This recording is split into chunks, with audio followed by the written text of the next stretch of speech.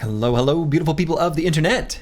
Hello, Fulio, Mastermaticus, Broad Metal Luck 2, Curseword, Raywin, Squigs, Christoph, thank you for the sub, The Chaucer, Ex-Guardian X, or just Lost Guardian, none of this X stuff, Lost Guardian, Eldazare, Psycholing, Mana, Human Going, welcome, welcome.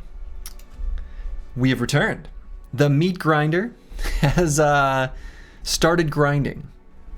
It was a pretty clean obituary there for a while yesterday, right up until it wasn't. All of the gladiators are alive, but, well, let's see. How big is the obituary? Let's take a look. Okay, just 5. For some reason, I thought it was more than that, actually. But still, Human Going, Falsers, Not Delusional, The Chaucer, and Antiwian, all legends, at least in other timelines. He lasted for 1 day. 1 day, 1 battle, 0 kills.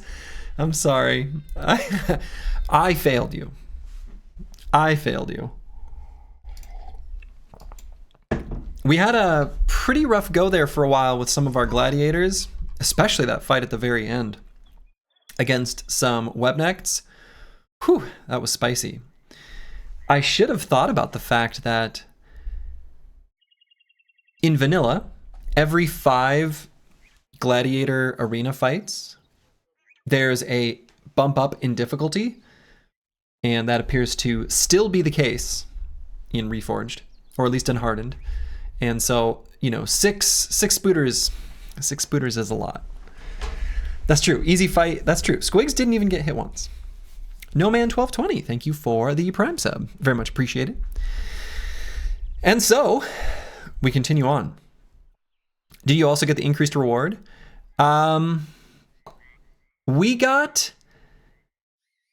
It might have been more money, but we did not get a piece of gear. The increased reward should be, right, some gladiator armor piece? No, we didn't get that.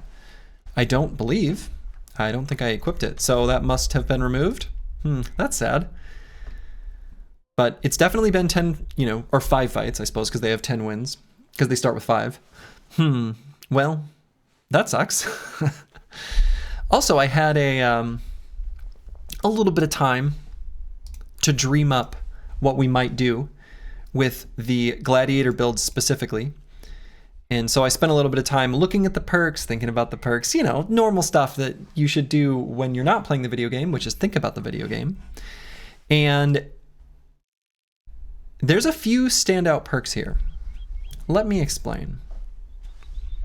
So I was looking down here. All right, so people said Weapon Master is good. And I was like, well, okay, I guess. So unlock 1 extra bag slot. When you equip a weapon whose perk group you have access to, gain the first, second, or third perk in that weapon's group if you have the corresponding perk in another weapon's perk group, regardless of its tier. So, and then the one-time effect, unlock a new random weapon perk group. This, I think, pairs quite well in making the bro very flexible alongside professional. So by taking the 3rd flail perk, we will be able to access the full set of all 3 of these and make a super flexible brother. And flexibility will definitely help us as we find named items and things like that. Looking at the reward screen from the VOD last night, it just says 25 renown. Yeah, no PowerPoint. Who is this? I know. Yeah. Well, I spent too much time thinking about the game instead of making the PowerPoint. Good boy, George. Howdy. This is Rooster. So yeah, that's a big standout. And one of the reasons this is a big standout to me is because of the one next to it, which seems crazy. All skills that you have not used yet this round cost -2 action points, except for the first skill that you use each round.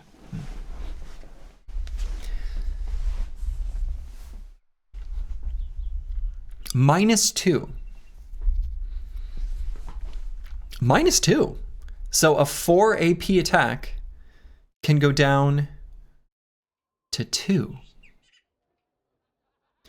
A dagger's stab goes down to 1.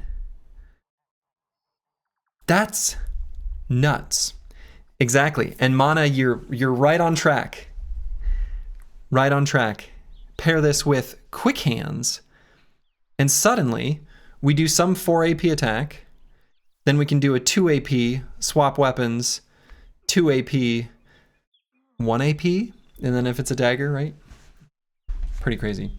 I get 25 renown and 700 gold for the win last night, Slurgi. Reward window only shows the renown though. You looked at the gold before and right after the gold total. Okay, so 700, so yeah, so no gear. 700 gold is probably a pretty normal reward, I think, for a arena fight. No extra, you know, things. So I'm thinking that for mana, we can make this brother flexible beyond just the flail.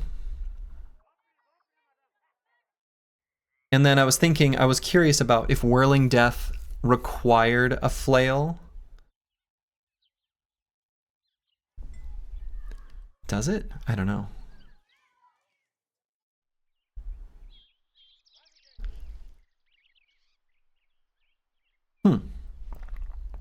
Tag shows flail. Yeah, but like does the, so the tag shows flail, but when you gain the stance, does that require you to still have the flail out? That's the question. Yeah, I mean, I can see the red text at the top. I'm just curious if Whirling Stance requires the flail to still be out. Regardless, there is a flail spinner, which is kind of fun where you get a free attack. Right, so yeah, I'm just curious if you proc it and keep the buff. We can test it. Yeah, we can test it. We can test it. But I was thinking, you know, quick hands, weapon master combo seems pretty nuts, right? So we could equip. Who knows? There's a lot of choices. It would be breaking flavor if you kept the buff after swapping weapon. I mean, quite possibly. The other thing that I had previously been eyeing that I think is really strong, but I don't know how strong, is, okay, so Reforged. Regardless of the new phrasing, the math on this is the exact same as the OG Reforged, I think. Like, if I'm doing the math right, this is rephrased from vanilla, but says the exact same formula again, I think. So Reforged is good, right? It's a solid perk for heavy armor. The thing I'm curious about is the second bullet point of flexible, because I was eyeing these together previously, but take 2% less armor damage from attacks for every 5 initiative you have, up to a maximum of 40%. What I'm curious about is the reduction from Reforged and the reduction from flexible added together, then applied, or are they each their own multiplicative effect on your armor's durability? Even if they're multiplicative, that's actually really strong, like really strong. And so these seem to me to be just completely nuts together, completely nuts. As you know, especially once you've got some relatively light, relatively heavy famed armor, which is, you know, a long way down the line. But you know, that's pretty crazy, especially this first bullet point of take up to 60% less armor penetration damage from attacks. This is crazy. This is crazy. So I still am kind of looking at taking both flexible and Reforged together. And so if I am going to do that, then getting some initiative, I think, actually it would be pretty good, which then makes me tempted to get dodge, which I think maybe I should have anyway. So looking at this brother right now, like mana, for example, we've taken 1, 2, 3 perks, basically. This one's going to ostensibly refund itself, and these two are an artifact of this. So, you know, we can think of it as we've taken 3 perks, which means we have 7 left to take. So I count 1, 2, 3, 4, 5, 6, 7. And that's probably the build complete. And that seems like that would be pretty good. That means we'll want to get some initiative. We can do that if we get a good level up for it. Even if we don't, I think the reduction from flexible is still pretty good. But then initiative is like a really good stat for this build. And I hadn't been leveling it up, which is too bad, but I can. Does that armor penetration damage reduction scaling work the same way as vanilla? Reduce armors first, then reduct armor value? I'm assuming so. I'm assuming so. It was definitely the case for the reduction caused by anticipation, which is worded in the same way as like indom in vanilla. So I'm assuming things that are, I'm assuming things are going to work in a way that is similar to vanilla until proven otherwise. That's my thought. The other thing I was getting super excited about is we've got Rebuke right around the corner for Squigs. Dude, this is just crazy. This ability is just nuts. And I am thinking, as dumb as it sounds, Nimble... Nimble with Armor of the Ijirok, like, that's totally legit. The armor itself will kind of fall apart, but I kind of don't care. Like, that's so much regeneration with 60% less hit point damage being taken alongside the reduction in damage from Glorious Endurance. Like, that's nuts. That's nuts. So I'm kind of thinking about doing that. We're already cooking. We're already cooking up some weird stuff. But, you know, Squigs is going to try not to get hit, and we're going to be rebuking our foes as much as possible. Nimble Forged. Yeah, and maybe we take Forged alongside it. I don't know. Ghost Wizards, hello. How am I liking it? You keep forgetting about it. I haven't tried it yet. This is my first time trying it. My first look into it was just yesterday. So I do have the info to download it and get it working. Right? Oh, did this not work? Oh no, my command. My button. I don't know where that's going, but you can get all the stuff there if you'd like to check it out. You should. So yeah, I'm very excited for what we're going to do with Squigs here. I did notice that when I was looking for some of the other like tanky related perks that I had seen previously, like Anchor or Indom or things like that, they're not here.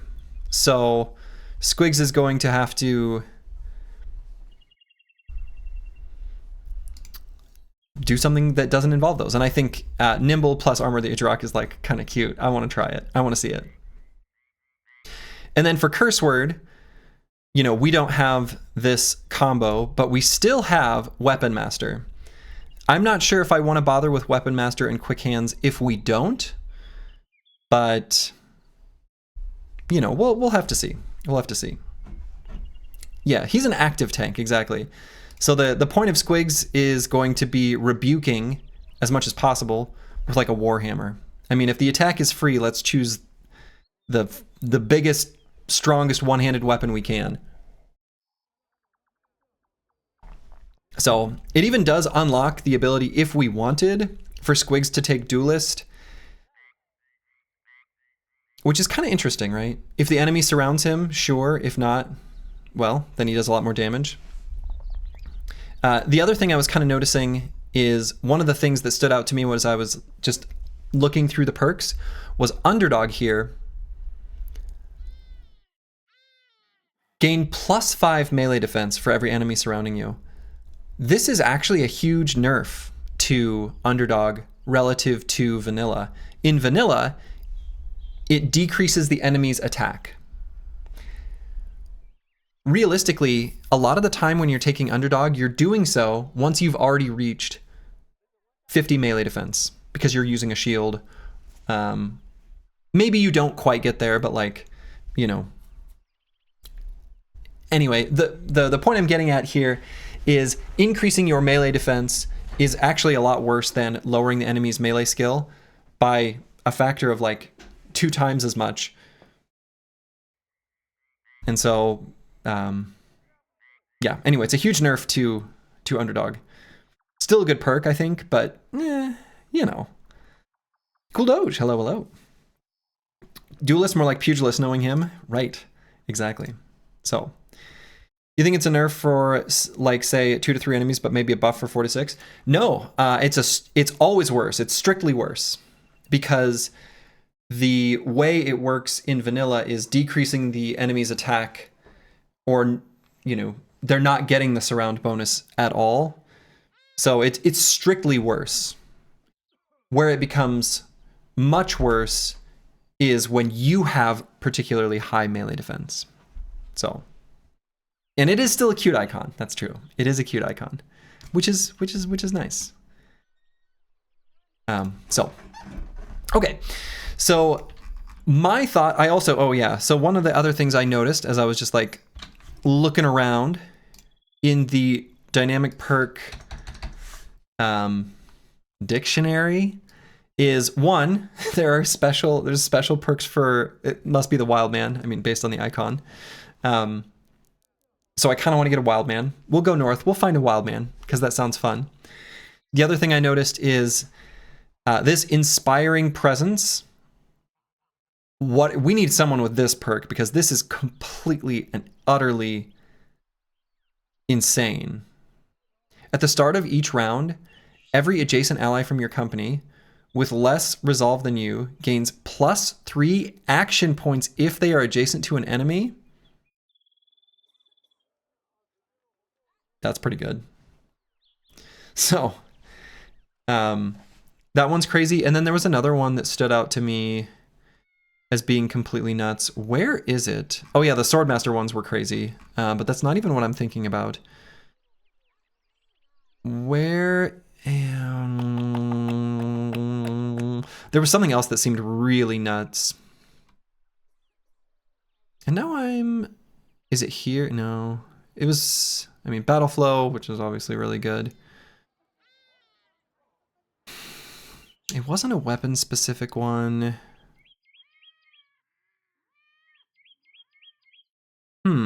Oh, maybe was it this? Oh yeah, okay, it was this.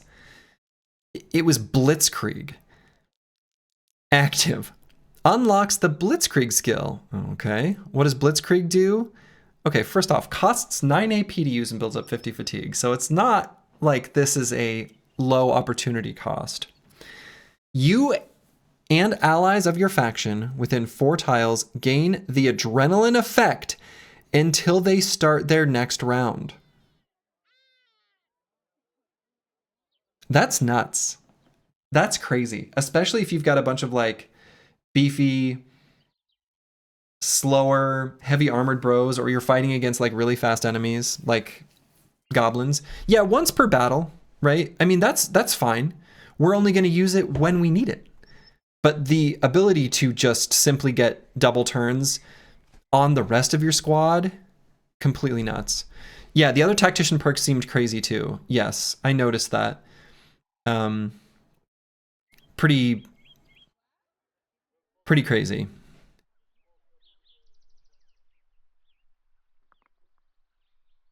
So, yeah. Let's see, and this one too, Rising Star. Based on the fact that this is special, I'm assuming this is just like, I don't know, maybe not random, but limited to certain backgrounds or things like that. That this is pretty damn good. It's basically like an extra perk point. This is like one of the library jugs. Crazy. Crazy. So we're going to be looking for recruits with this. Duh. Anyway, those are the things that stood out to me. The other thing I was thinking about, and then we'll get to the actual gameplay here in a moment, I promise. Thanks for humoring me. We haven't built a single spear bro yet, and that is a travesty. That is a crime. That is a problem. We will. I want to get some spears rolling because I want to see how they perform against the different types of enemies, and I think using spears is just tactical and fun. Our starting gladiators just simply couldn't. They don't have the option. And not any of, the bros we've recruited that have had spear mastery as a choice, it hasn't really felt correct to do so. Could spears work with this duelist perk? the way it's written, sure sounds like it would. So yeah, spears are the coolest weapon for sure. If they're better in this mod, that rules. Hey, see, Ghost Wizards gets it. Ghost Wizards gets it. Okay, so we ended the last stream with this arena fight. I was thinking about this caravan contract, and like 2.5 days to the northeast is kind of far, but it is a decent payout. It's basically neutral from a perspective of our wages, which sort of sucks. But we do have, you know, some injuries and things like that that we would like to get fixed up. So yeah, spears were kind of OP in the original Reforged IMO. That was my understanding. I think they're OP in vanilla, and I'm the only one who thinks that way, but I'm still, you know, I do. I'm not the only one, obviously. We've got followers of the spear here. So anyway, if I am going to take that contract, I think what I want to do is sell some stuff here first. You know, just so we don't end up with full bags. And so, you know, I might just do that. So we'll go ahead and sell some more things. I'm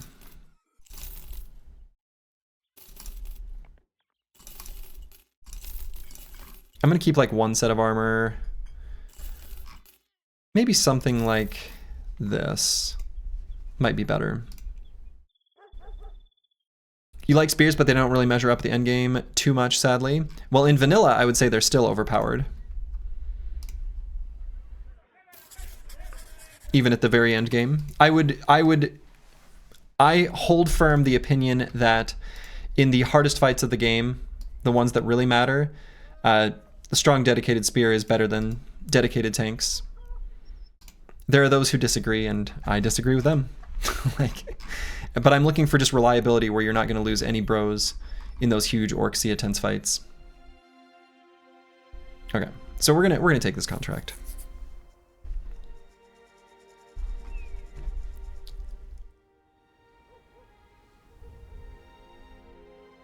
I'm hoping we get in some fights. I'd like to not have this be absent fights. We also just haven't seen that many enemy factions yet. We've mostly fought brigands. And, ooh, there's a new one there. A brigand pillager. That's new. It's almost impossible to objectively say X item / build is strong. It really depends on... Oh, for sure, right? But you can... The tricky thing about a strategy game like Battle Brothers, in contrast to, let's say, StarCraft, right? Is that in StarCraft, because of the peer-to-peer nature, the optimal thing is going to bubble up to the top, even if there's an evolving metagame, right? And the metagame shifting is what is considered strong in that time, and what is good is relative to what other things are considered good, etc., etc. However, in a game like Battle Brothers, without that sort of objective measure, of course, there's no way of doing or showing, you know, something being better in any sort of definitive sense, even with well-defined goals, which is fine, right? It's not like I accept that as something that's totally fine for this game. Anyway, the other thing I was thinking is I'm really into the fun aspect of hiring beggars, cripples, and vagabonds, just because I think they always have... In fact, let's just hire one. We got the money. They always have, I think, promised potential, which is like kind of cute.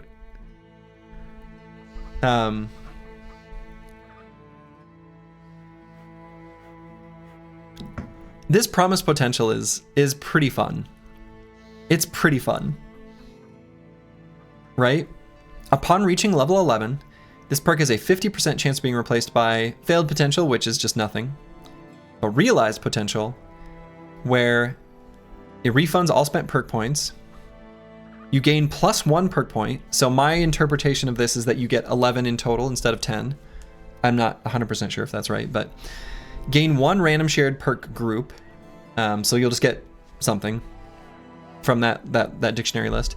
Gain 2 random weapon perk groups, and all attributes are increased by 15. Dude, that's insane. But you got to give him a raise. That's true. That's true. We do need to give him a raise, but that's okay. But you know, I was looking at something like another Mason Shield Boy or something, which could be good. I don't know. The promised potential seems really cool.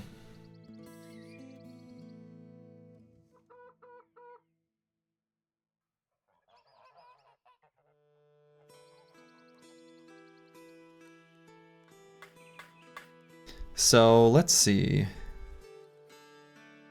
Yeah, I think we like this guy.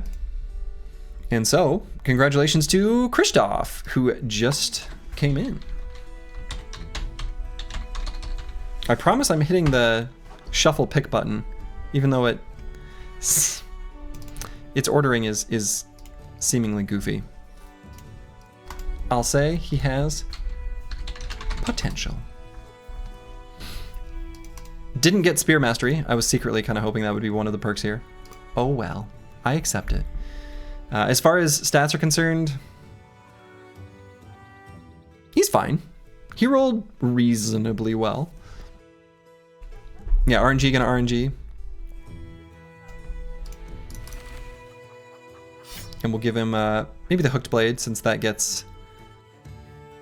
Oh, it doesn't have additional chance to hit, does it? Well, we'll go with the Pole Mace then. I think that'll make more sense.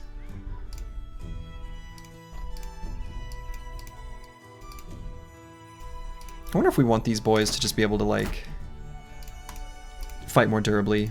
Mana and Curse Word. Maybe we leave the shields out, since everyone else is, well, a little bit less capable, a little bit less armored. Anyway. Oh, was there anything we want to buy in the marketplace? Medical supplies here are cheaper than we've found them elsewhere. We just won't get hit.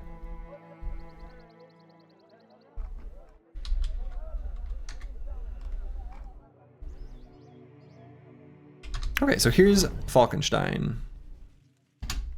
Lovely. Bunch of money. Didn't really have to do much of anything. Ooh, let's see a famed armor. Fancy.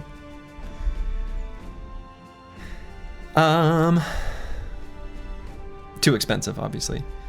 Got these leather shoulder guards and heraldic shoulder plates. They're kind of nice, but... Who do we have for hire here? Finally seeing a Hedge Knight. We haven't seen one of those yet. I do want to hire more bros. Baldwin the Paranoid. Paranoid is... Well, I don't know. Paranoid, I guess, is... It's good with...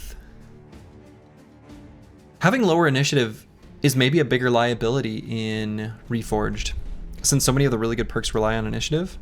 Interesting. You'll have to see a halberder bro? Yes, me too. I'm trying to decide if I want to hire anyone. An Iron Jaw caravan hand could be good. We also could just simply save money and get a retinue. We could just get up to 12 bros and complete the ambition. Maybe that's a good idea. Completing the ambition could be really nice. So maybe we hire a day teller, a farm hand, and a caravan hand. They're pretty good backgrounds, at least in vanilla. Let's do it. Let's get up to 12. Let's get up to 12. Let's complete that ambition. Throw more people in the meat grinder. So congratulations to Master Maticus. Yeah, I don't, maybe there is something weird about the queue. I don't know. Lost Guardian. So if it chooses apples and fruits for this next one, we'll know something's weird. Okay, well. I don't know. All right. So let's take a look at what we got here. So for Master Maticus,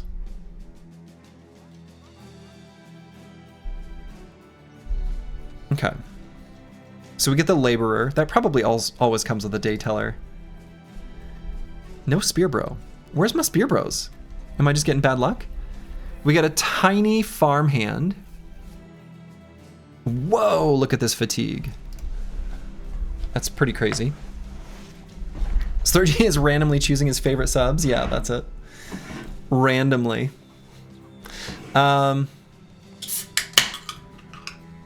We get a tiny boy with Indom.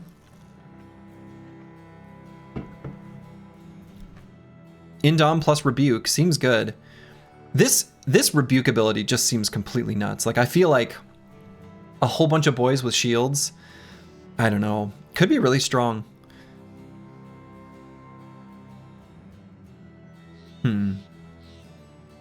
Especially if you just give them a bunch of defensive, just stack defensive perks, right?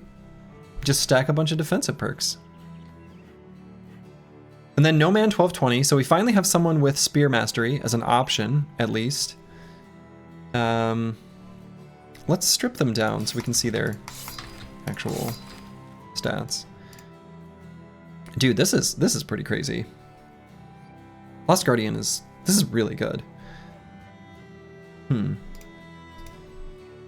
If only he had Spear Mastery. We can look at the Spear Group perks now. Yeah, I have looked at them, right? So Through the Gaps, it looks cool.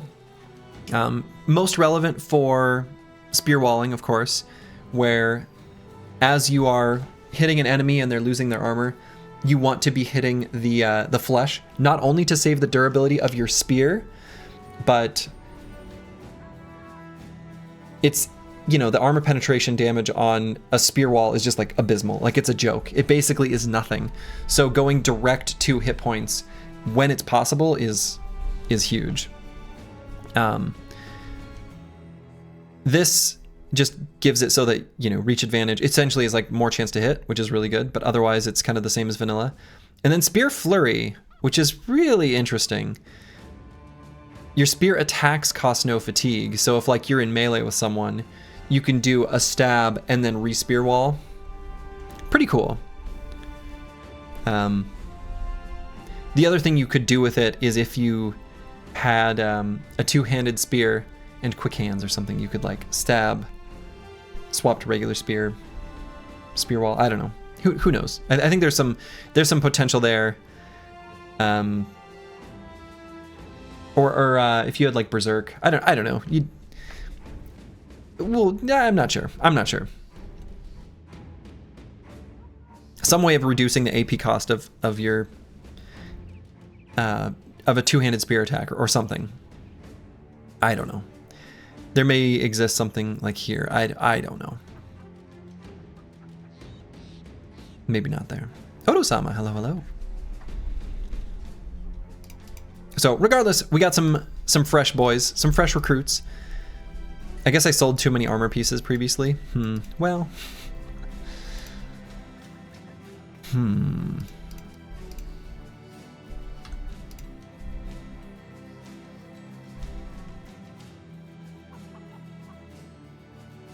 I was seeing if someone could be like a...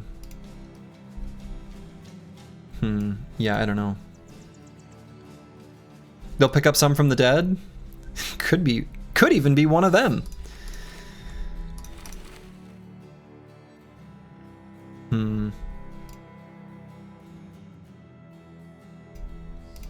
I mean, who can be...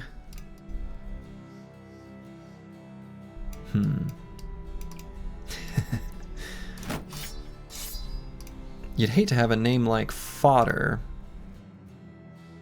on the Slurgi company. That seems pretty dangerous.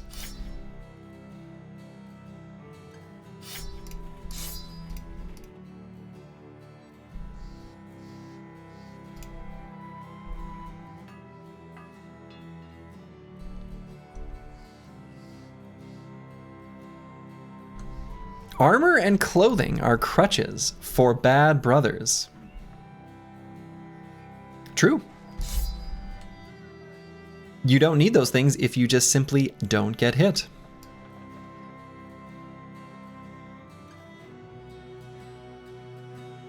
Yeah, I don't know. This looks stupid. This whole formation looks dumb, and everything about it is bad. But hey, we completed our ambition. All right, and I guess we'll head over here to Widen now and look for another contract. Boom, there it is.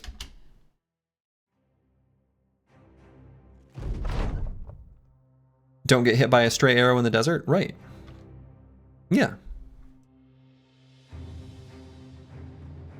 And at some point, we're going to pick one of these noble houses to make an enemy of. Maybe not for a little while, but I've got my... Well, I want it. Okay, defend wide now when it's outskirts from raiding parties. These can be annoying because they sometimes take a little bit too long, but let's do it. Does this count as one of the outskirts? It probably does. Corvus Korak, hello, hello.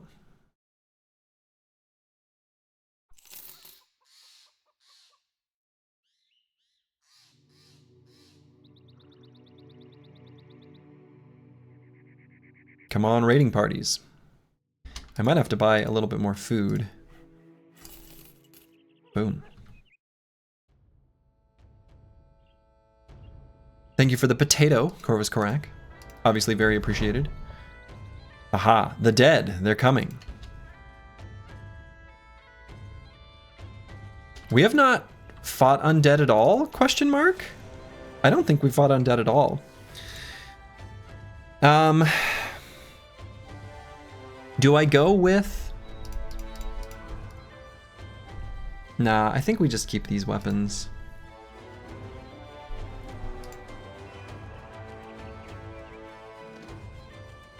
I don't know, maybe not. I'd rather just... And I've only got the one spear. Looks like it.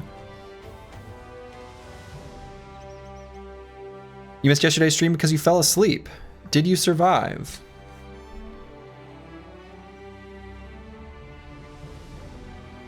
Yeah, I guess you're still alive. Where's Corvus Korak? There you are. Oh yeah, you got a cool eye patch. And I realized something though. I screwed up by not taking Promise Potential. I didn't know it was there. I missed it entirely at the first level up. So your long-term prospects are not what they otherwise could have been.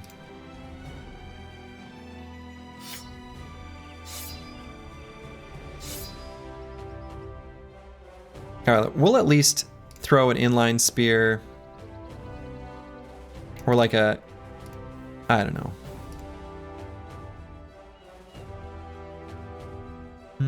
Nah, I don't know. We'll just do it like this. We'll just simply have shield walls. Okay, so let's take a look at the zombos, see if their stats are the same as we would expect.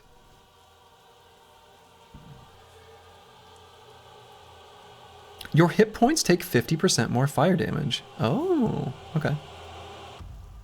And they just have, I mean, bite or, yeah, whatever they have equipped. Okay.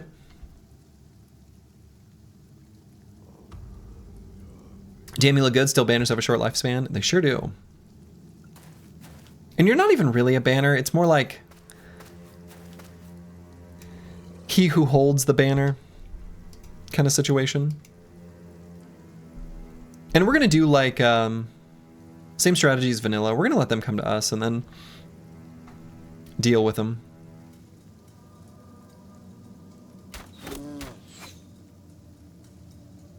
I don't know if that's correct here, but it's what I'm going to do.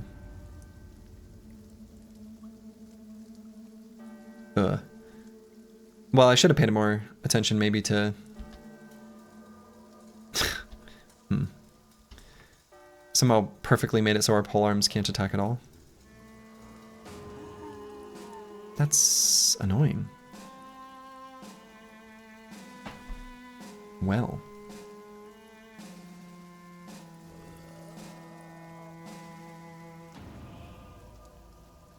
sorta messed this up, huh? Or does he have quick hands? Oh, we have hybridization, so I could have swapped weapons and went for a stun. I didn't realize. Well, well, well. You take one step back to be on a hill. Yeah, that's... well, we could have. We could have. We could have. Sadly, you'll not be here for too long because you gotta go to work early in the morning. Well, shoot.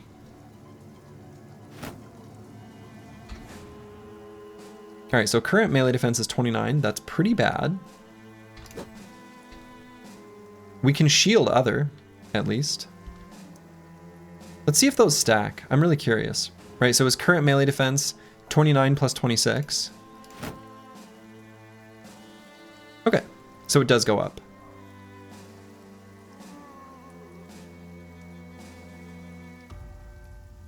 Good luck.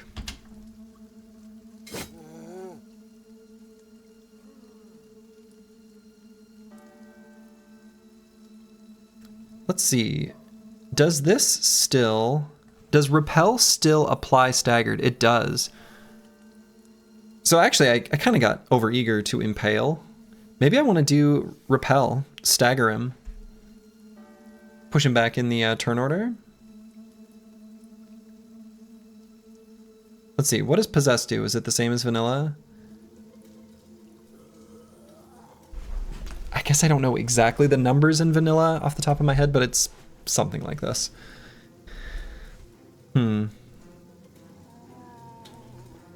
It's the same idea as vanilla. Let's try adrenaline. And then pushing him. Alright, so we lowered him in the turn order. That's going to screw up what the Necromancer's able to do from a possession standpoint.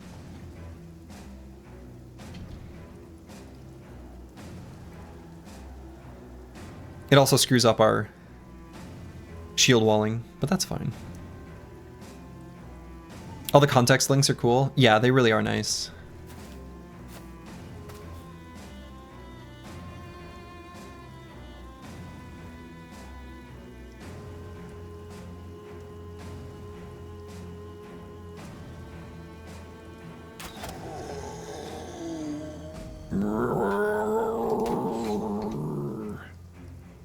Could go for the stun now.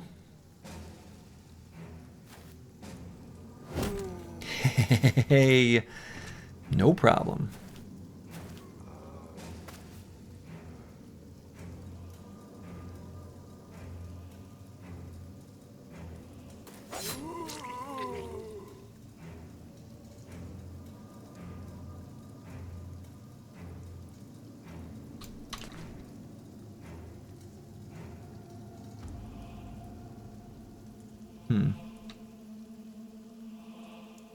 Oh, they've got like purple glowy stuff. Is that the game's way of communicating that they can resurrect?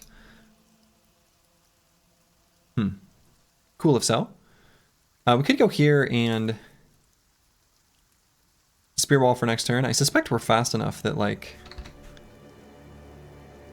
even with waiting, yeah, we'll be faster than them.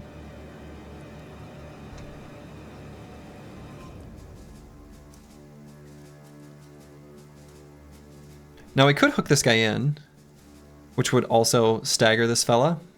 Might be able to just take him out then.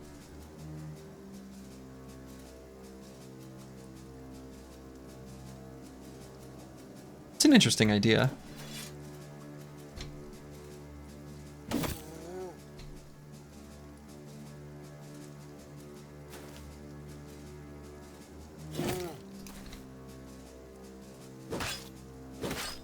No, don't hit him in the head. Don't hit him in the head. Alright. So there we'll do our spear wall.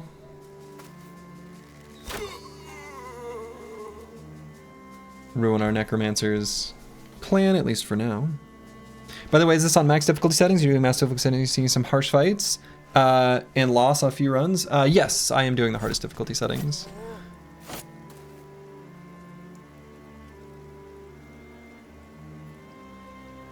Okay, so we'll still wait. I don't want this scrub to go.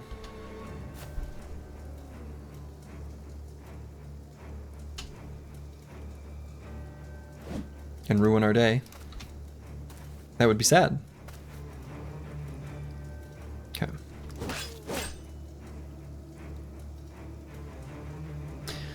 And let's wait on Corvus Corac to see if we want to stagger.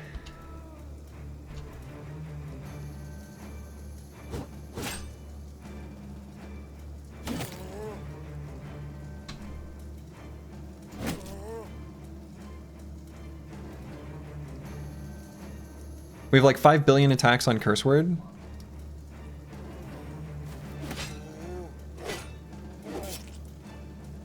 Okay.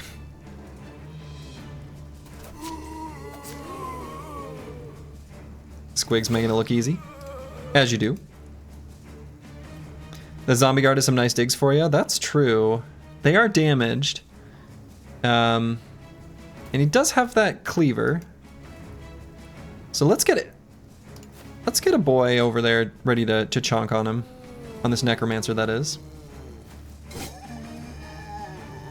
Okay, no reason to adrenaline, so we'll just hold off on that.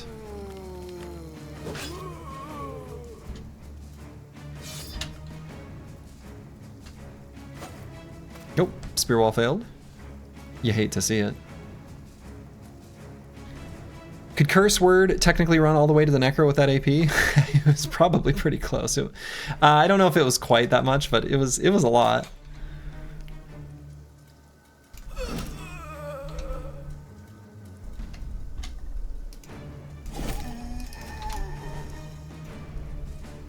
And I suppose I'll wait on Fulio.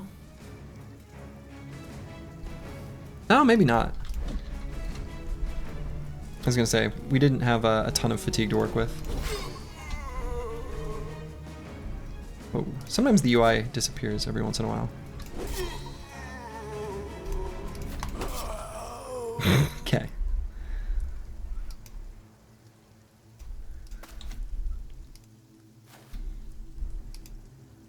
He would have gotten to the guard you just counted? Okay. I didn't realize just how accurate my not quite was.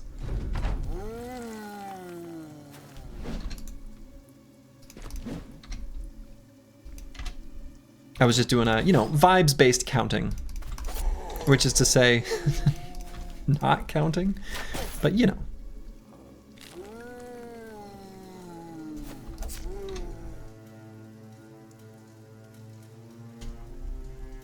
Heads are flying, heads are flying.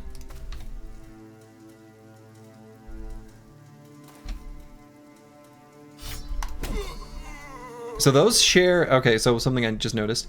All right, so this hybridization, because we swapped from the pole mace to the heavy southern mace, this is not a free swap with quick hands, because these two weapons have a shared type.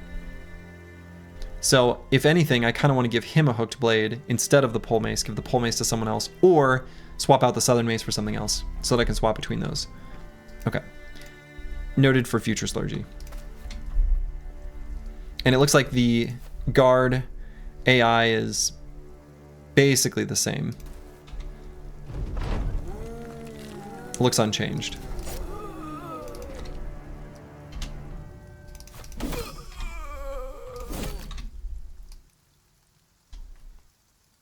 Could he then swap 3 different weapons in one turn? That is a great question. Let's reread the... Yeah, hold up. Can switch 2 weapons with no shared weapon type for free. It doesn't specify only once. Ooh, okay. That is a... I like that. I like where your head's at, good boy George. That's good.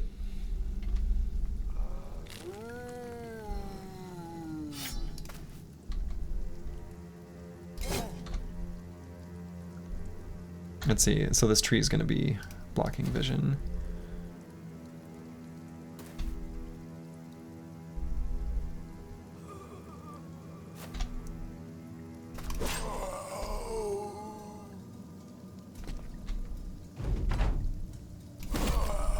Uh-oh, Mr. Necromancer.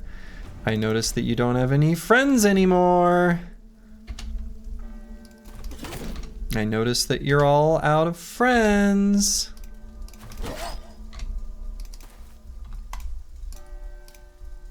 Oh, boo.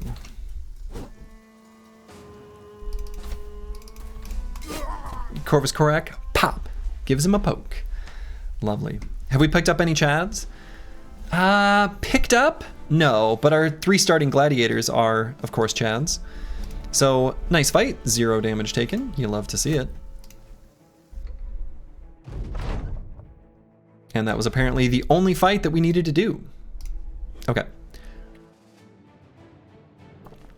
So mana, I think I... Okay, so now, ooh. Okay, hold up. We need to know the answer to the question of weapon swapping with hybridization.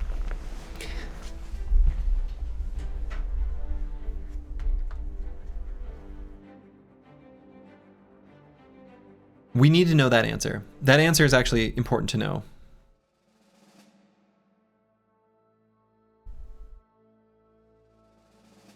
No, once per round.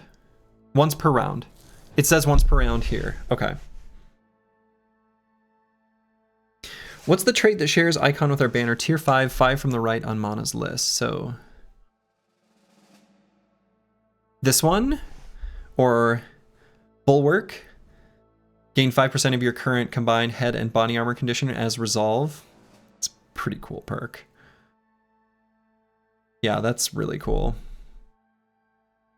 And does he have it?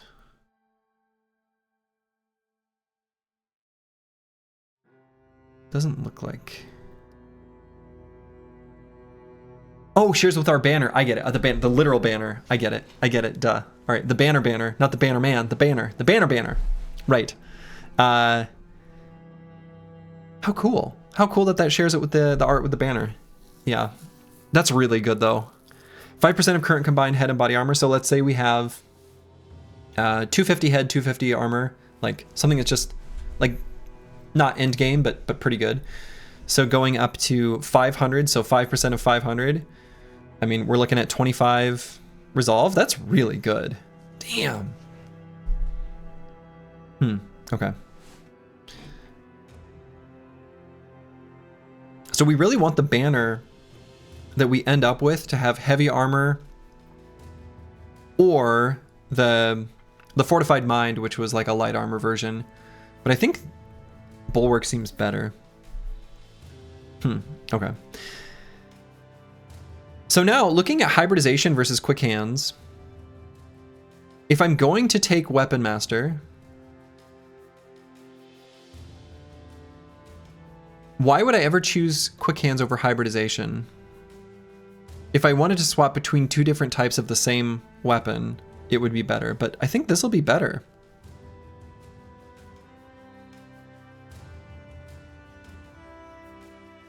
Weapon Master says not hybrid weapon.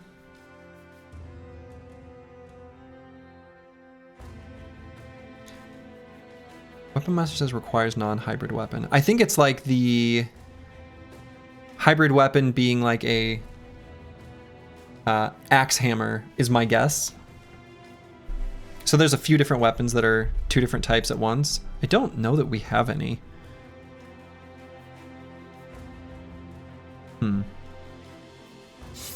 Anyway, I am going to swap.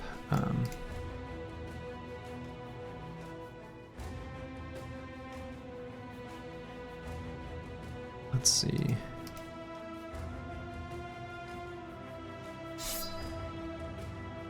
Okay, let's do like that. Yeah, Golden Dog, Dagger Sword, right? I think there's a few. So I could be misreading this, and I hope I'm not misbuilding it, but if I'm reading Weapon Master correctly and I'm building it the way I expect to be able to, then I kind of feel like what I want to do is actually choose hybridization. Because then I just simply get +10 range defense compared to quick hands.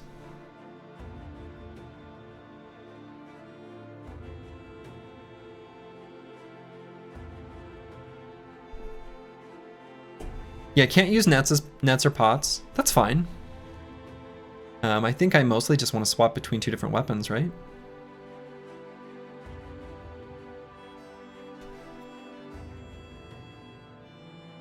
You could grab both and then swap twice per turn. No, I feel like that probably wouldn't be a good idea. I think I am going to pick this. We're going to try it. I think if I'm understanding this correctly, this is what will be good. Okay. And I'm just going to keep pumping up fatigue because we're going to be lowering the AP cost of attacks. So I guess we'll do that.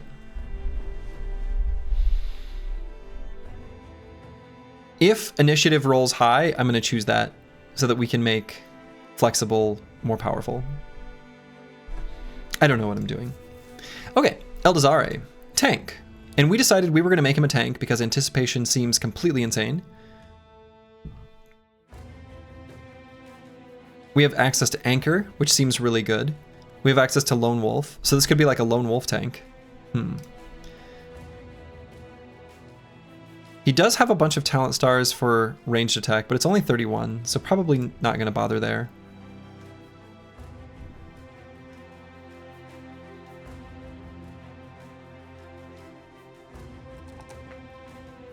So we low rolled melee defense, that's too bad. So do we care about initiative then? Tanks are weird, man. So we only get heavy armor. So maybe we don't care about initiative. Parry's kind of interesting, but probably not something we want to pair with. We can't pair with a shield. But we can get rebuke, which seems insane.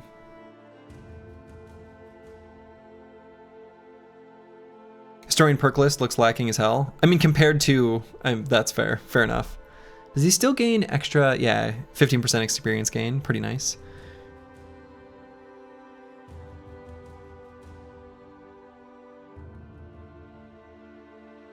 Okay, so we can start with 9, I suppose.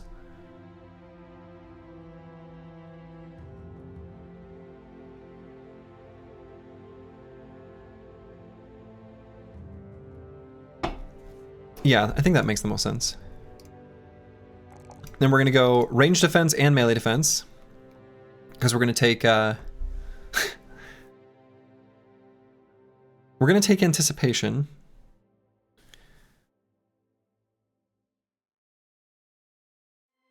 Or your shield receive each battle, though. Man, this is so weird. I'm probably doing this wrong. God, this is so weird. So weird. And I noticed rebuke, even though it's in the shield perk group, doesn't say it has to have a shield. It just needs the opponent to miss. So we could be... I don't know. I don't know.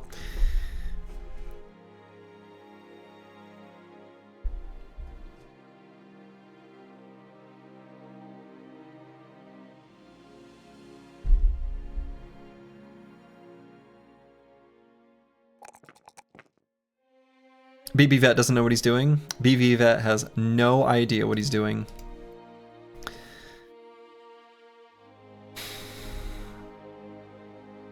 We can get him Lone Wolf, which is kind of fun.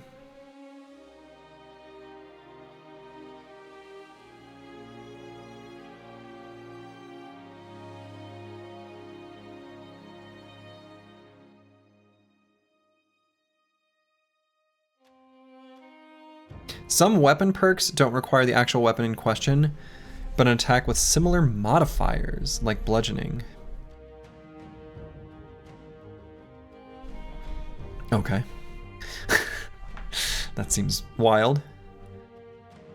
I don't know, we're gonna go with this sort of weird anticipation thing.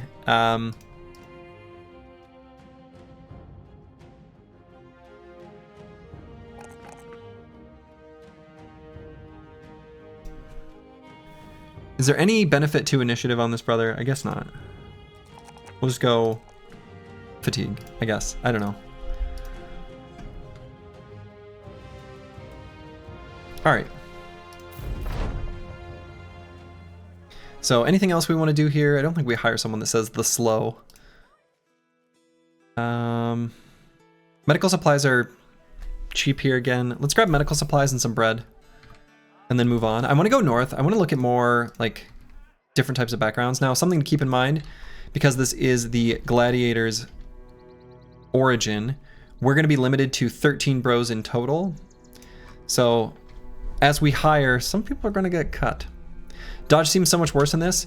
You know, that was my initial take, but now I'm not necessarily convinced of that. It's definitely, it is worse, but I think because initiative is better, it makes dodge better. So in other words, because the medium armor perk exists and initiative gives it so much value, you are incentivized to take initiative and use initiative on certain bros, making dodge ostensibly better because of the context that surrounds it. That could be totally wrong, and that could be something that I'm missing because of different types of enemies that I've not seen and, you know, whatever. But it's kind of like how, you know, if Catalyst is buff, Noxious Fumes becomes better even if they lowered... I mean, you can't lower a small integer very much, but you know what I mean.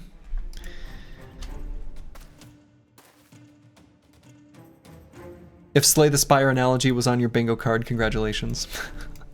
All right, we're gonna scoot and shoot here. We got these nerds with their bows. They're nerds, they got bows. We don't need to respect that.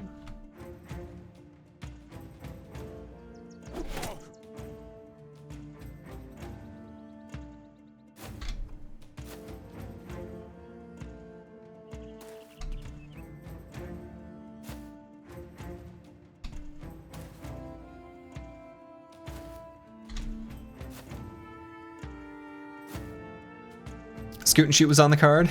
Good. I mean, that one, as it should be.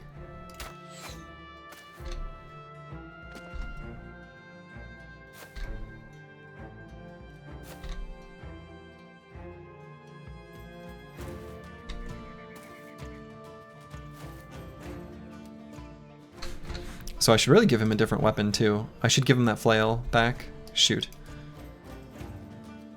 Forgot about that. Forgot to give him the flail back. After fighting the undead. So this guy has an injury, so if we moved in range of him, it's free. Seems good.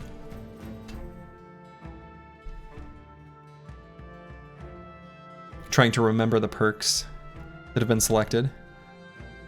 Difficulty, impossible.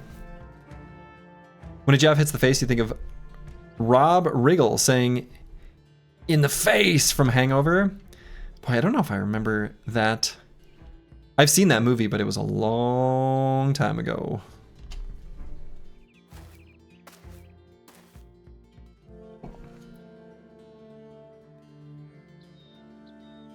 All right, so I'm gonna have Curse Word move just so that we can get some extra attacks with our Reachy boys.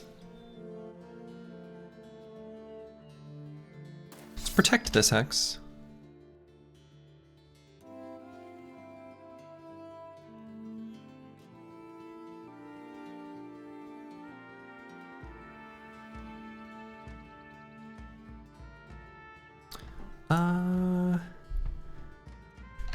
To be fair, if Nivik dies, it's kind of okay. This bro is not that good.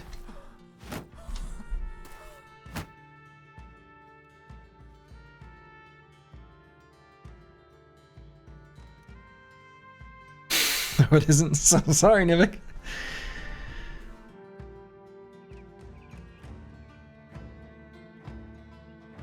That's right. You'll at least get some shield wall adjacency here. So that's kind of nice.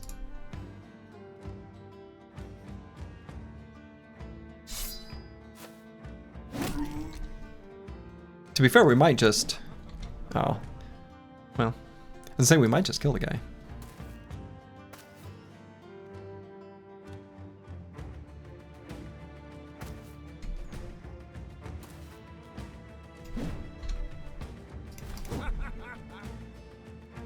Don't you laugh at me. We'll adrenaline here.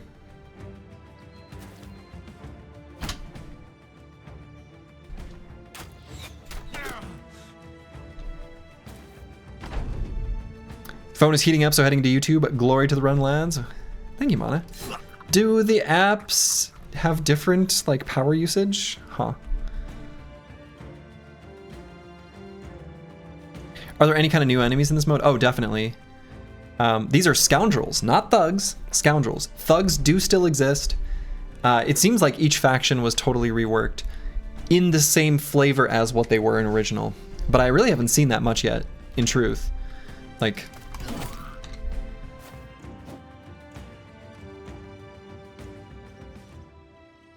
we'll wait there.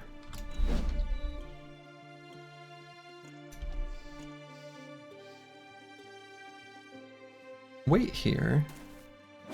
Okay.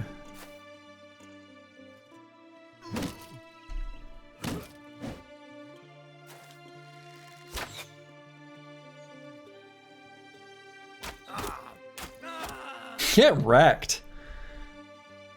So now we can swap weapons to the sword. Excellent. Okay, so that works.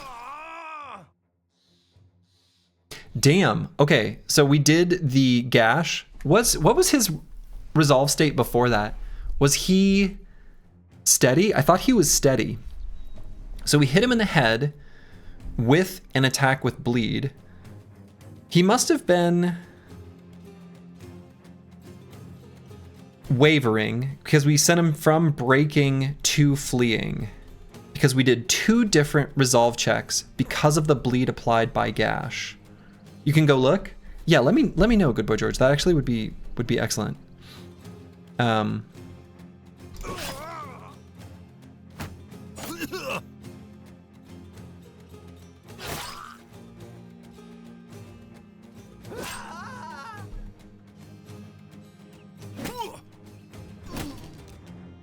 Boy, Nivik is in absolutely no danger.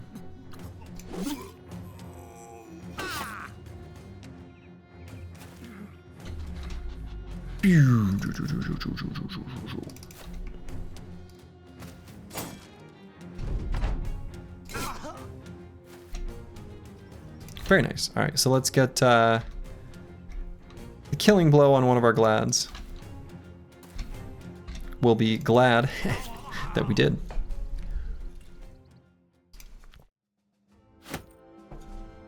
We'll take everything. So Fodder Boy is leveled up. We're gonna grab 9. And let's see. What do we have access to? We do have dodge.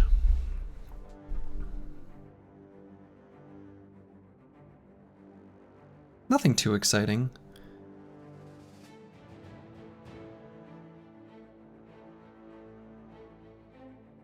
Good night to everyone from EU and good day to everyone from America, right?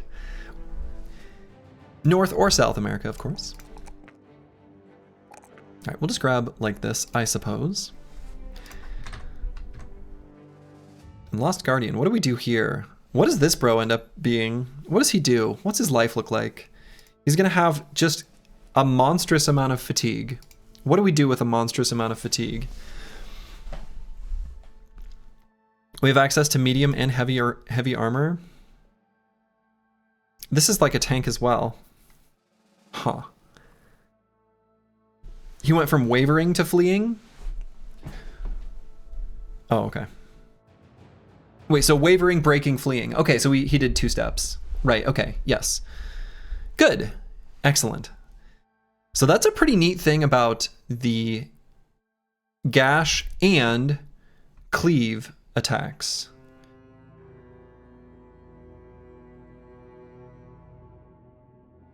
They do like, they're kind of like the 2-handed axes in vanilla from the perspective of doing 2 different resolve checks. That's pretty cool. That's pretty cool.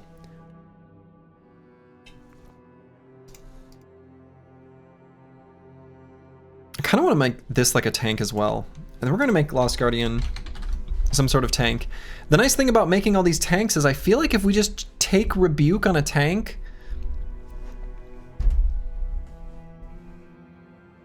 That's fine.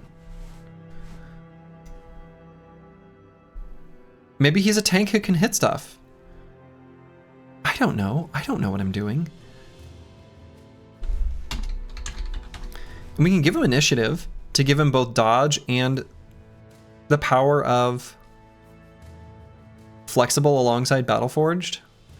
Make his armor just last forever.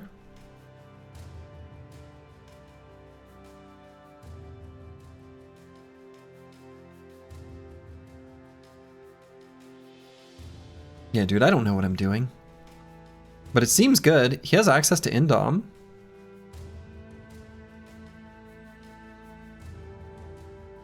Flaming arrows? I haven't even looked at that. What the hell's even going on here? Oh, it just lights the tile on fire.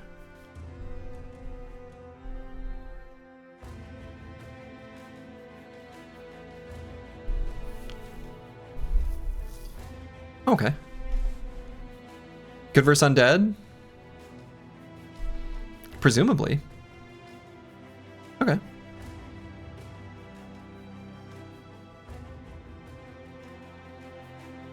So yeah, we'll make this a sort of tanky boy.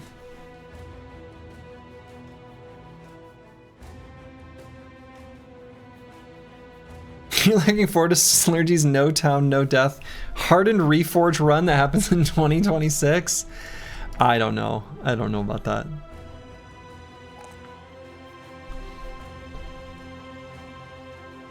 He's gonna need some...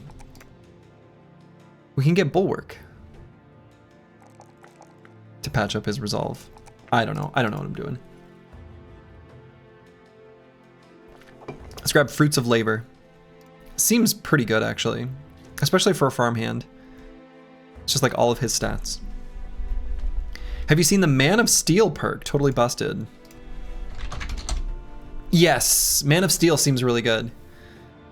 Though I kind of feel like Man of Steel is maybe even... is still less busted than the combination of Battleforged alongside Flexible. Because even if the first bullet point of Flexible is reduced to like 10% less, just reducing that number a little bit before it's subtracted by your like 10% of your remaining armor in that location, that's a big deal. So, but yeah, but no doubt Man of Steel is also just still crazy. Okay, so we're gonna choose Promised Potential because Kristoff has potential. Potential to be what? So let's think about this. He's gonna get 15 to all stats.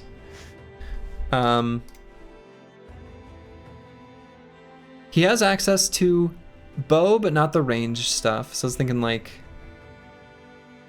it'd be kind of like he had 49 base range skill. I guess that's not even that crazy. That's like not that good.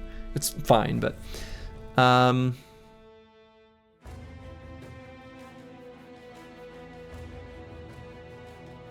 we've got stuff here that's good.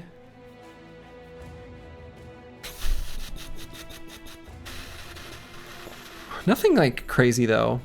Is this even that much potential? It's like some potential.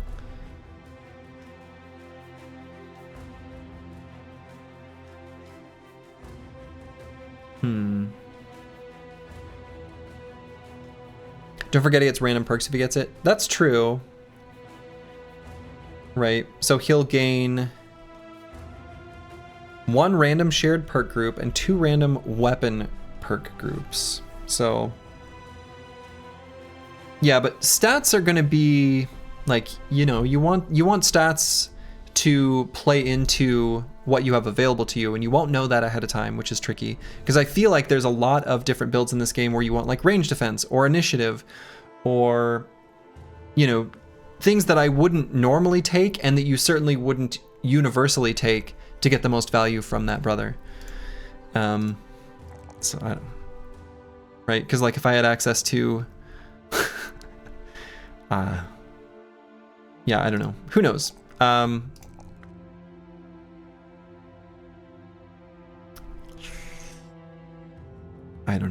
I don't know what I'm doing.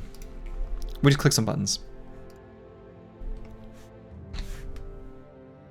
Discover Talent is also super wacky. I just saw Discover Talent, and it kind of looks like a slow,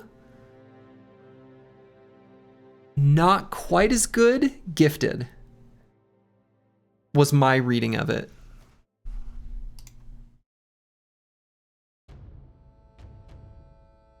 But I'd be curious what your conclusion is, because it was wacky to me.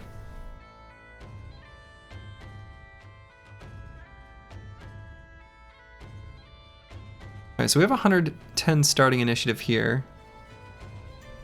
Has Slurgi been playing offline? No, but I just looked at the perks.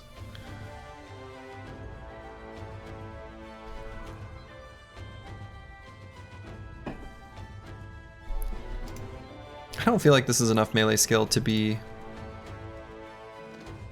Spear Bro or Fatigue.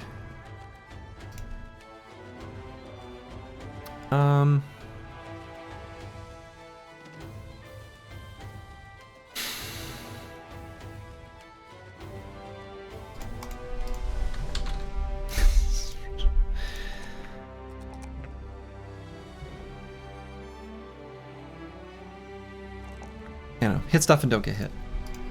That's what we do on this guy.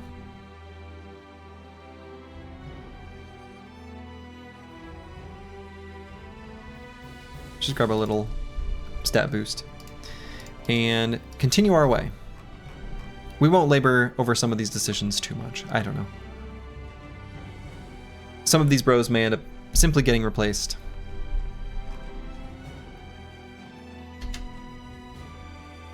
All right, so we've got a caravan like we could beat up on. I wish I knew more about the map.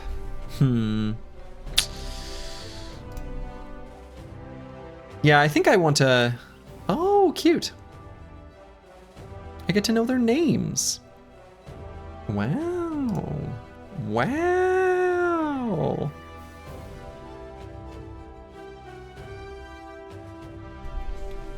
Yeah, I think I want to know more about the map before I just start willy-nilly attacking these caravans. Is that true? Oh, I guess.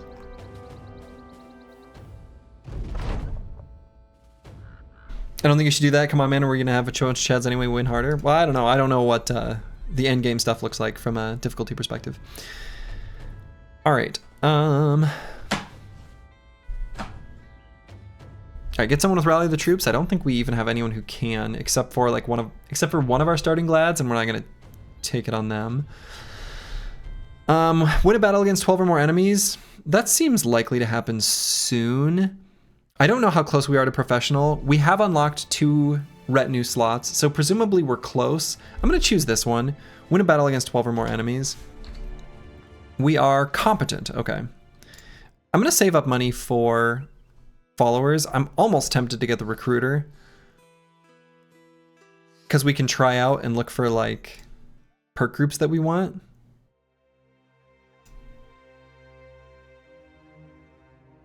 Escort caravan to Dahab.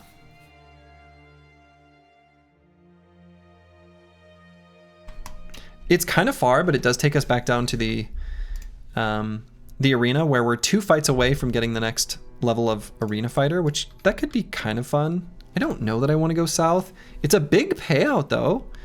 1270, and in addition, you know, 20 times 21 potentially. Right? So an extra 400-ish potentially. I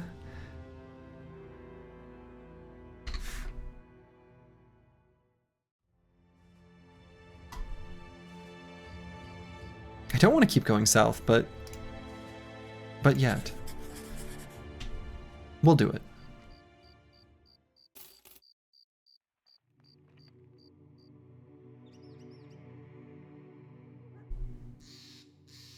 There's some crazy perks. Yeah, there's some absolutely crazy perks. Who comes up with stuff like this? It's a great question. Some crazy people. Oh my goodness. Oh, and I need to re-equip a flail on mana. Dang it. Okay, so this is going to be our first time seeing an outlaw, maybe? Is that true? I think we saw outlaw in the arena. There he is. Oh, he has throwing weapons.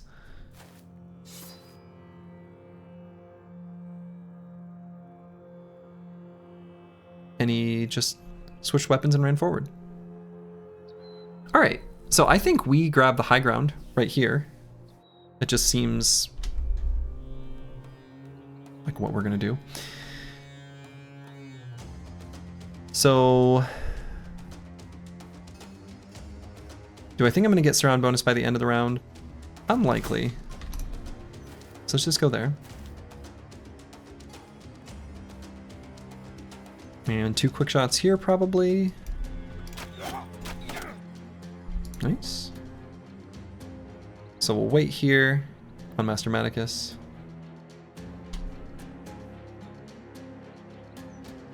Does a Nomad have quick hands? Yeah, he's got not exactly quick hands, but he has hybridization, which is basically quick hands. Yeah, Nomads have throwing weapons. I hate it. Very much thanks, I hate it energy to that one.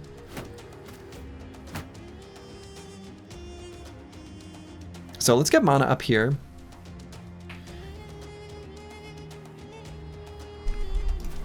And shield wall, or should I attack? Do that attack.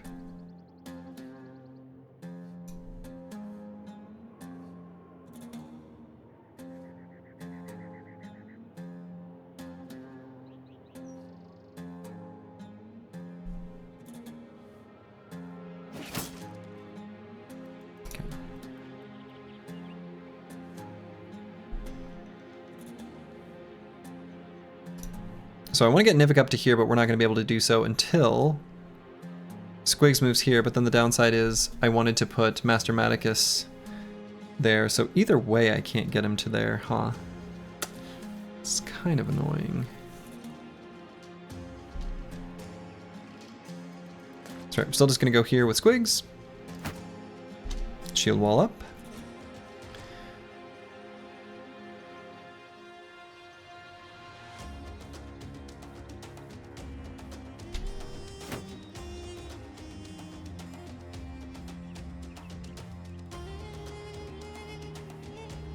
I'm kind of excited to get this 3-headed flail. I'm just going to assume I'm going to get it. I'm just going to assume. I'll just assume that I'll get this weapon. What do you guys think? Likely? Unlikely? So if I really want to get Nivik up here, that means we could bring Master Maticus to like here. Instead. I guess that's fine.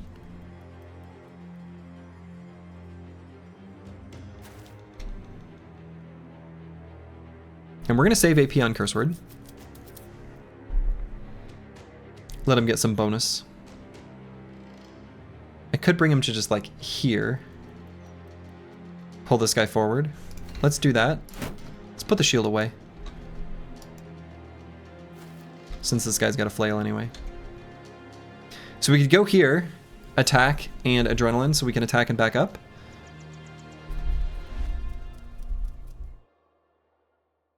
Seems all right.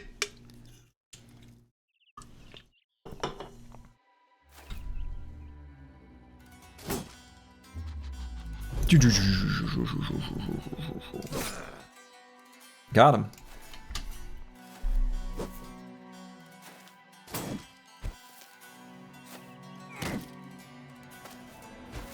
Oh, I really thought this guy would go here.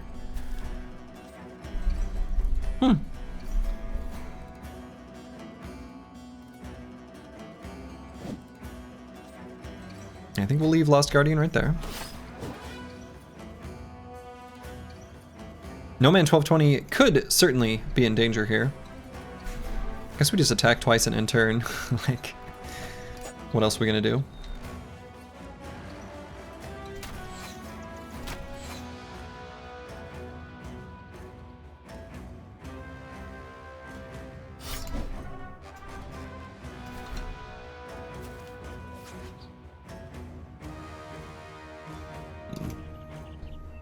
I guess I'll go for a stun. Boy, that's pretty unlikely to hit, huh? Wow. That's almost like a don't even bother attack, but...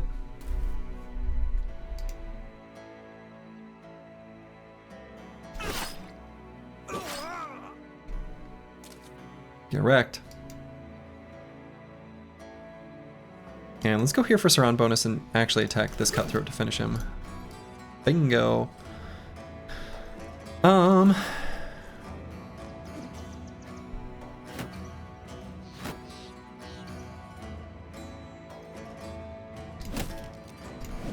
Got a stun, which will let us do death blow.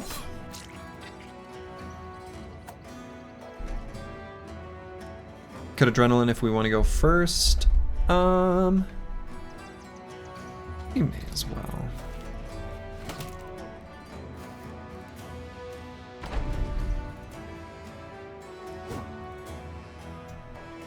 Let's retreat down to there. No man 1220. You are in danger, sir. Was in danger.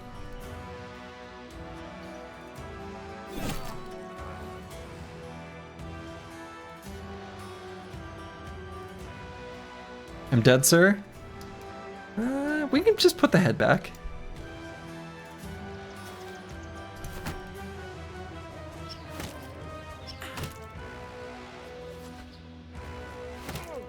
Oof.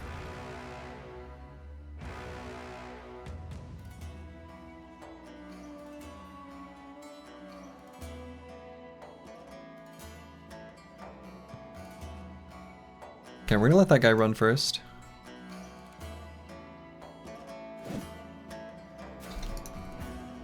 I'm gonna wait on curse word. I want to see if we can use the perk where he moves into range of someone who's got an injury. Which means we need to injure like this guy or this guy. But we need him to finish that guy off too.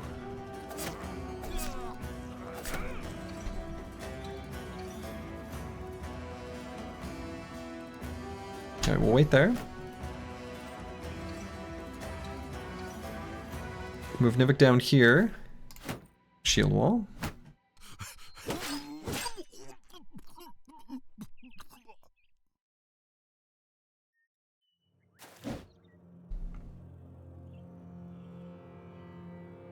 Get Master Maticus ready to rock and roll. Same thing with Eldazare. Oh, that didn't kill? That's disappointing. Okay.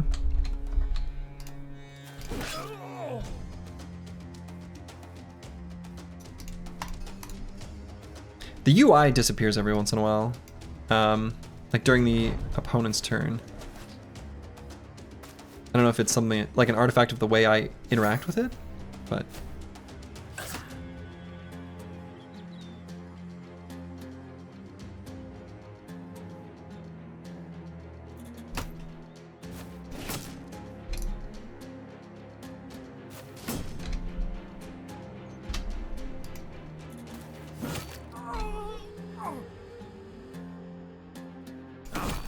Okay.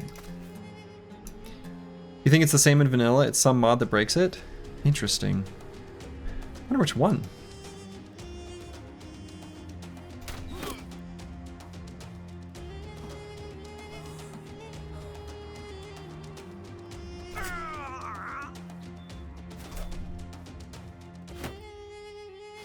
I do want to make sure that this three-headed flail doesn't get away. So we could have Mono walk up and shield wall.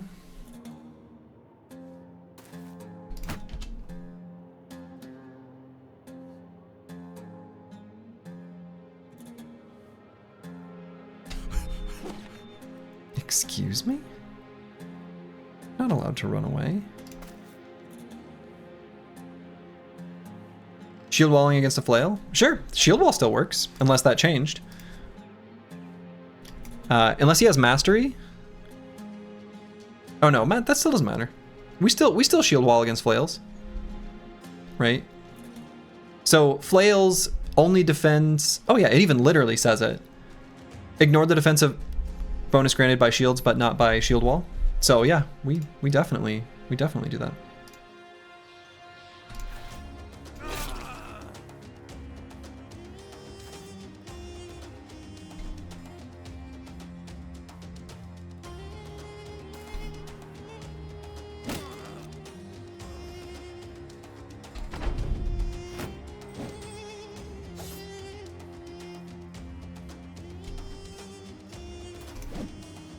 Actually, we'd like his armor too, huh?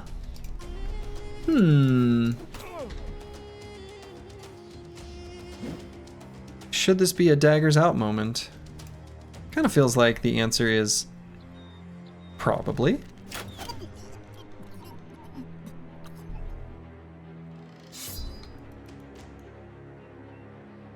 Let's get him surrounded. Let's get everyone in there.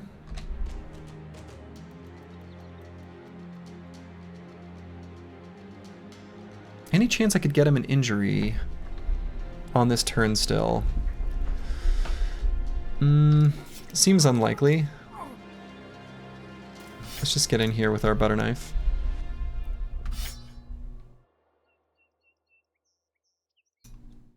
Still have a little more surround that we can do.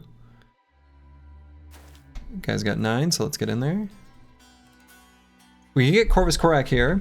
He's a little bit squish, but you know.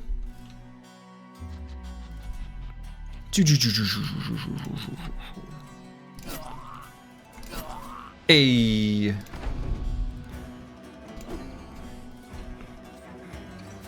No problem. Easy? Easy. Easy. And nothing of value was lost. Good fight. We didn't lose anything too important. Good job, Captain Slurgi. Sorry, Nomad 1220. But hey, we got the plated Nomad mail. I've noticed stuff is heavier in Reforged, though. We got the 3-headed flail. Dude, hell yeah.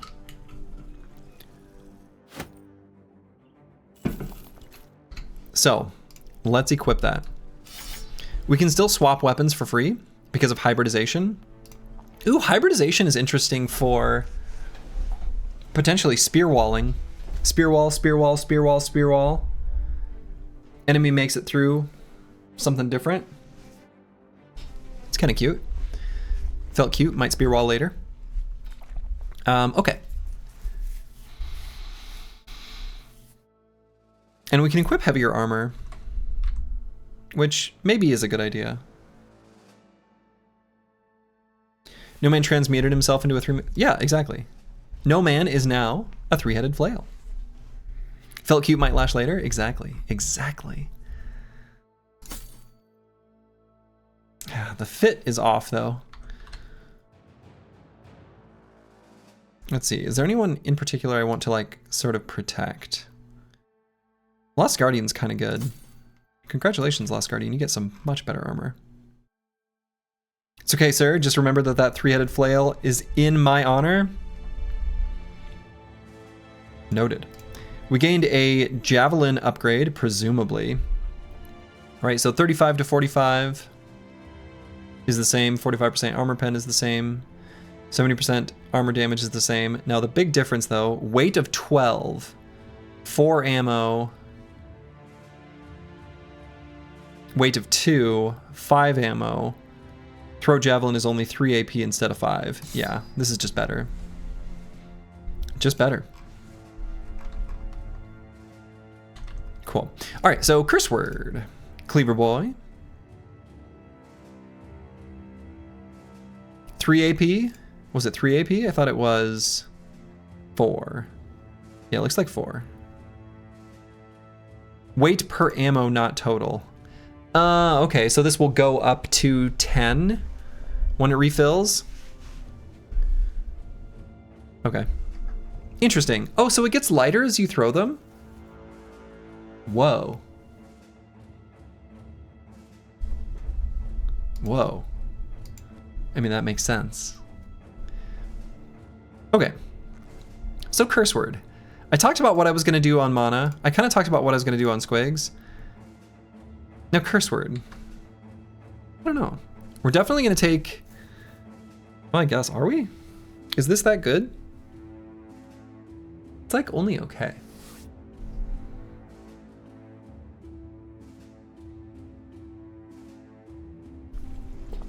I'm kind of into the idea of taking Duelist on curse word.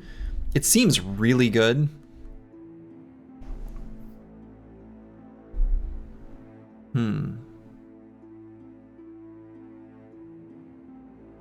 So do you have a mic problem? Your mic is passing through a lot of low frequency noise. Really?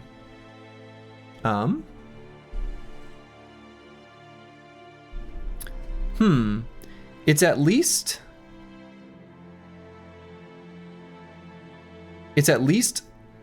low enough in volume that my gate is cutting it off. It happens when you touch your desk or move.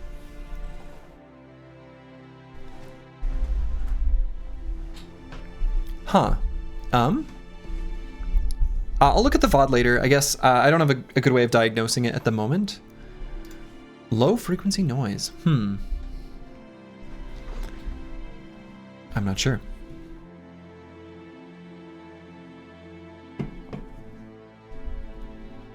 You like Sanguinary? Seems pretty good versus Necros and Orcs.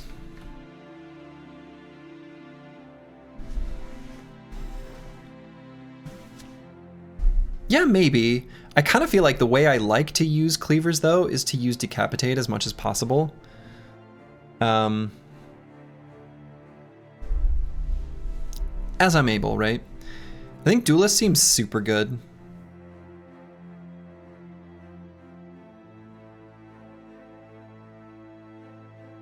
It's the same kind of sound as when you rub a mic against cloth.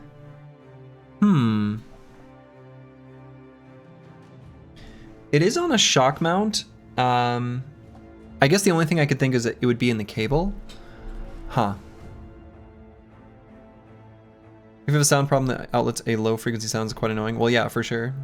Huh. What does +2 reach mean on Duelist? When you have more reach than the opponent, you gain extra melee skill. So.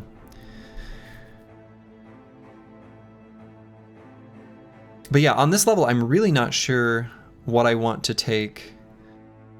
And Duelist still works with a shield. So if I'm gonna do one-handed cleaver, I mean, Rebuke still seems all right, even for curse word. It kind of just seems all right all the time. It's really good.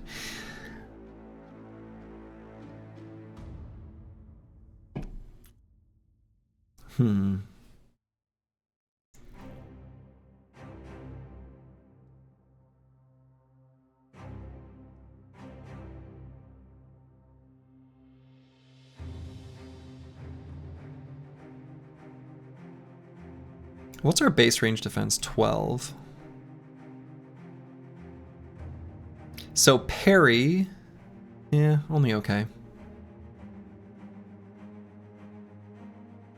What does it mean by required a usable attack of opportunity? I think like if you have a reach weapon, they still have to be in melee with you. You can't be stunned. I think it's like as the same conditions as when you could apply a melee like attack of opportunity. Basically. I don't know that this brother will need bulwark. Opportunist is kind of interesting.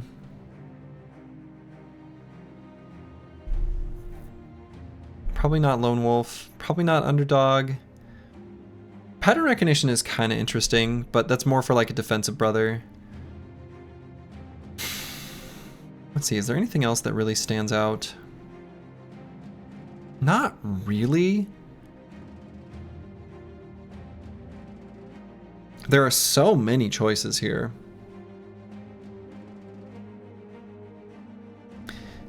If I'm gonna grab flexible on this brother as well, because it seems insane, I could grab dodge, and I don't think that's unreasonable. And if I grab dodge, then I can pump up initiative some, and I don't think that's bad.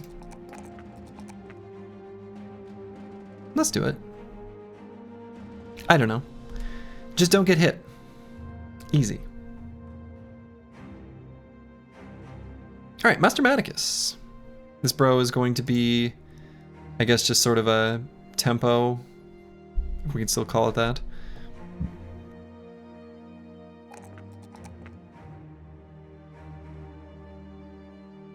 I guess has access to anticipation and anchor. Has 5 range defense from Swift.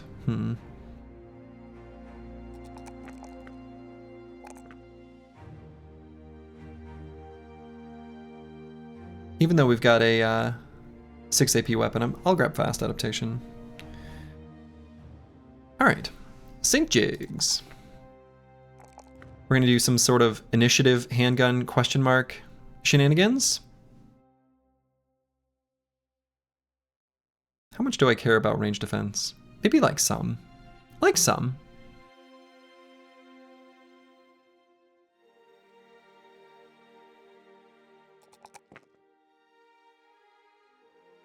Pathfinder seems good. We want ready to go eventually. I think Pathfinder's just kind of always pretty good. Could of course take anticipation, which I think would be reasonable. We're definitely going to choose Battle Fervor since we're never going to be able to get above steady because of insecure. I remember that. We have the option for hybridization. However, I just had a realization. I was talking about having a whole bunch of handguns preloaded that I could just swap to. Handgun, swap, handgun, swap, handgun. Thinking that I'd be able to do that, but I don't have quick hands available on this brother. And we only have hybridization. So that could mean throw something, blast with a handgun. That's okay. Crossbow and handgun? Yeah, but we need they have 2 different ammo types. Wait, the bros get different perks? Oh yeah, dude, this mod is crazy. Shoot. That whole plan is not good.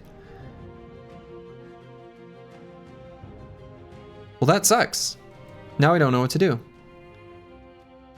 Hybridization is still fine.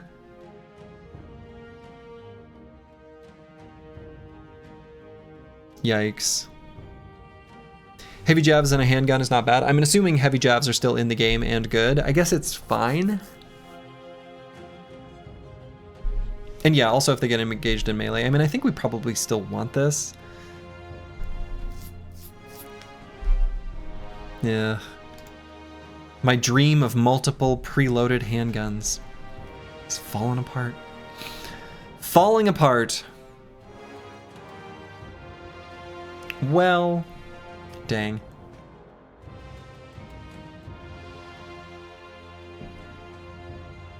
Falling apart.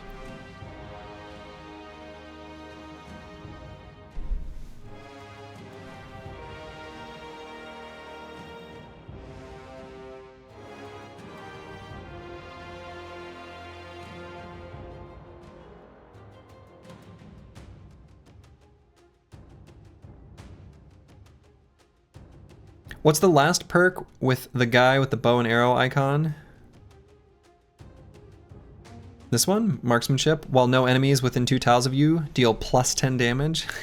It's kind of fun.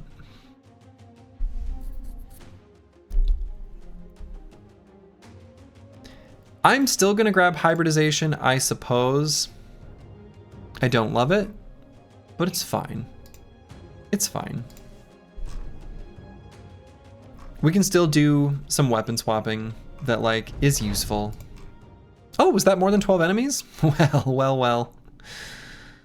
The one at the top left of it?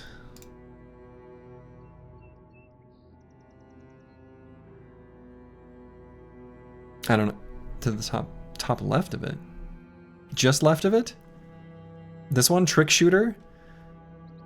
All bow skills you have not used yet this battle have plus 15% hit chance. And unlocks flaming arrows. Seems alright. Seems alright. Pretty good, actually, I would say.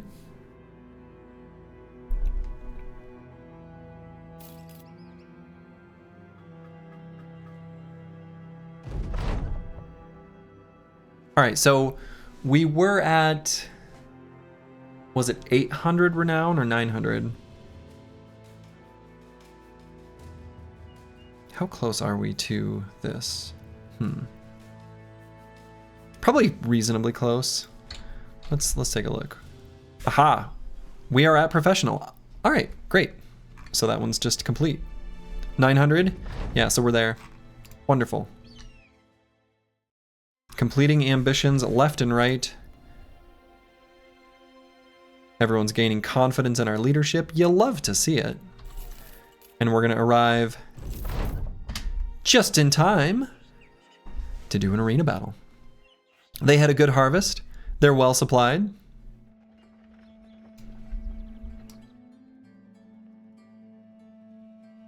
Okay.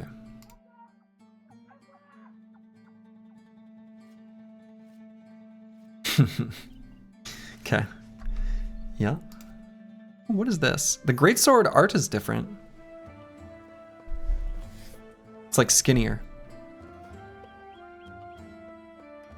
Okay.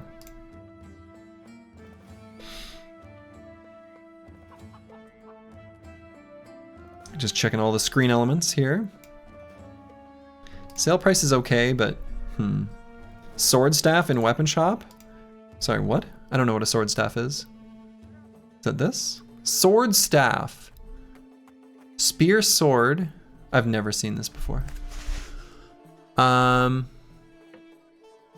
Has spear wall? Whoa, whoa, whoa, whoa, whoa, whoa, whoa, whoa, whoa. Let's back way up. A straight bladed pole weapon. The sword staff allows for versatile fighting up close and personal or while maintaining distance. Two-handed spear sword hybrid. Has prong. So this is an overhead strike and spear wall. Whoa, okay, so it's like a Spedum but with overhead strike as well. And really good damage. What the? This is really good. What?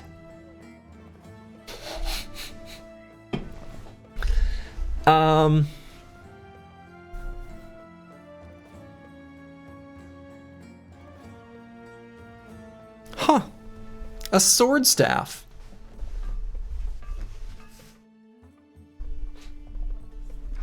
Okay. You heard a wooden thump coming from under Slurgi's desk. Ah, that's what that low frequency noise is. I see. I get it now. You've been waiting for this reaction to happen? Should be good, right? All right. Let's see what this arena fight is. Squiggly lines? No problem. We can fight squiggly lines. Three-headed flail seems pretty good against squiggly lines. Catal seems pretty good against squiggly lines. Scramus Axe seems pretty good against squiggly lines. So we'll bring these three brothers. I think shields are fine against the squiggly lines. So I don't think there's anything I really want or need to change. We'll just go into battle just like this.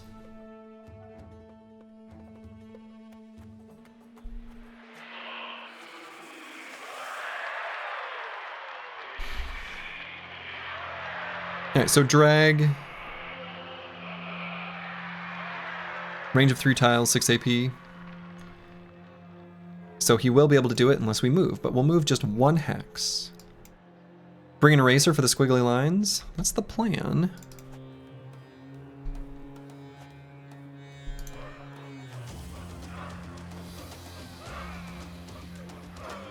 So now we could simply go forward and attack. So we can put curse word here, mana here, squigs here. Squigs can go here and shield wall, while curse word and mana can just team up on this one, then that one. What are the learnings so far? That I don't know what I'm doing.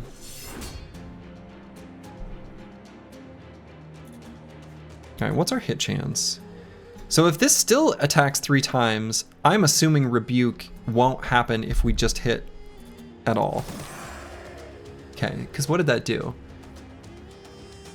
It hit 3 times.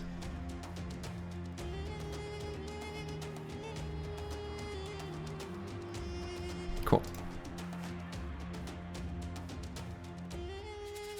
And we'll shield wall, although a cute option would be line breaker. Push through. Make it so this guy can't attack mana.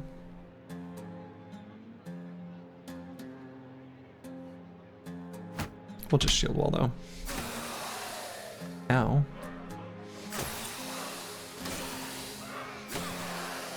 Ow.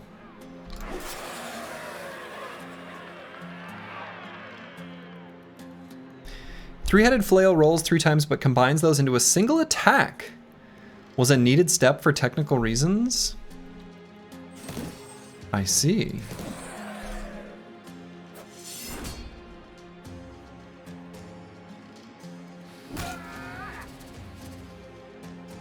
Okay, want to make sure that mana doesn't get hit again. And that did not get rid of rebuke. Ow. Okay, so pushing with line breaker.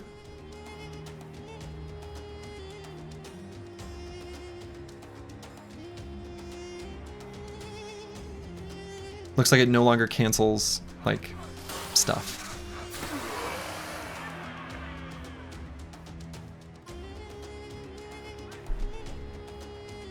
Mana does have 9, so let's do Whirling Death and Chill.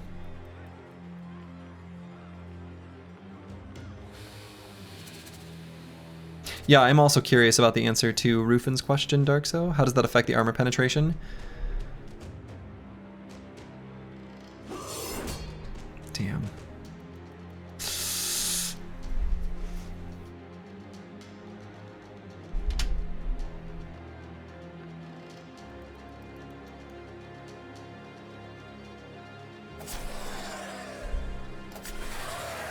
Easy.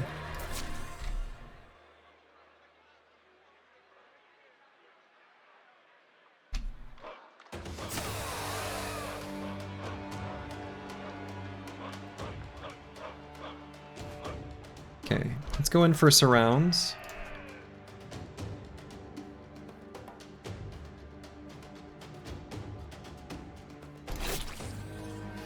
And we will... Oh, I was gonna say we can line breaker if we need, but not thinking about the fatigue cost.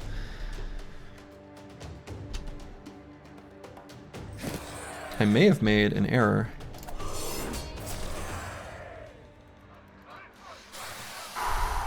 Okay. I mean, he still got 9 that he could have procced, but still. Curse word does not. Okay. Woo! Woo!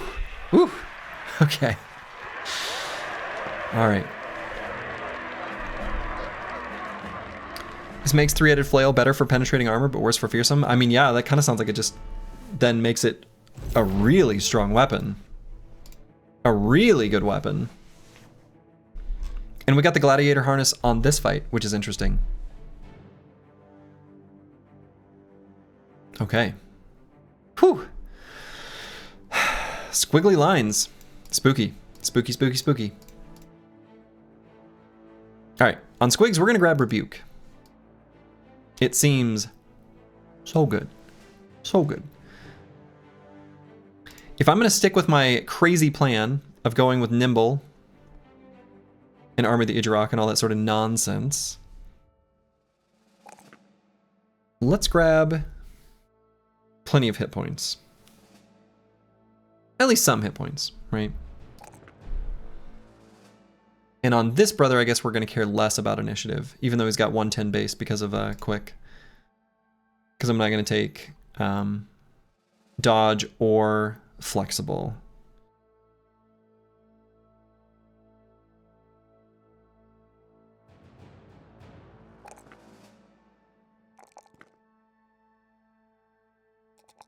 We do want the rebukes to hit.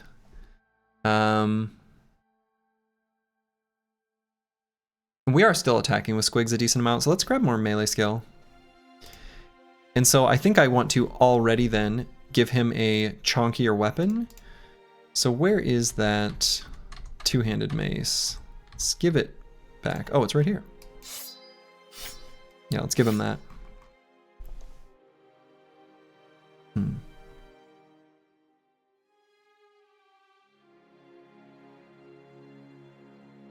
And so we gained a gladiator harness. We gained some injuries on mana. Don't love that. Don't love that at all. Actually, that's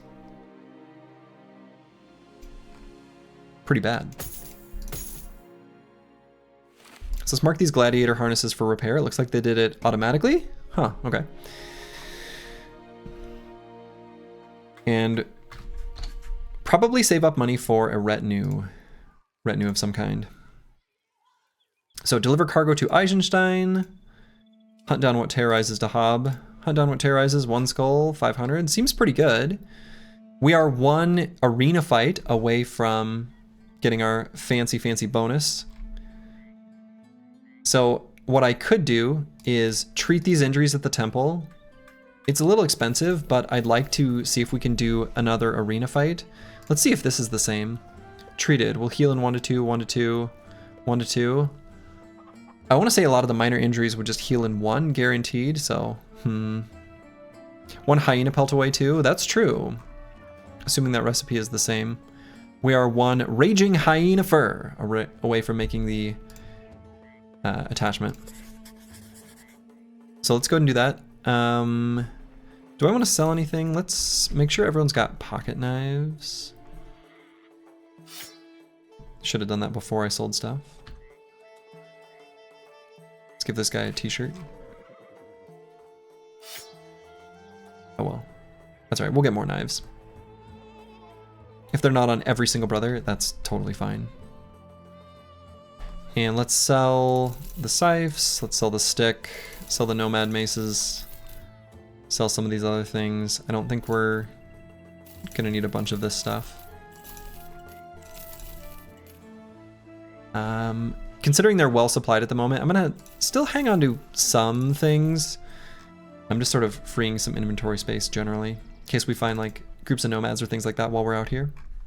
Bandana for style.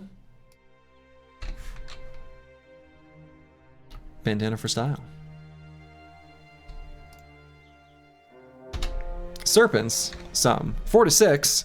We already fought squiggly lines. We hate them. We hates them.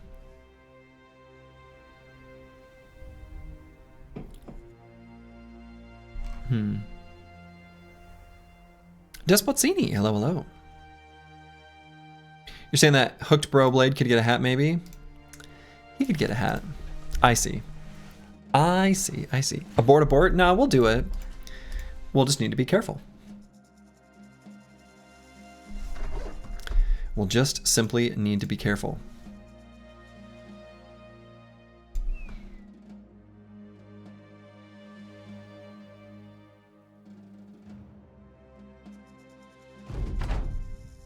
It is the max number. It is 6. That's too bad. So we want to make sure they don't make a donut hole of death. I'm seeing kind of the makings of a donut hole of death. So we're going to scoot shoot. We're going to move back 2 hexes. Force them to come to us. We've got ranged advantage. No reason for us to push the issue.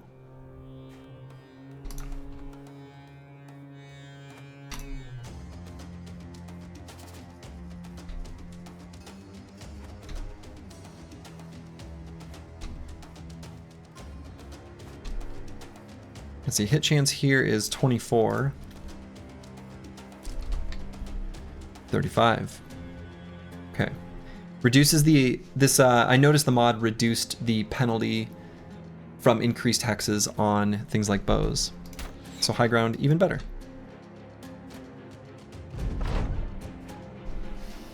Does your DM in your D&D campaign give out cloaks of billowing? I don't know that I know what a cloak of billowing is.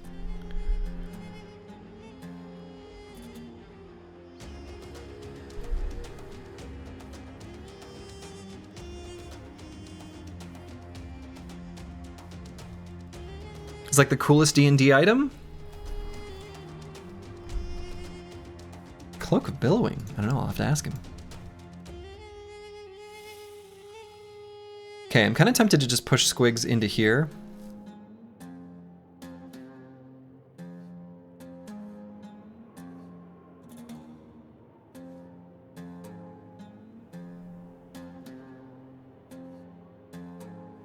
If we were to scoot and shoot,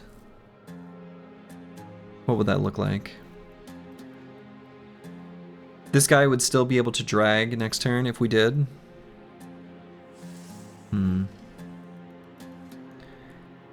And does drag still cancel shield wall? Let's check it. Oh my god. Okay. The target loses the shield wall, spear wall, and riposte effects. Okay. It says it specifically.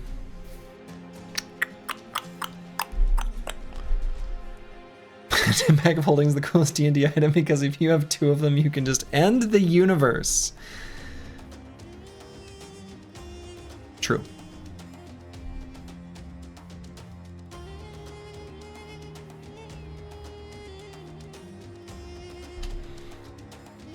Okay, we're gonna push into them.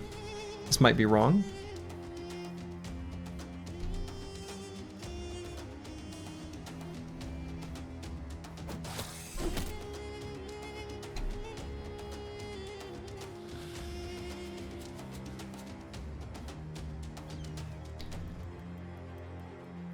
I'm very scared about putting mana here, but I'm still kind of wanting to.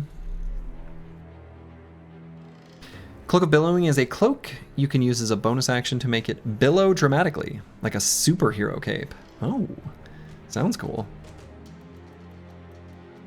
I'm just thinking with 3 attacks we might be able to finish him off. That's right, we're not going to attack him in melee again.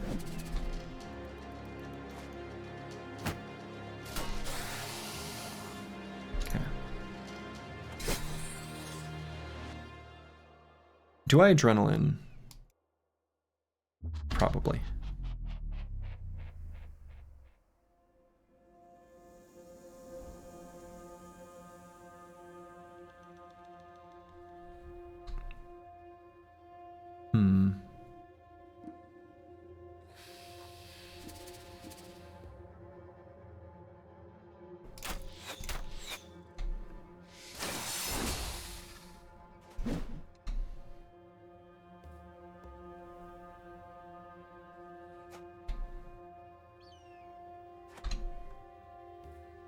Let's do shield wall adjacency there.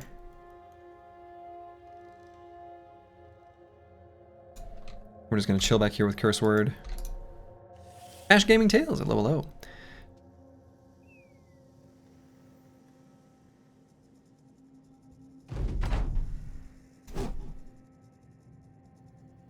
Okay, let's back up.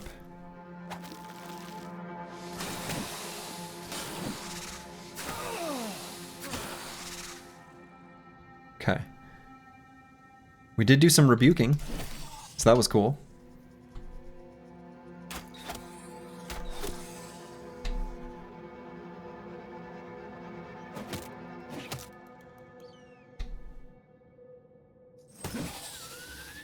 Alright, so mana finished that guy off, and I'm going to probably have mana back up. He can only take 2 hits and then he's dead. And he's too important, too valuable, too special.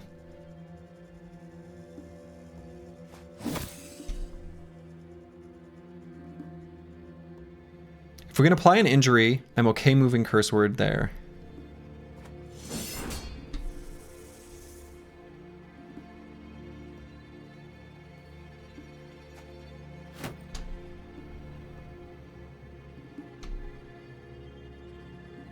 Boy, Christoph, you're in a tough spot. Probably just shield wall here on Squigs. Not going to get the injury to get the extra AP. We will get 2 attacks, and we're in a pretty safe hex. My streaming inspired... streaming to document my attempts inspired you to start streaming, so thanks for that. It's a fun journey. Hey! Congrats, Ash Gaming Tales. Enjoy. Have fun and don't take it too seriously.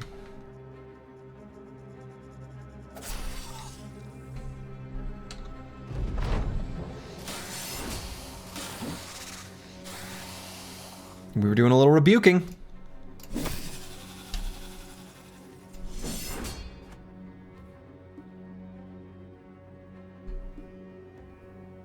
Let's do aim shot. Our fatigue's starting to getting a little bit low.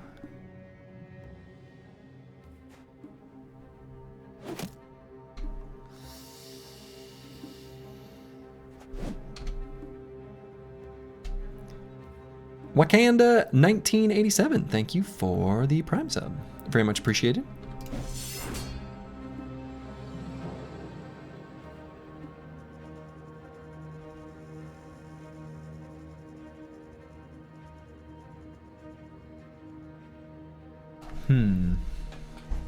Do I want to move into melee range with this guy? Kind of no. Hey, found you. I've started playing Battle Brothers and I love your content. Nice and entertaining streamer. Well, thank you. I'm glad that you are entertained and having a good time. That's the dream.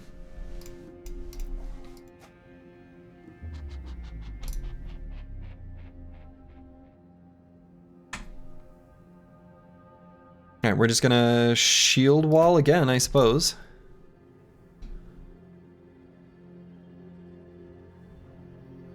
Can bring mana up to like here.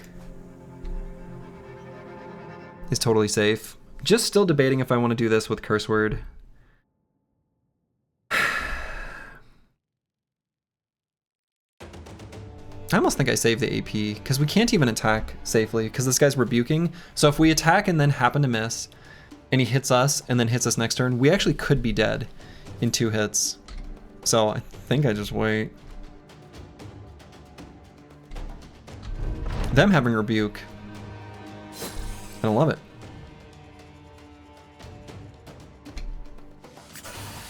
Oh! Kristoff potential. Well. So much for the potential.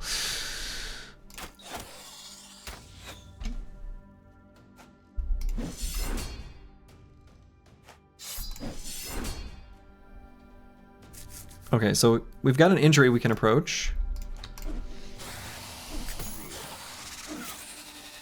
Took us 3 attacks. But got there.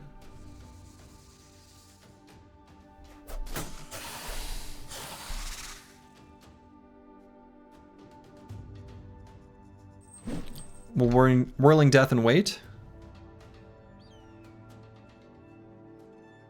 Just recover. Blue skip turn button.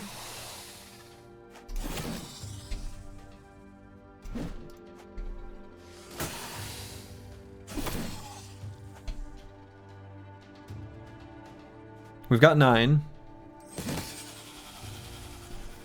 Didn't need it.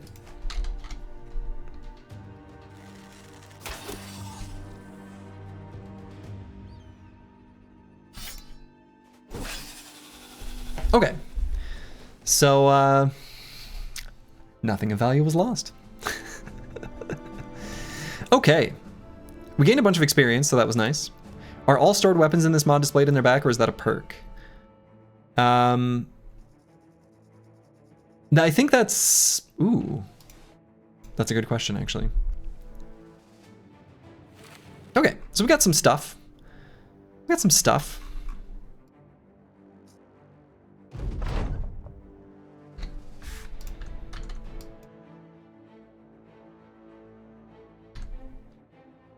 Fodder Bro leveled up.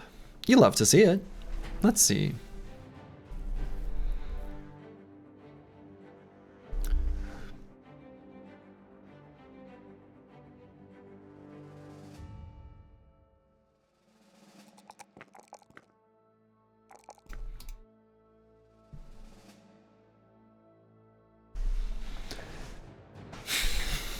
Exploit opening is kind of neat. Survival instinct, maybe on Nivik if we're going to put him in dangerous spots. Sure. Eldazare. Gonna build this as a tank of some kind. Sort of. Kind of. Looking at the perks again, but no initiative. Not gonna bother with any of that.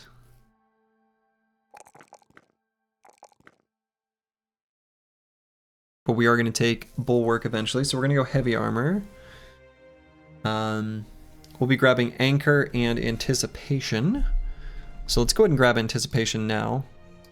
This perk is so strong. Less good, I guess, once you have the shield. I guess it helps protect the shield, which is maybe sort of relevant, but I don't know. I don't know. Lost Guardian, another tank, question mark? We're gonna pump up the initiative amount. But maybe we skip +1s? That seems probably wrong, but I don't know. Let's grab this +4 and resolve. And here, we're gonna grab, we'll have access to Indom, and we'll be taking the medium armor perk, so I don't think we would ever want to bother with Steel Brow. None of these really stand out to me. Phalanx is kind of cool, and if I do more people with shields, maybe a whole line of shields doing Phalanx is gonna be pretty good.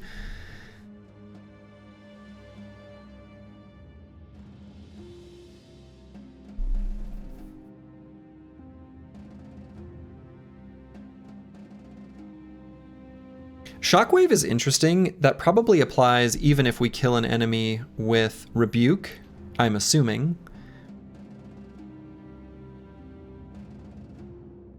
Have you come across any perks yet you would consider overpowered?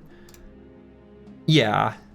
I mean, the ones, but I think they're rare, so it's kind of hard to, like, Inspiring Presence seems kind of broken, as does, like these things that just give like, things like Rising Star. This is kind of insane. Blitzkrieg seems overpowered. The Swordmaster ones, I looked at those off stream and some of those seem completely nuts. I'm assuming this is just listed to the Swordmaster class, but some of these are just like pretty insane, but it's hard to say. And like the thing is like in regular Battle Brothers, there are certain things that are overpowered,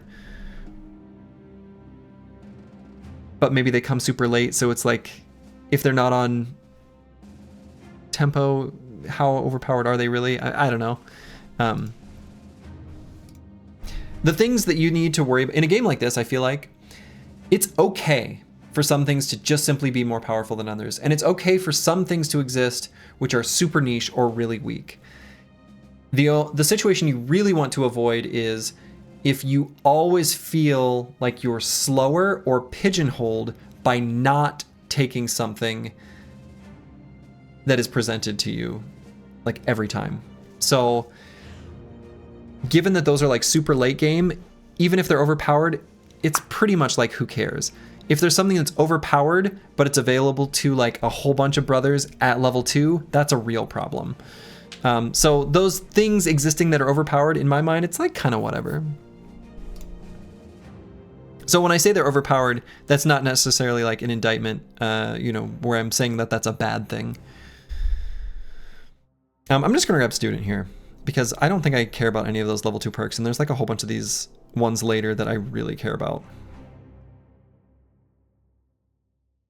Okay, Mastermaticus. I don't know what this bro is. He's another one who has access to Anticipation, so I could grab Range Defense.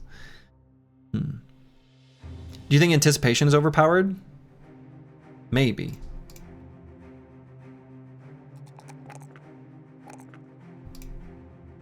What are you sipping on today? Right now we've got a lemon lime Spindrift. All right, let's make our way back to Dahab.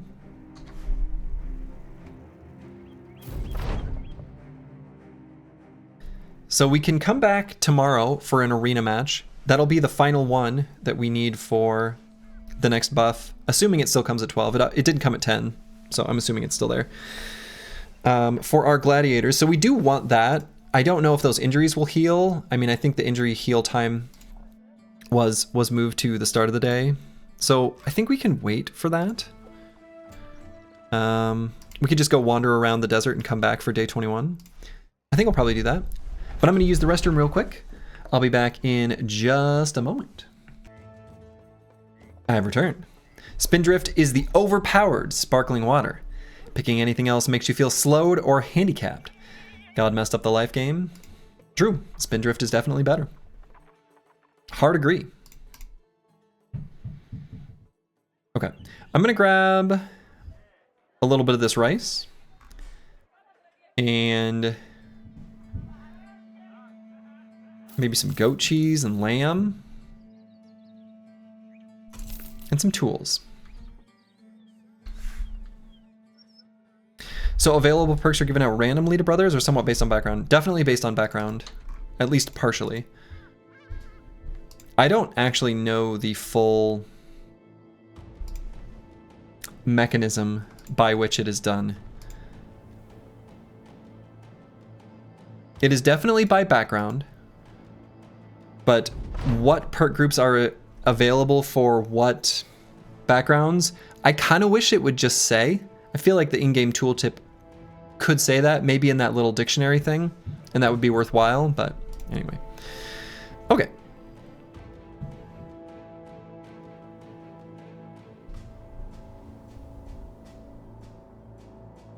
Only the daring take on goblins. We haven't even seen a single goblin camp. Enter each village, city, or fortification. We already know there's one we'll never be able to enter. And then this one, have 5 of your men with a weapon mastery perk each, no matter which one. So here's the tricky thing about this one. We took professional on 2 brothers, which unlocked 2 weapon mastery perks each. Does that count for this? Oh boy. Because then we're just 1 perk away, and then it's no big deal. If that doesn't count, then we're like really far away and this sucks. You wouldn't see why it wouldn't count? I mean... And does weapon mastery... Does that mean like the weapon mastery one? Like the one in the center? Like the tier 2 version? You would save scum it, but you're a cheater? Oh, I mean, I don't know if you're... I mean, there's not a good way of finding... Like, you can't even save scum this easily. Because you'd have to level up and then come back to this. That was way earlier. I don't know. I'm just going to choose that and we'll see what happens. 2 of 5. So it's just these ones. Well, that's not good.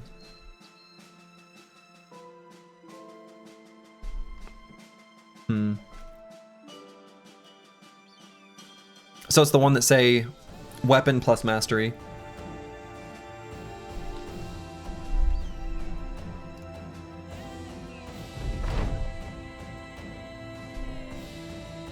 It's gonna take way too long. I'd rather just wait and see if there's a different one.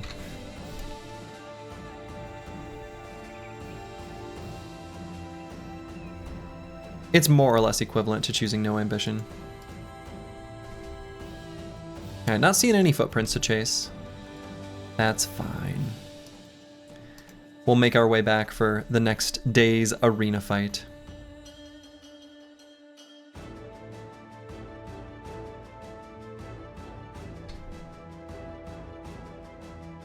Which will hopefully heal us of our injuries. And did it? No? You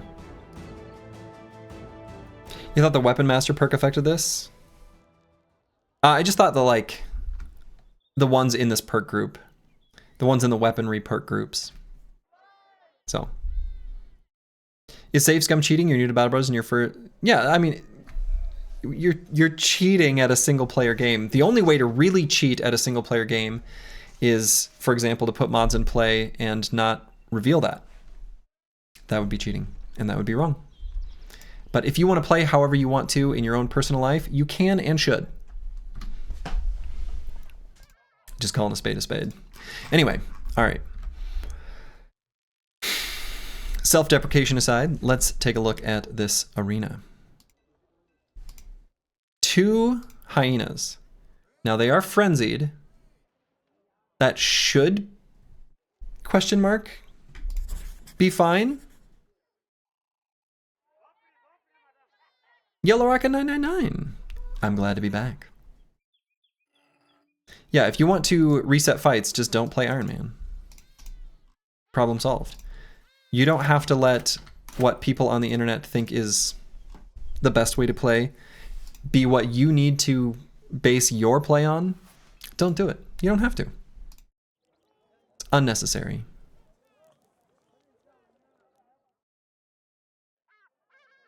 Okay, so what I'm going to do... I don't know how scary frenzied hyenas are in this.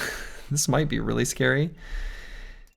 But the idea here, what I'm going to try to do, is have Squigs get a whole bunch of rebukes.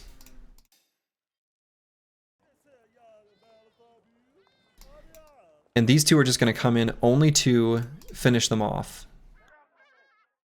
We'll see if that's feasible.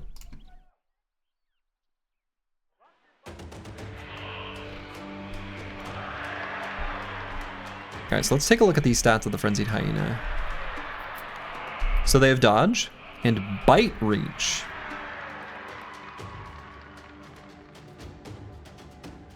Minus 10% chance to hit the head with melee attacks. Plus 10% chance to take a hit to the head from melee attacks. Okay. Huh.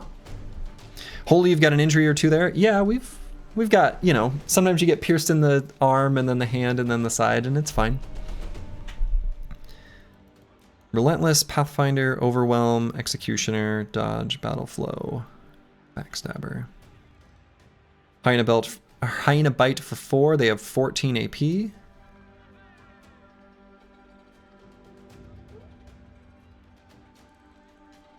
So hold on, one thing I wanted to look at.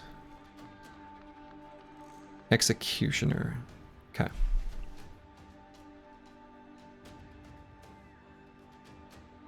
At 45 melee defense. At 45 melee defense. Yep. 45 melee defense. So if we were to go here and put Squigs there, how bad would that be? One of them could go 1, 2, 6, and not have an attack.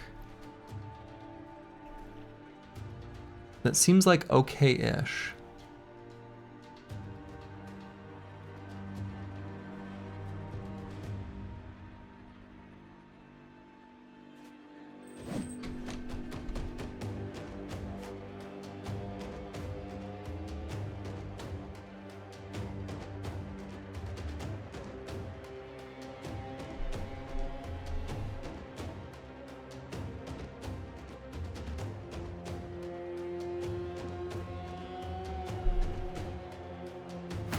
Let's do a shield wall there. Okay. Okay, so most important thing is going to be to finish off this one. Squigs will be able to chill here, no problem. So let's wait. Let Mana get in here. This is spooky. They don't have Steel Brow, so let's go direct for the head hit.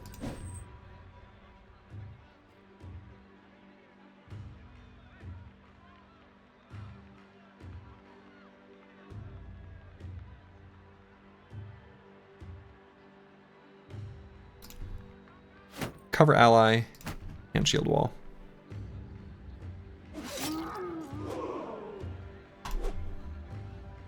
Boy, that's some serious melee defense.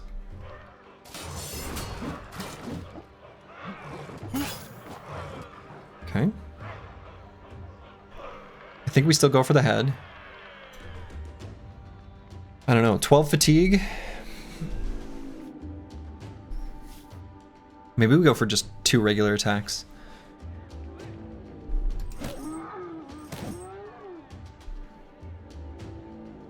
And is this decap range?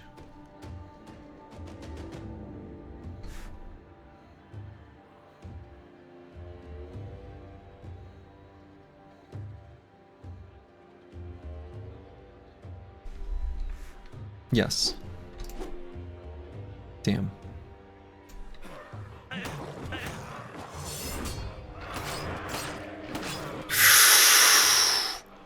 We're bleeding, but we've got 9.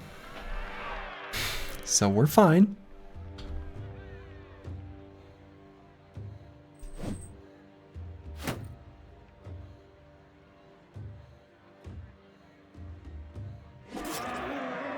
We're fine. We're fine. I'm fine. You're fine. We're all fine here.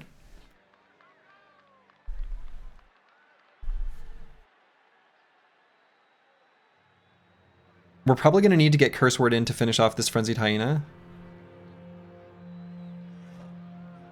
But not yet.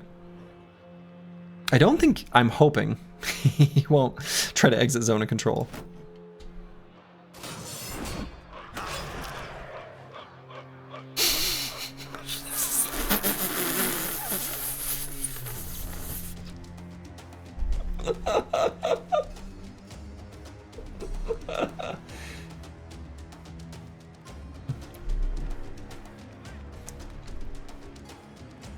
Shield push exists. Shield push exists. So we've got shield push and we have line breaker. I don't think we've recovered our 15 fatigue yet. Line breaker is 25. So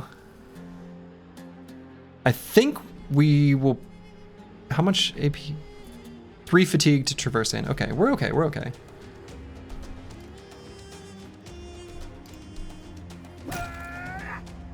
Okay. Is he dead from the bleed? No, no, no.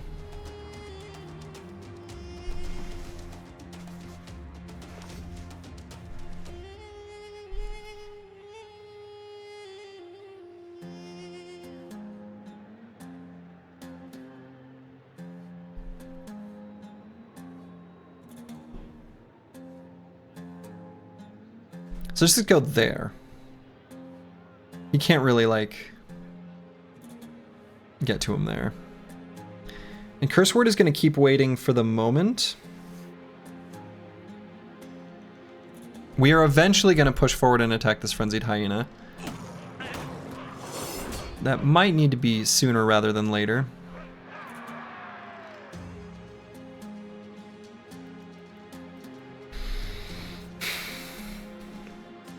Boy. Boy, boy, boy, boy, boy, boy, boy, boy, boy, boy, boy, boy, boy, boy, boy, boy, boy, boy, boy, boy.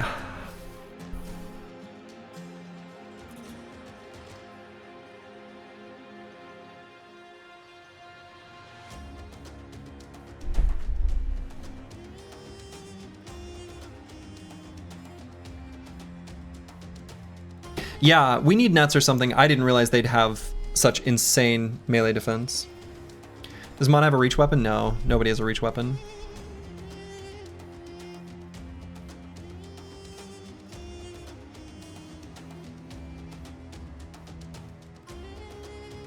I think we wait one more turn. We're gonna try to get a little bit more action point build up from our Vigilant. I don't know, what's the cap on Vigilant? Is there a max?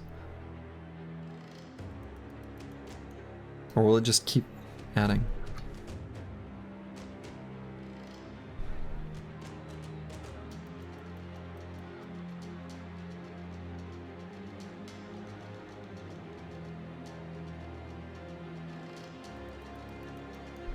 There's a max based on math? Sure. It just automatically doesn't max. Okay, that makes sense. I'm kind of tempted to maybe pull the shield out because we're going to pull it out anyway when we move into melee range, and we're gonna have to.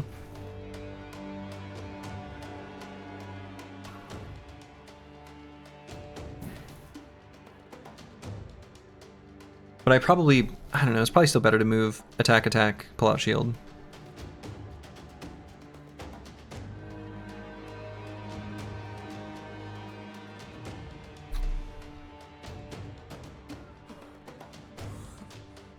Mana might even need to get involved here at some point, but not yet, which seems insane. All right, we're hitting that point, huh?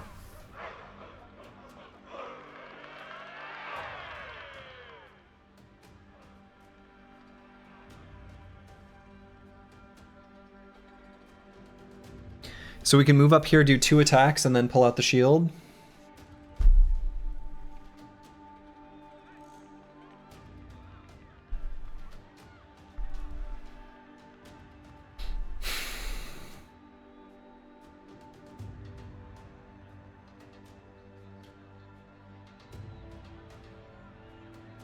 Actually, we can go up here, do 2 attacks, and then Squigs can do Line Breaker again. Because he's going to gain enough fatigue.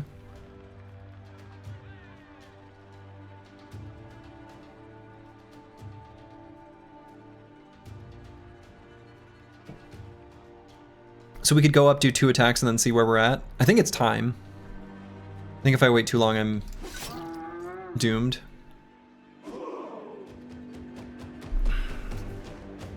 $140 hit points is quite a lot, huh?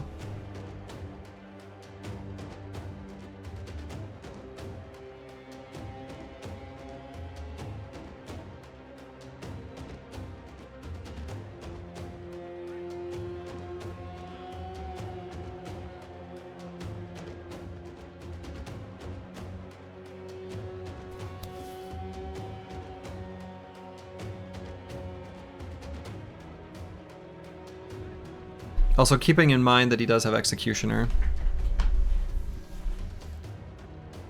So basically there's a couple different lines here.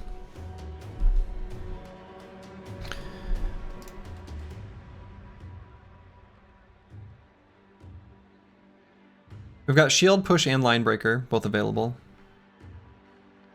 The Shield Push could fail. Line Breaker simply won't. But Squigs would put himself in a pretty dangerous position.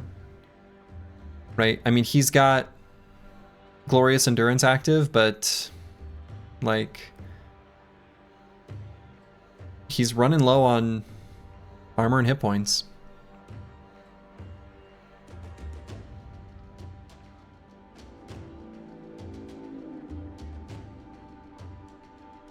Doesn't actually say the damage of it. And we don't have 9. Monet can still proc 9. Oh shit.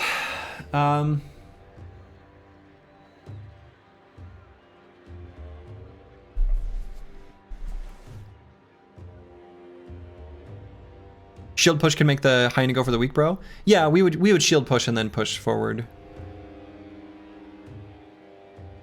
No, I think I do another attack, and we... Damn. Gonna do Line Breaker.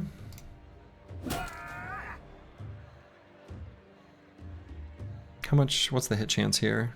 15%?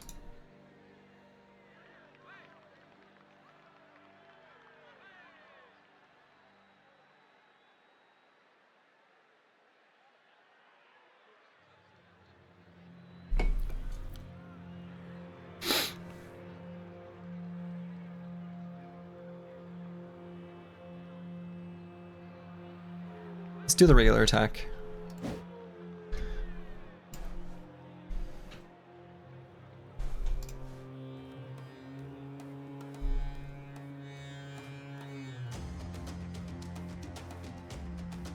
We're gonna get mana ready, which is bad.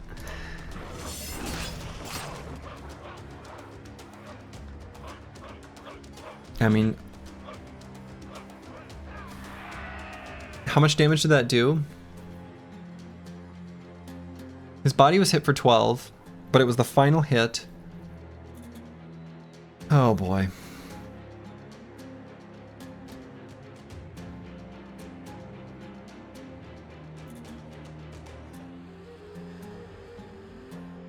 Yeah, he had a little bit of armor.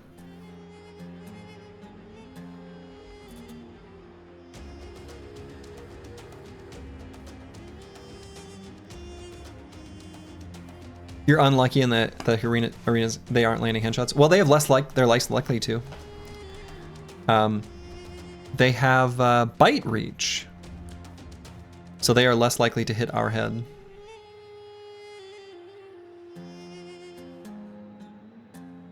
No, we are more likely to hit their head. They're less likely to hit ours. No, I think we go in here. Squigs is now in a sufficient amount of danger where Curse Word, I think, is more likely to be fine.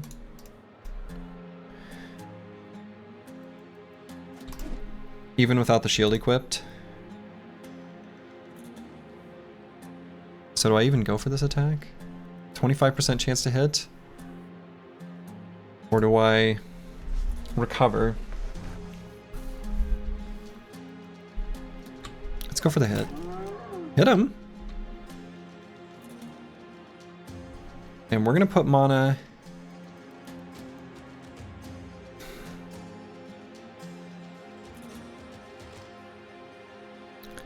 here, and it's a desperation call to try to finish him. We can withstand 2 attacks on anyone, so right? So it's fine. Okay.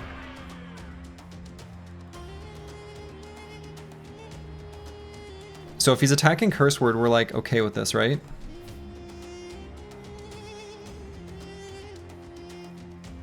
I'm not gonna move mana in quite yet.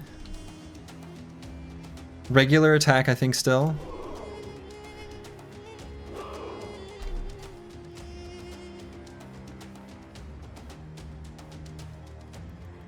Attack with the mace first, since extra fatigue lowers his defense. Yeah, but we're getting to the point where we're going to be ahead of him in the turn order now. Oh, maybe not. Just kidding.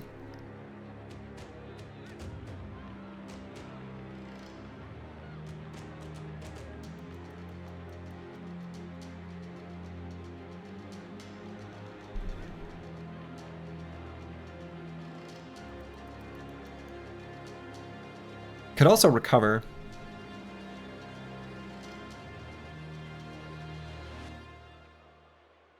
Then we just attack twice next turn? No, we just attack. Ooh! Ho, ho, ho, ho, ho. Look at you, you fool. You have a concussion, a severe concussion. You are worthless. You are beneath me. You are nothing.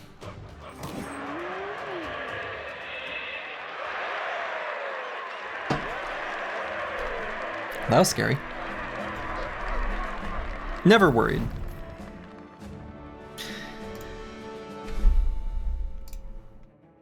And we gain Arena Veteran. And it looks like it is exactly the same as vanilla. Maybe nachos aren't that bad. Maybe nachos aren't that bad. Well.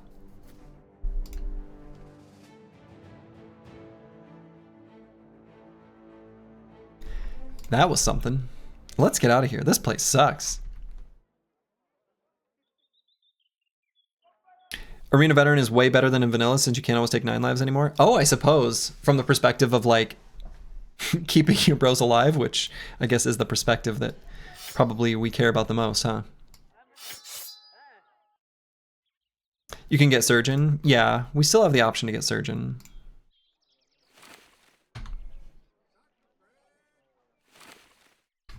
All right, what's our tool situation like? Kind of bad. Let's buy these for 284. So the faction that hates us is Protectorate of Al-Hadet. El-Hadet? El-Hadet. We don't know which way they are. I kind of want to go... I guess let's just go back north. Wait, 13 bros? I guess that's a visual bug. No, we are able to recruit up to 13 bros in Gladiators in this mod. Yeah, they're either east or west, right? Yeah. So we don't know which. We're just gonna go. Man. My urge to take every fight. I guess it's still fine. Get over here, cutthroats and slingers.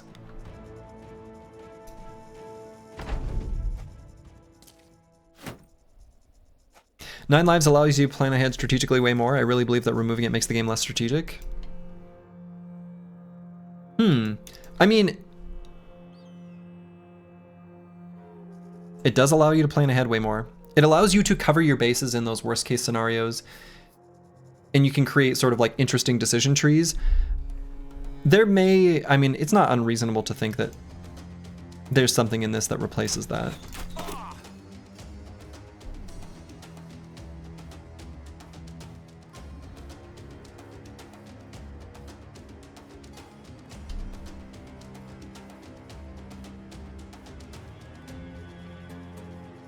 All right, so we're gonna go,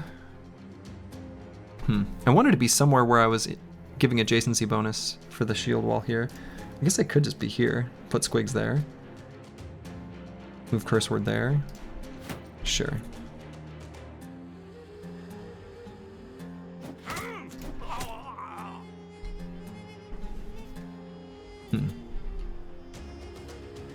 This guy might get injured, so we're gonna chill there.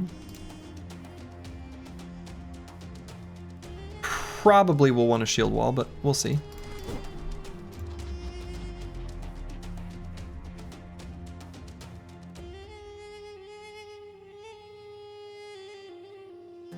Really low on hit points here.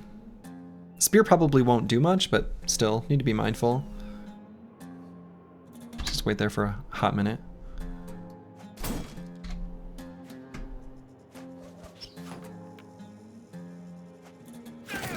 Alright, gave that guy an injury. You'll love to see it. We're going to be able to get up there and do 2 attacks.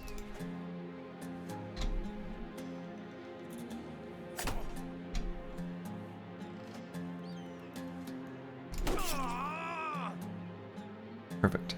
And to finish him off or not? I guess not. So maybe I just go for a stun here, actually. Dang. Alright, this guy wants to make melee contact with us. Say let him.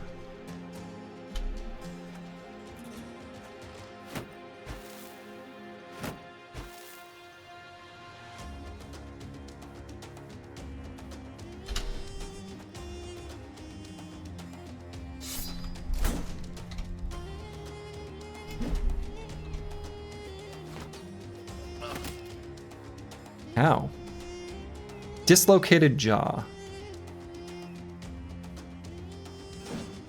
Disaster.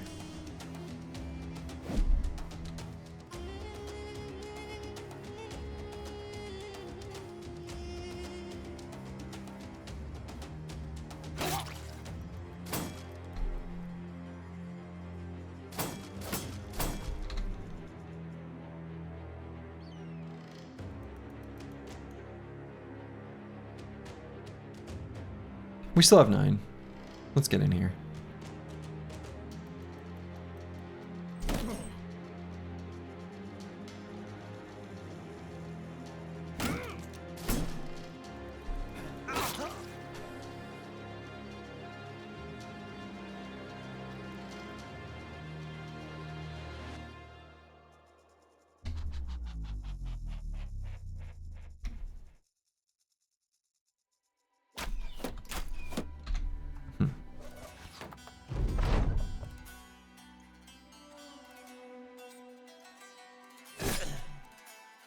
Lovely. Yeah, the mod that changes hit chance to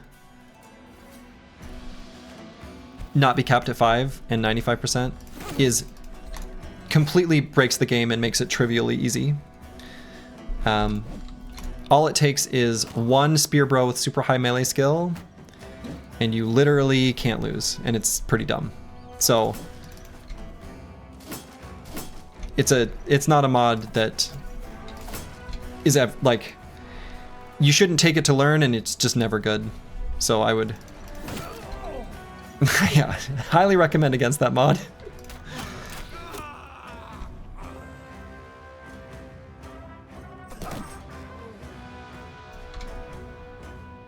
Okay.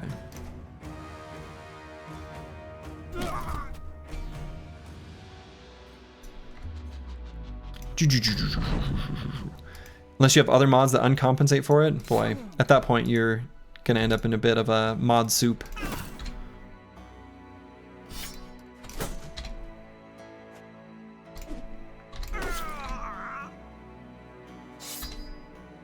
Who doesn't like mod soup? Oh, that's a good question. Maybe you find that delicious. I don't want to yuck your yum.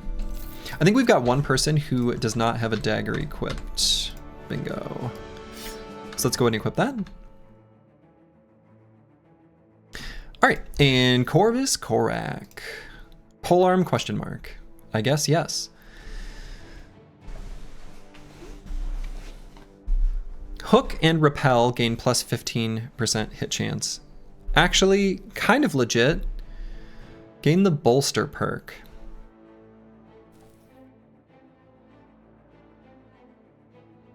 When you're not engaged in melee, whenever you attack, trigger a positive morale check for adjacent members of your company. Oh, that's kind of cute.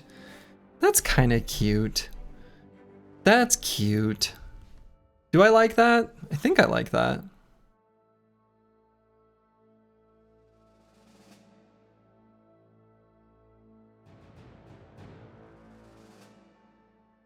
There's nothing else here that really strikes me as being totally necessary.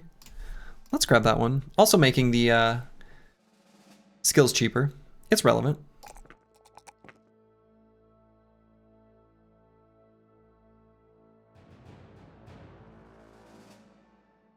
Let's just grab melee defense, I guess. Okay. Unfortunately, we now might not have enough medical supplies. Seem to go through medical supplies a lot more, which...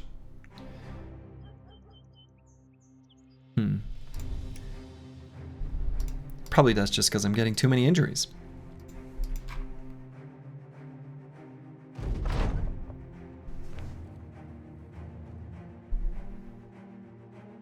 These are all kind of hard to accomplish. We do eventually want to take on another mercenary group. 5 packs of roving beasts is one of those things that if you don't take it, then you definitely will accomplish it. And if you do take it, you're not going to see any beasts. Wild beast just happens eventually. I mean, eventually. It's super slow. Sorry for asking stupid questions. What are the most important stats, maybe perks for a vanilla bannerman? Well, just resolve. Not a stupid question. But luckily one with a pretty simple answer.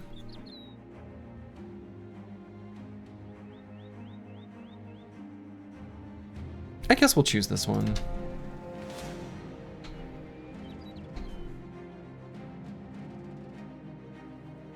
Gamble on mercs, payoff for killing a merc early is worth. Yeah, but I'm a little scared of fighting mercs in this mod, if we're being honest. Mercs in vanilla, definitely. Mercs in this, I want to be a little careful. That feels like one of the things that would be made more difficult.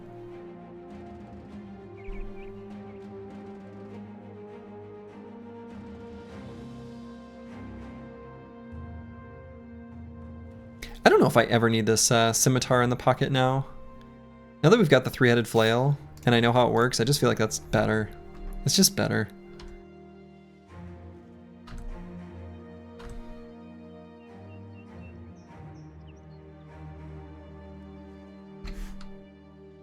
Health is still pretty bad. Okay.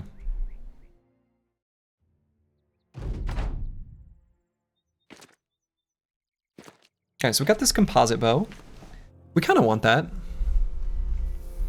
Got a nomad outlaw holding his bundle of javelins. It's an opportunity to get another Sipar, which might be kind of nice.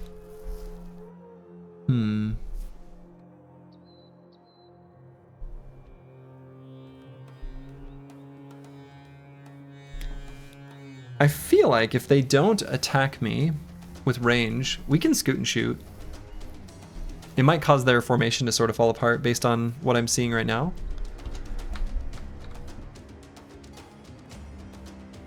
Let's see what they do. So they are going to chill back there. They believe they have ranged advantage, because they do. But if these guys aren't going to attack, I think we can still make this work in our favor.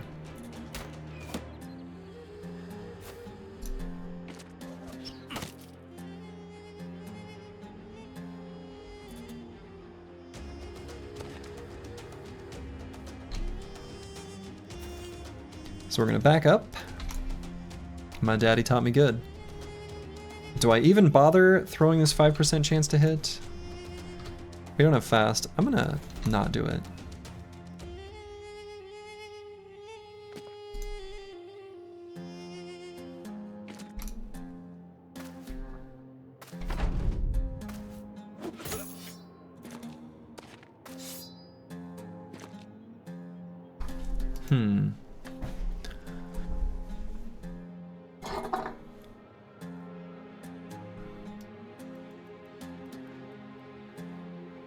I don't like really want to engage this guy because of the shield.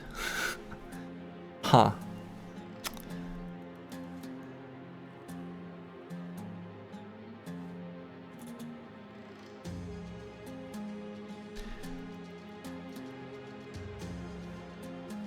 %20 hit chance on that one that hit.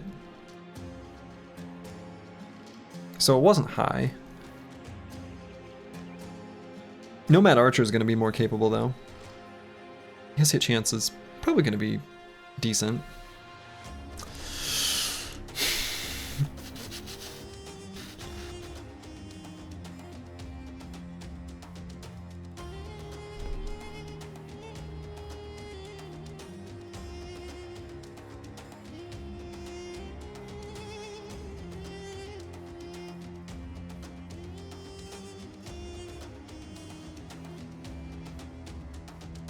I think we wait. I'd like to get, I don't know, maybe I go up like 1 hex. Because I kind of want these reach weapons to be able to attack next turn, for sure. And they are kind of pushing forward.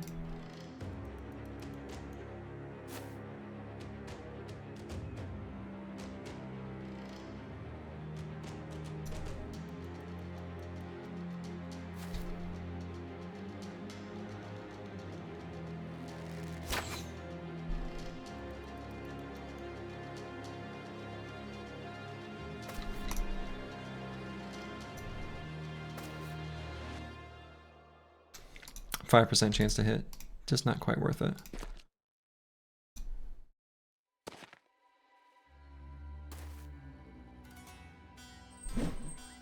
Let's activate Whirling Death.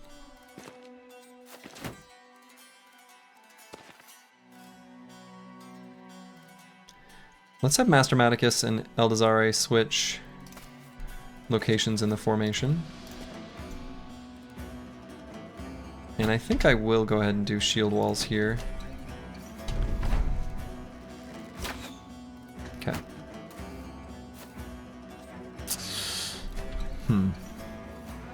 2 jabs here looks alright. It still looked alright. Just didn't work out.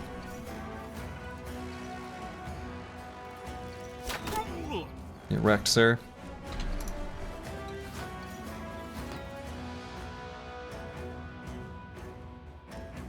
Aaron189, hello, hello. Hope you're doing well.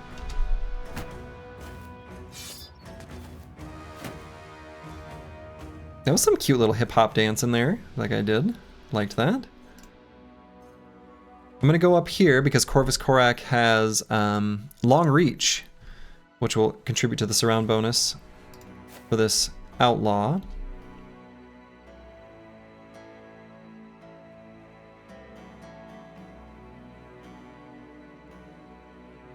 I'm gonna go here, Nivek, and we're gonna put Squigs there. Slightly more forward position there for Squigs. That was quite the swap. Is that what he wanted to do? Huh. Huh.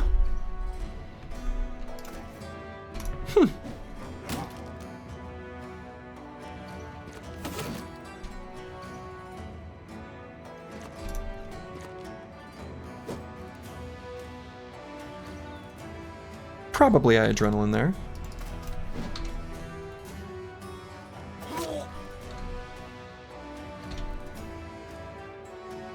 And we'll get Mana ready to do something. We've still got Whirling Stance. But we gotta be careful with him. He's still pretty hurt.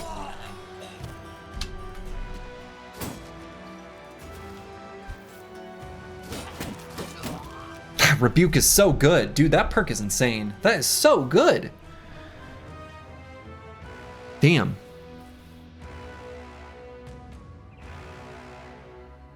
Try to just finish that guy off right in the middle of their formation. Well, we tried. Eventually succeeded.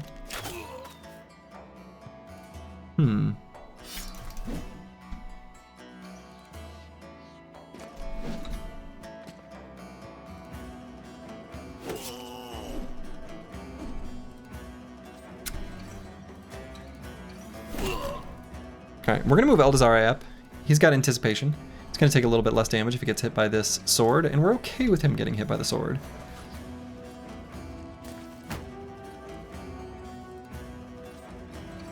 Here, I think we go for the headshot. Should kill. And did.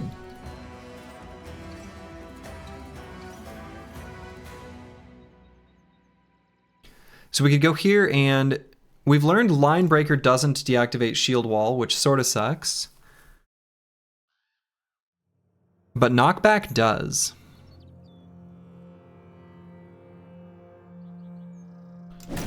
So let's break his shield wall. Stagger him. Then we can move in range of this Nomad Slinger.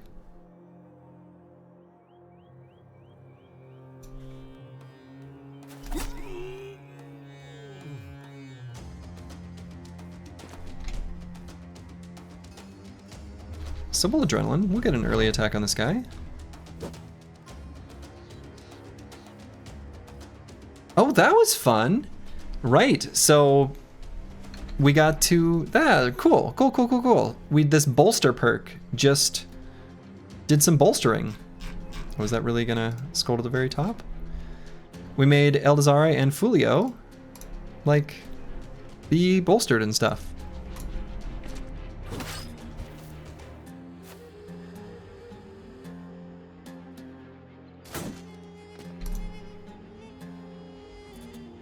Master Maticus is in danger.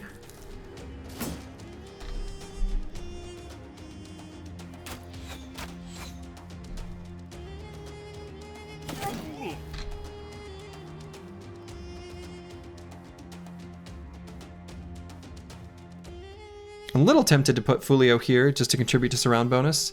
This guy's stammed out, so it's like just about dagger in time, you know?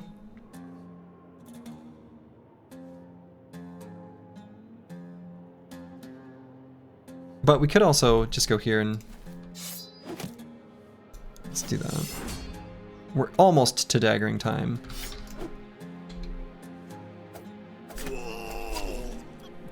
But not quite there.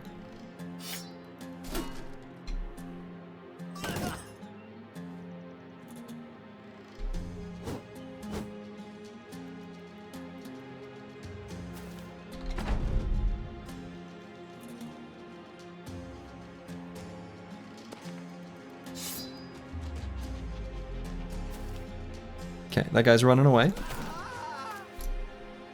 For good reason. Yeah, you can see pockets now, which is kind of interesting. Let's just surround this guy as much as possible. I'm guessing the archer's going to try to run away. Now, I could prevent that. He's got a scythe in his pocket. Or is he just happy to see me?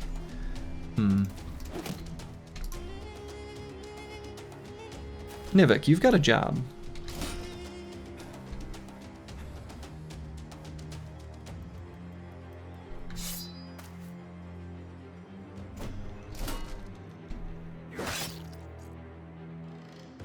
Okay. Yeah, the bow would be nice. Exactly.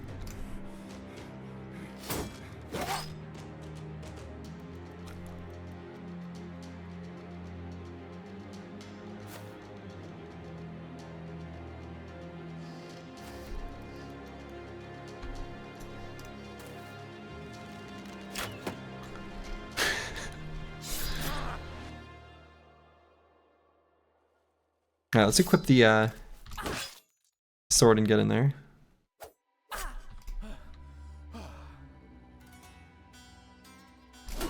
Proc 9, so we get a little defensive boost. Which is good, because, you know, the way things are.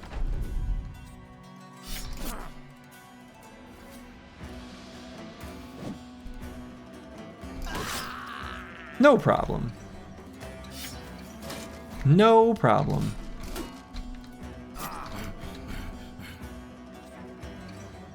Easy. I wasn't worried, me either. What a coincidence. Not even a little. Not even a little. So we got a fancy new armor. We got a fancy new helmet, which got nerfed. Huh, used to be 70, now only 60. And we got a Sipar, which actually we kind of needed. We got the composite bow. We'll see how that compares to the hunting bow. I'm guessing it's better. But we'll see. All right, so... No, it looks like this is the same as in vanilla. But regardless, I'm pretty keen to equip it. I suppose on Fulio would be fine. So we'll give him a quiver. Yeah, it used to be 70 minus 3, now it's 60 minus 5. Yuck, yeah. Yep, those are the correct stat lines.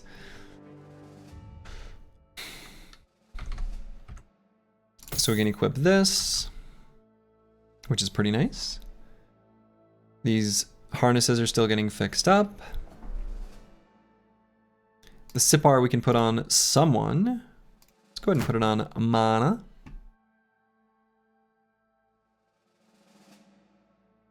And we're still going to throw this hat on someone. Let's put it on...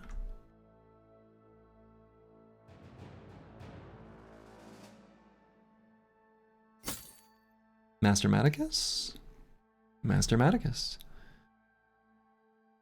Eldazare. We'll go ahead and give this gladiator harness. We're going to let this thick nomad robe just not get repaired. Tools conservation purposes and all that. All right, so Fulio. What does bow mastery even do? Let's look. Unlocks the arrow to the knee skill to debilitate your opponent's capability to move around the battlefield. Could be useful. All right, arrow to the knee.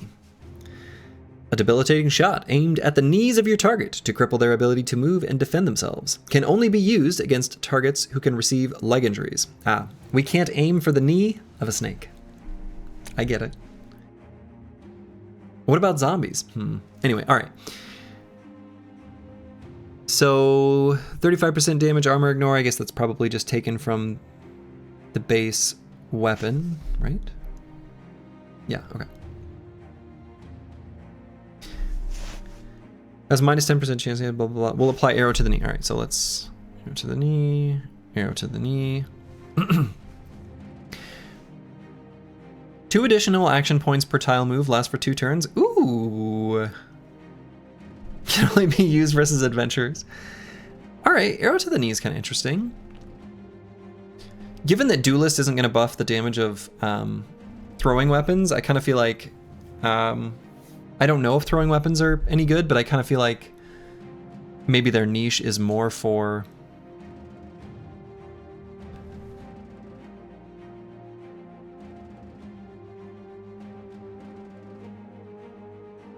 like a melee unit, maybe. We can try bow mastery. We can try this arrow to the knee. I feel like this could be useful.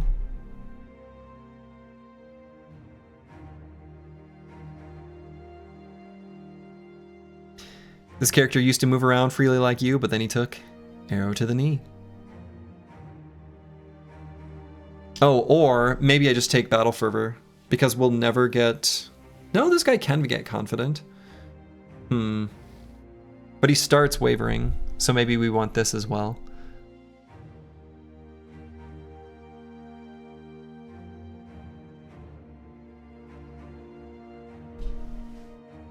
Let's grab bow mastery. We'll try it. Let's try these arrows to the knee. I'm curious. I want to know. I want to see. I want to experience the arrow to the knee. Not personally.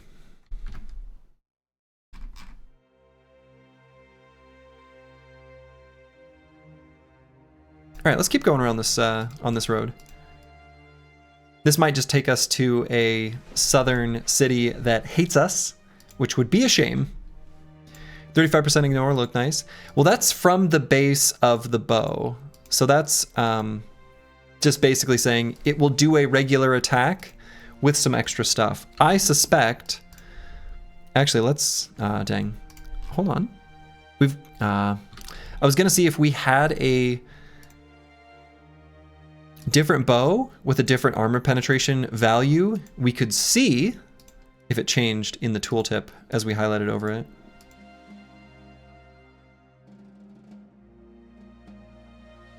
Would it not be easier to hit them in the face if you were that accurate? Maybe they're wearing a helmet. Not everyone wears knee pads. There's a lot of people out there with helmets. Knee pads, much less common.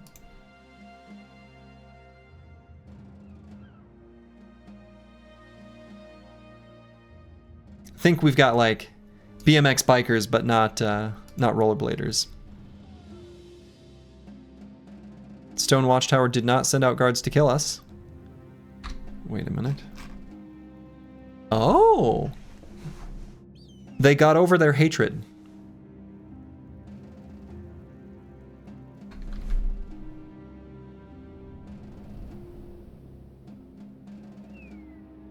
Unexpected.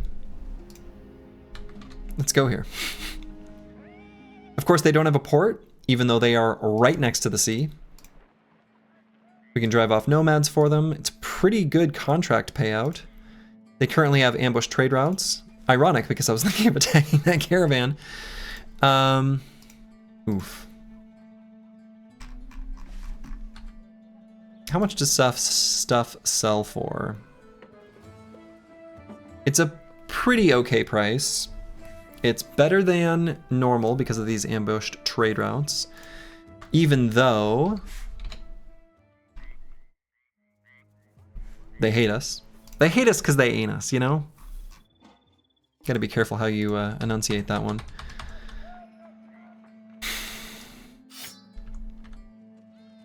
All right.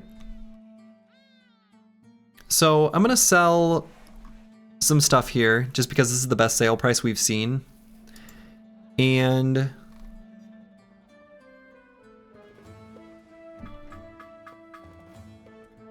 expensive sellsword. Curious about beast slayers.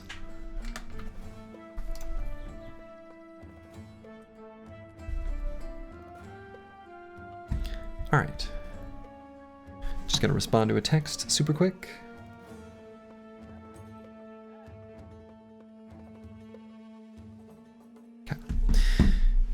We'll sell the rainbow scale and signet rings. We'll sell most of these adargas. Might keep a wooden shield as well. Hang on to light crossbow.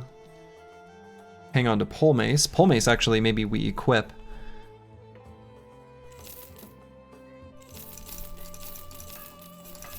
I'm gonna hang on to the scimitars. They're pretty good. Let's keep a few militia spears in case we want to fight undead. Could be useful.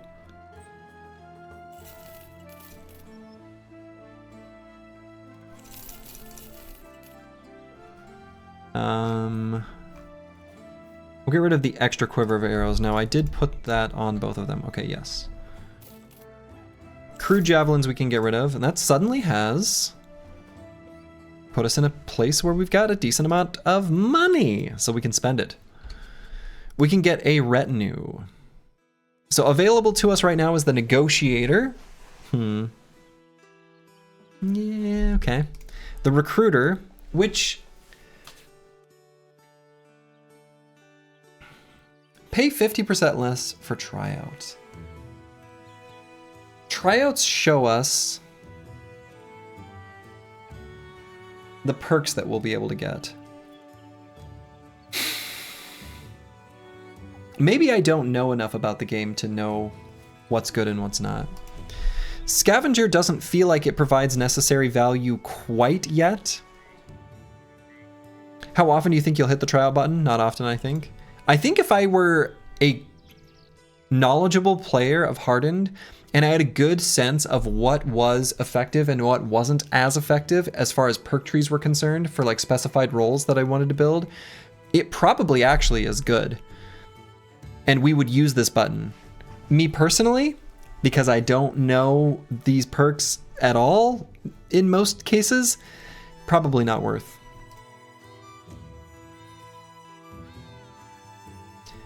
The cook could be interesting. We are almost perpetually low on hit points. Have 5 of 8 different types of provisions. We could get a few more types of provisions. And like legit, the fact that we are almost always sitting on reduced hit points and probably will be for a little while.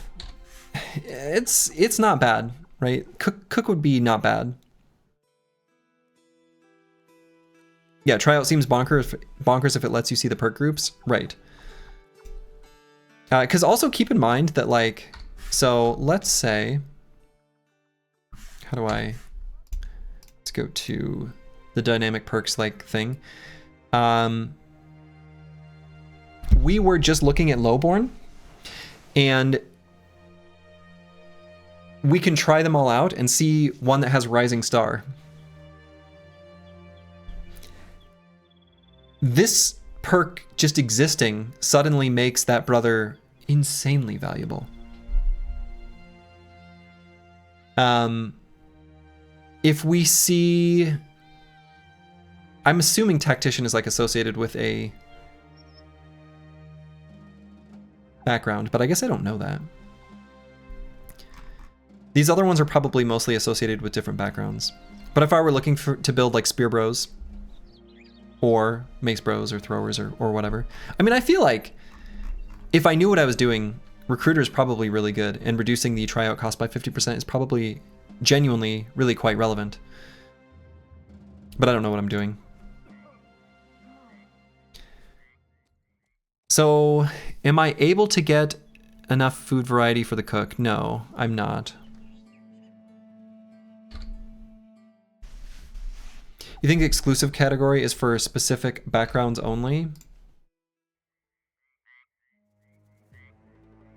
I don't know. Soldier was definitely available on some gladiators, and I think I saw it on a militia maybe. Someone who died, I think. So I don't know why it says exclusive, because it's not actually exclusive. Multiple backgrounds may have them. To me, that means it's not exclusive.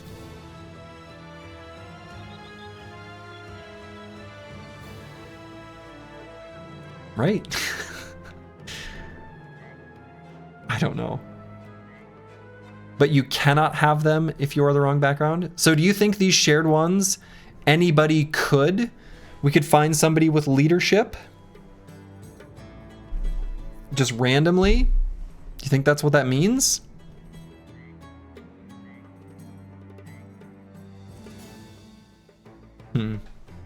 Maybe.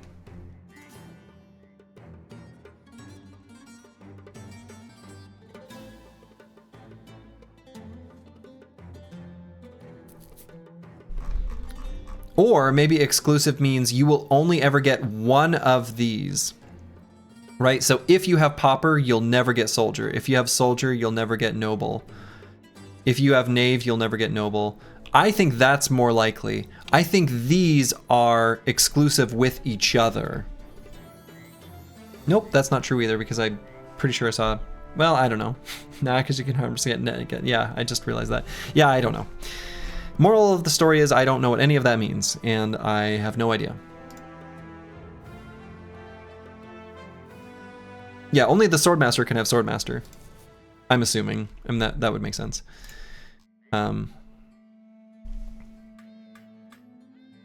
Also, do I even want to keep these Glistening Scales and Serpent Skin? Probably not. I think I get rid of those.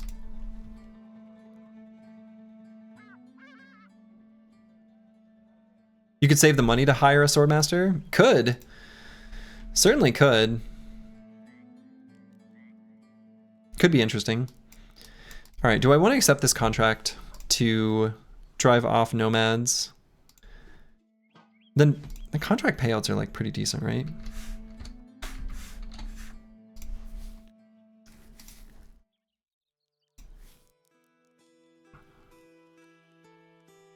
Lookout is less good in this, but fine. The extended information about footprints is good, but I feel like missing the vision radius to go along with it makes that a lot less interesting. Scout seems fine. You know, the retinue are maybe like a little bit less, I mean, Scout is still like good. I think we still want that. 20% faster through forests and swamps. Sometimes you want to pass through those, right? More vision on a hill or mountain. That's good. That's like really good. I think the Scout is still pretty good. You think every row gets some amount from the shared pool, some amount from the weapon pool, and some amount from fighting style pool, and then some from the armor pool. Certain backgrounds get higher amounts of choice, certain backgrounds have the exclusive ones, and any background can randomly rarely have the special ones. That's how you understand it from what you've tried so far? Okay. Is this vanilla? No, this is not vanilla. Okay. Yeah, I don't know. I think maybe I just want Scout. Maybe Cartographer even, because like whatever, money is good. So we're gonna save up money. We're gonna go to this Red Sands camp.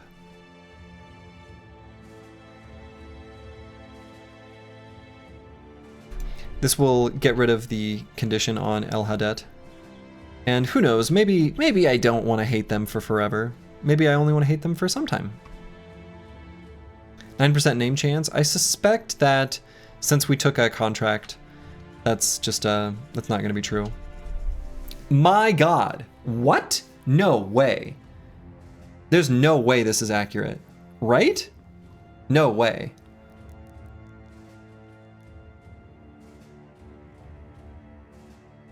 Like, I don't know what most of those enemies truly do. That's definitely not right. Do I have anything that is taking away my ability to run? Right, do I have any like minus movement things? I don't. I'm honestly curious, because I can run from this fight, I just want to see what the hell happens, because this is definitely, if this were vanilla, this would be impossible, and I have a feeling this is even more impossible. Or this is just a lie. This is definitely incorrect, because there's no way we're going to successfully fight 2 to 3 Nomad Executioners and 2 to 3 Blade Dancers. Something is wrong here. Let's just see what's going on, and we're going to run.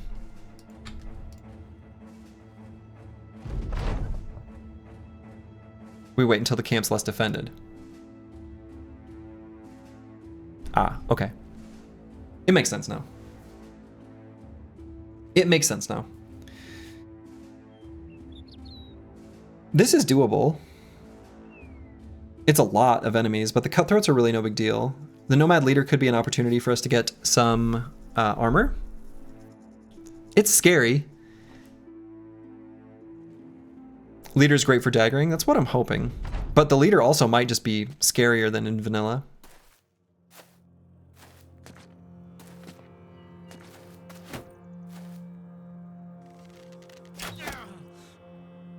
Okay, rude. If they're gonna do a mixed, kind of not running at us sort of thing, we're okay with that.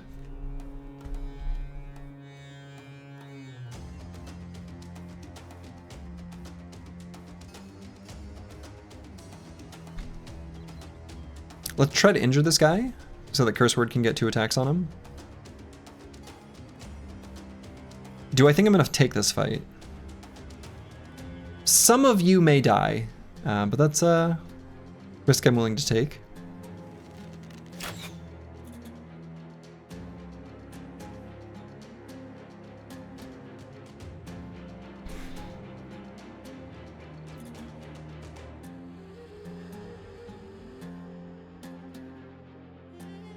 So I suppose the melee weapon's more likely to hit. So we move up and try to smack him with a pole mace. Whoa, what is this? Oh, the arrow to the knee!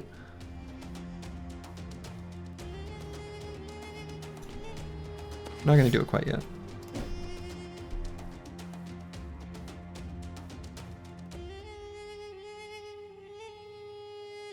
Is having arrow to the knee an automatic injury? Ooh, like does that count as an injury? Yeah, that's a great question.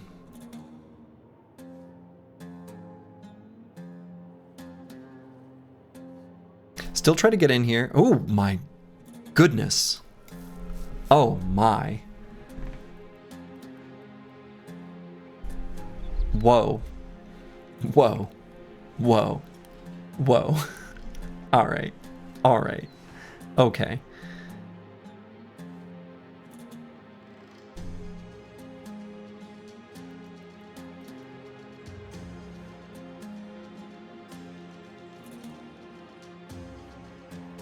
Onslaught's insane? What?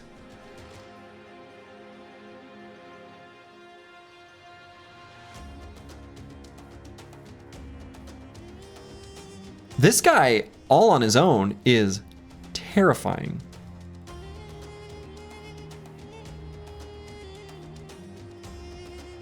But he's got armor that I want.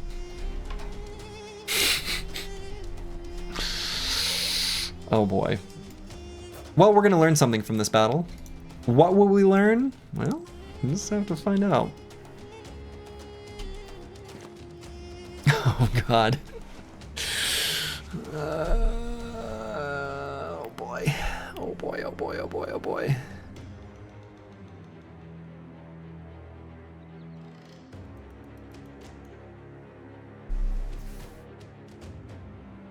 This looks super sketch.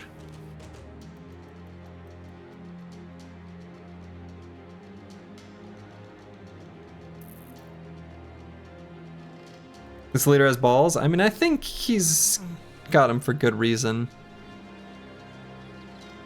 He gets pocket sand? Man, he gets pocket sand.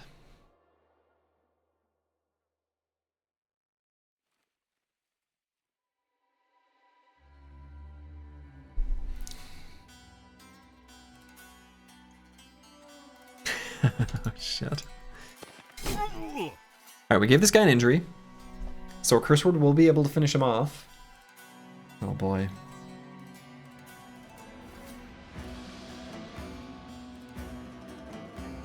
So is there any reason for us to adrenaline? Probably not.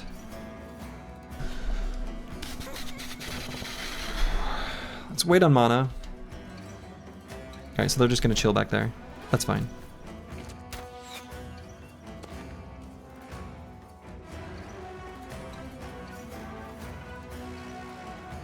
We're gonna move a little squad up on the north side, probably? Maybe not. They've only got the one archer there. The other ranged units are down here. I think we kind of like...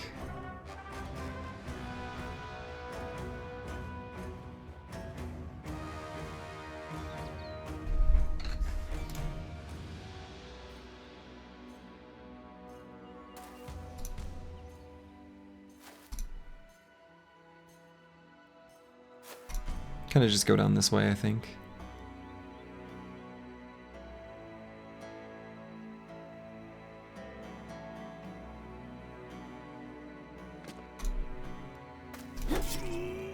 Got him. So do I move in range of this outlaw? He has quick hands.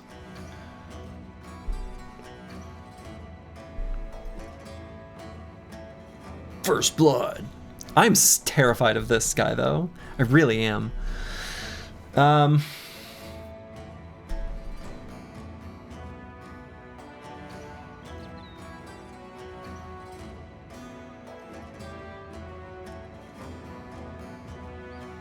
He's spooky. He's very spooky. Maybe I just pull out the shield and chill right here. Make this guy's throwing attack situation worse. Let's do that. I don't know. That might be too passive and is a problem, but I'm not going to move Squigs forward because I'm absolutely terrified of this guy. So we're going to chill just right here. No reason to use Adrenaline. And we'll bring mana in and probably activate this Whirling Death skill. We might put the shield away to double grip. Well.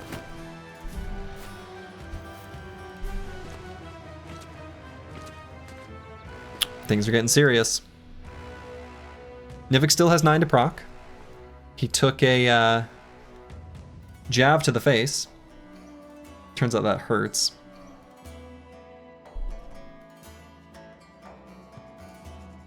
Let's wait and see what we need to do. Lost Guardian probably attack this outlaw. I don't see any reason to hook him in.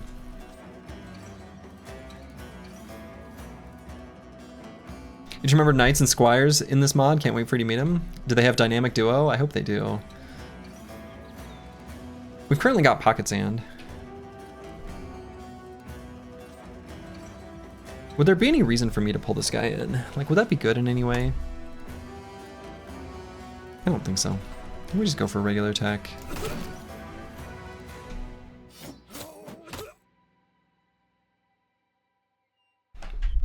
Ow. Alright, he hit those. He was unlikely to hit those. Alright. He got lucky.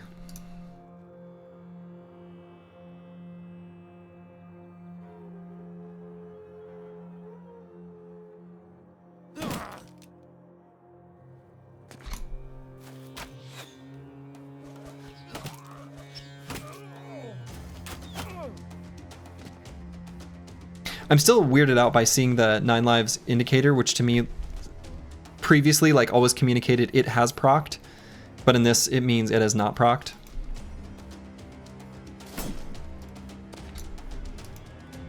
Like it is available to you, which is still like, my mind still just keeps struggling with that.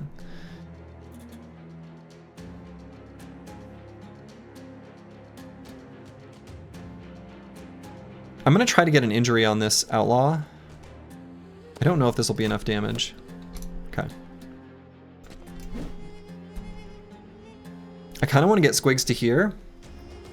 2 ways of doing it. I could line breaker, or I could just simply shield wall into there. I think that will be my play.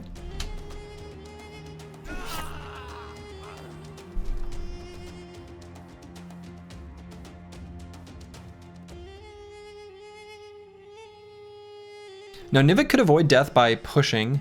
No, he can't. He's got an Adarga. Forgot about that. We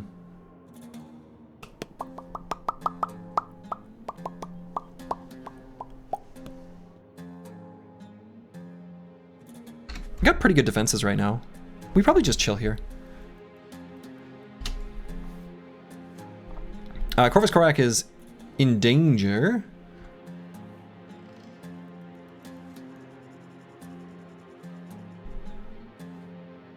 6% chance to hit. That's pretty low. Wow. It's pretty low. 17% chance to push. Would I ever want to do that? I mean, I don't want to just throw Nivik's life away. If we attack, because we have bolster, we can give him a bit of bonus stuff. That was good. That should let mana finish him off, no problem. Let's adrenaline so we go with the start of the round next time. We're gonna adrenaline attack, and Corvus Korak may end up, well, being in rough shape.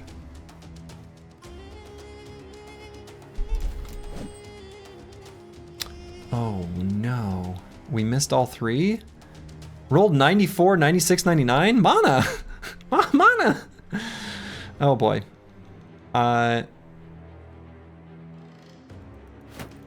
We do this, and I guess a regular attack, and Nivek is probably just dead.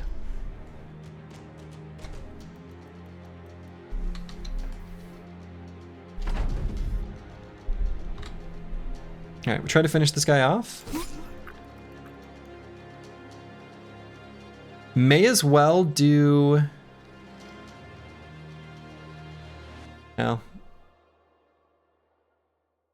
I say adrenaline gets rid of our temporary injuries. I was thinking one of those might lower our defenses, because they're gonna throw stuff at us, shoot arrows at us. Corvus Korak is on death's door.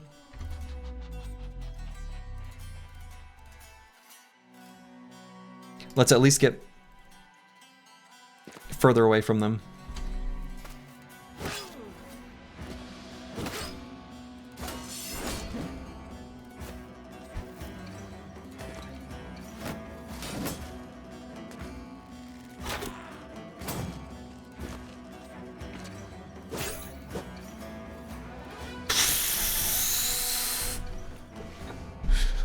Okay.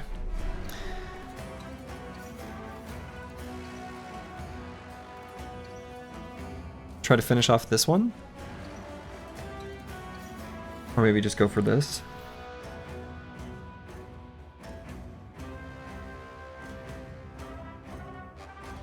Oh, should have used adrenaline before your attack so you don't have the attack penalties anymore. It doesn't end your turn, right? Oh, sure. Yes. No. Yeah, absolutely. That's good call, Rufin. Yes. I should have done that. I kind of forgot about that. Well, not forgot. Didn't really realize that was an option. Had not thought about that. Yeah, adrenaline removing injury debuffs is pretty strong. Agreed. 2 quick shots here, I think. Huh.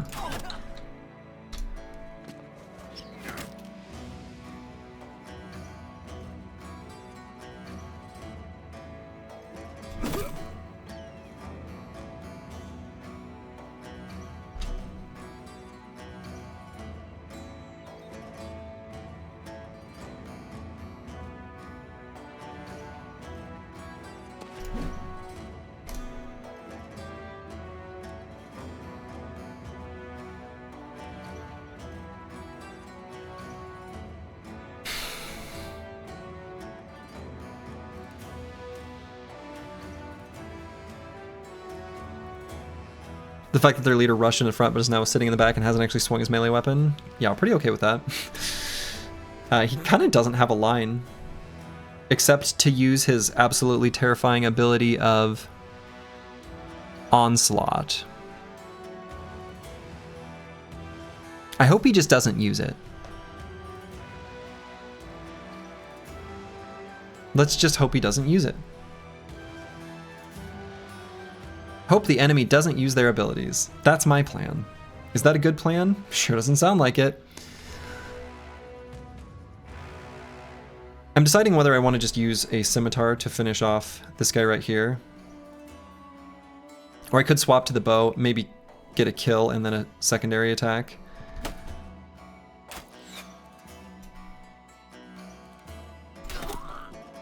Well, I guess that's also fine. Oh, we did rally! Sure.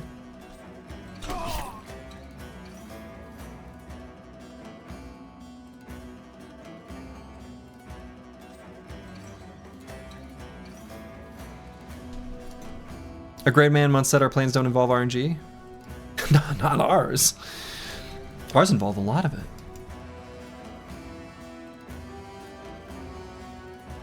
Boy, I'm tempted to move up here because we can just go for headshots on this cutthroat, finish him. That seems really good. And then we can reactivate. We're in kind of a dangerous spot, but Mana's got to get up there and be a hero. Nivik's still alive. For the moment. So I don't want this leader to be able to occupy this hex. So this is sort of like preemptively moving here. I think I'll shield wall as I do, but maybe not, right? Maybe I go here and just do a regular attack.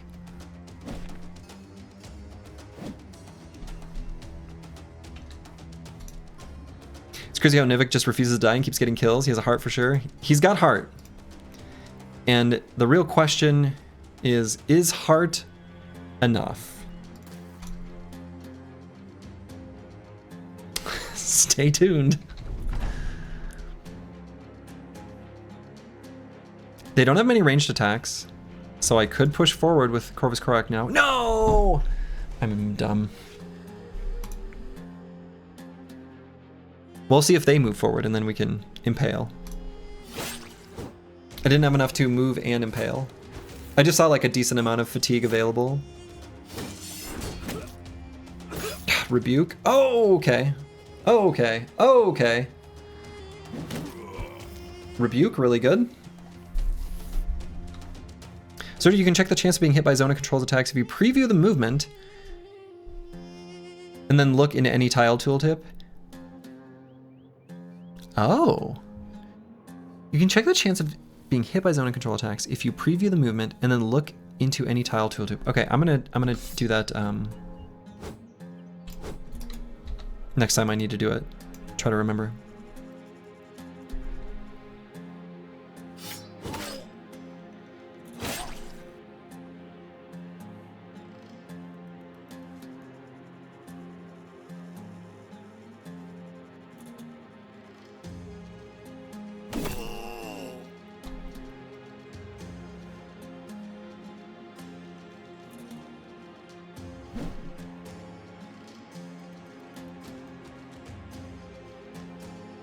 Wait just a moment for Squigs.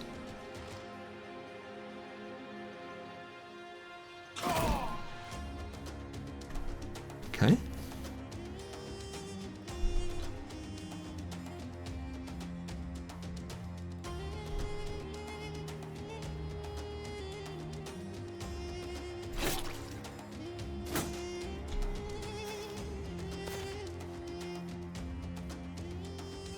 I see. We may be able to find tools to deal with that. So I kind of want to do 2 head attacks against this outlaw.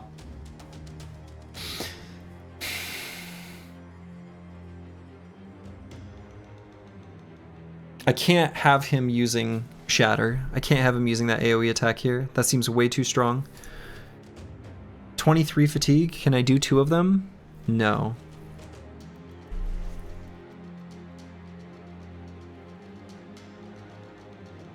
So maybe 2 regular attacks.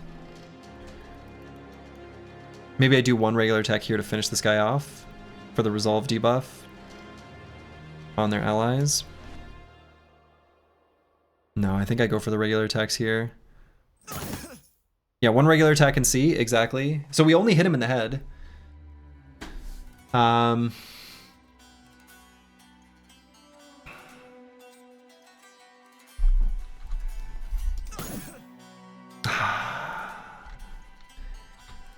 Hit him in the head, Corvus Gorak.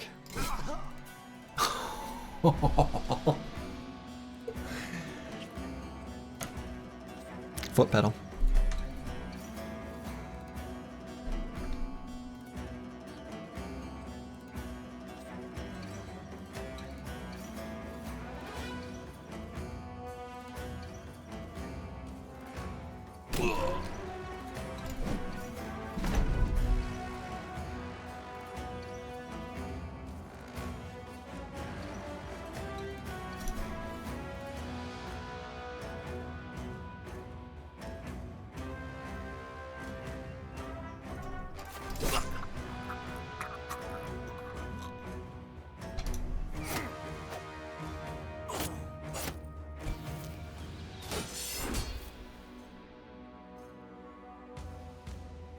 Corvus Gorak is effed up and performing. Oh, absolutely.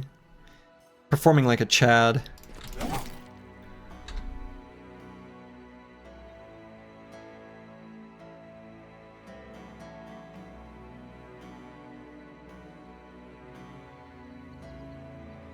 I'm worried this guy does have rotation. But I want to get in there.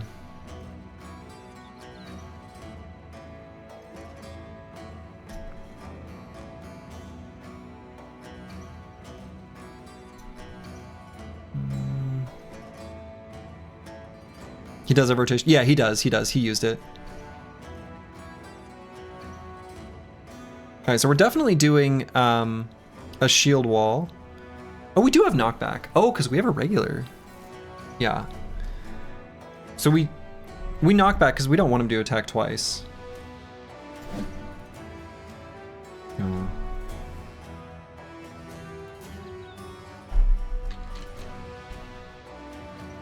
I think we try that again instead of shield walling.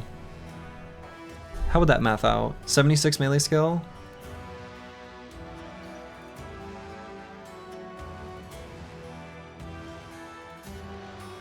I mean, I think it was good to try it first.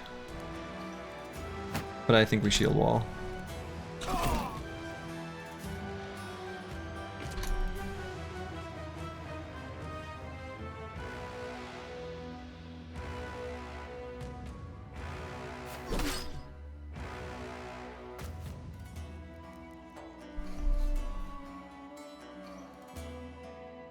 What?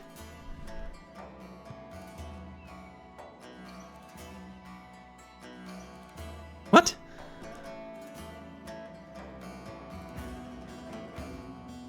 Can he do that? Distracted? They can exit zone of control because of pockets. It does not exert zone of control. Okay. We're getting back there.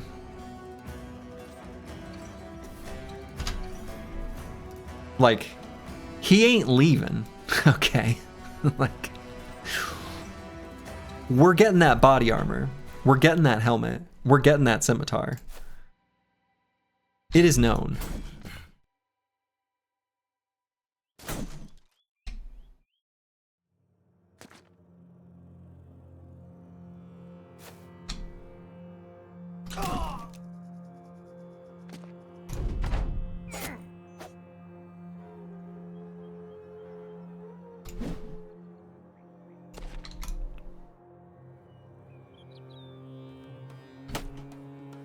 Oh, I don't have arrow to the knee on this guy.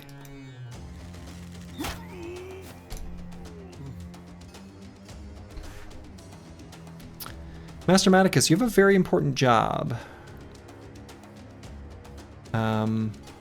It might cost you everything.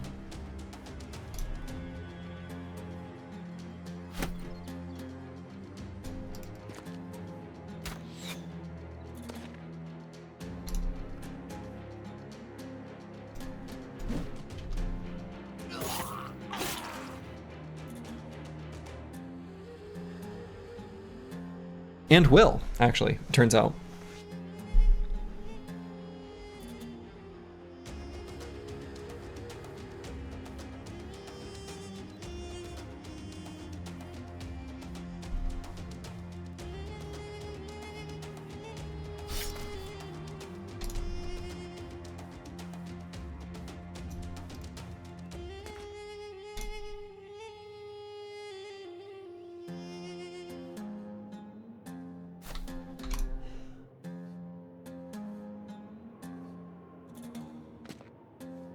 Going for a dagger seems exceptionally greedy. Yes. Agreed.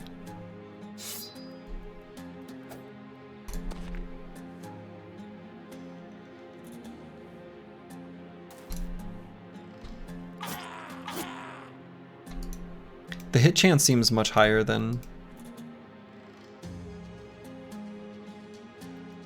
regular.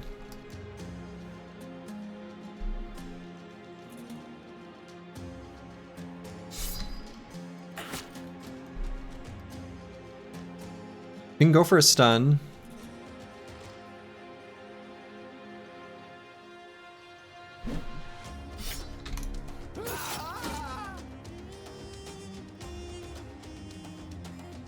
He took one for the team. Did Puncture get buffed somehow? Yeah, it seems to have increased the hit chance and decreased the fatigue cost.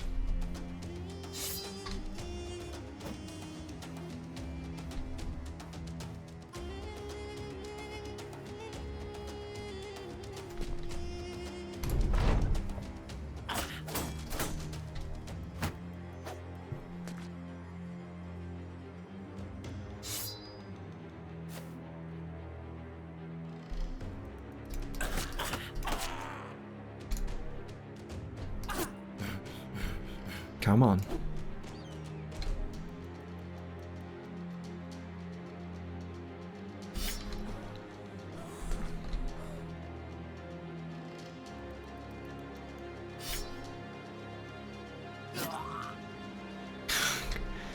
Okay, Mana, this is pretty important.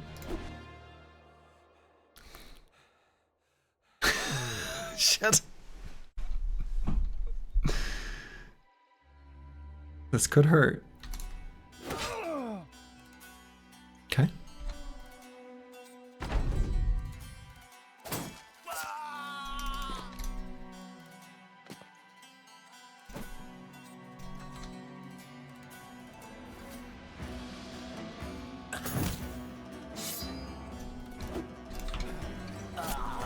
Okay.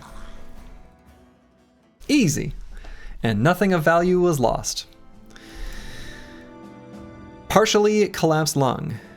Recover can no longer be used. Oh, is that all this does? Oh, partially collapsed lung is like a who cares.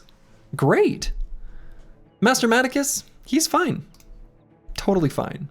Did not get his helmet, but we did get his body armor. And these heraldic shoulder plates. Very nice. Ah, okay. That's why we got the Catal. My brain was like, why did that happen? I get it. Yeah, we didn't get the cleaver. Didn't get the cleaver, didn't get the helmet. Unfortunate. Unfortunate. But still, happy to have a big old chunk in body armor to just plop onto our boy Squigs here, who has encumbrance. This character has too much weight. Encumbrance, blah, blah, blah.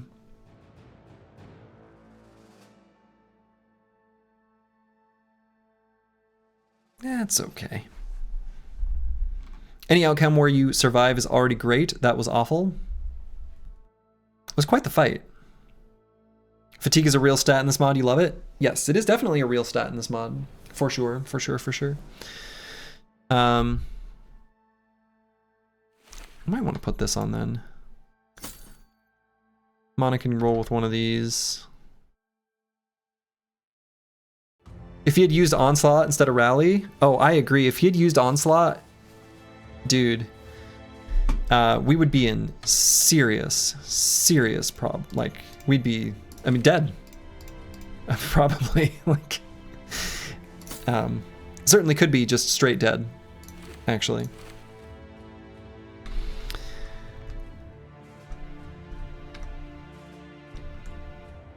Yeah, that was crazy. What a crazy fight. What a crazy fight. That was fun, though. It was a fun fight. I enjoyed it. 2 unused nets? Yeah, we just don't have, like... I don't know. Nets in this game are just not as good, I don't think. Like... I don't know. Alright, I'm gonna use the restroom. I'll be right back in just a second. I have returned. Yeah, I've seen the feats for nets. I've seen the perks for nets. It's, like, fine. I don't know, they seem good, but that's like 3 perks to invest for it to just be okay. And for what it's worth, even in vanilla, I don't know that I've ever been as much of a net enjoyer relative to others. There are people who are like obsessed with nets. They'll like reroll seeds if they don't get nets. Nets are substantially less relevant for like spear strats. So I feel like the way I generally tend to build my companies and play the game was so less seed dependent. And it's not that nets aren't super useful. They are. But I kind of think they are...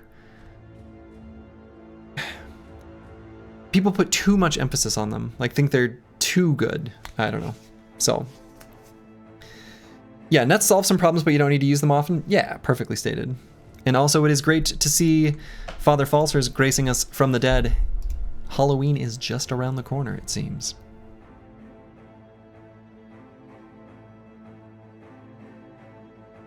Okay, I don't really know what we're doing with Eldazare. It's very confusing. But we picked some stuff.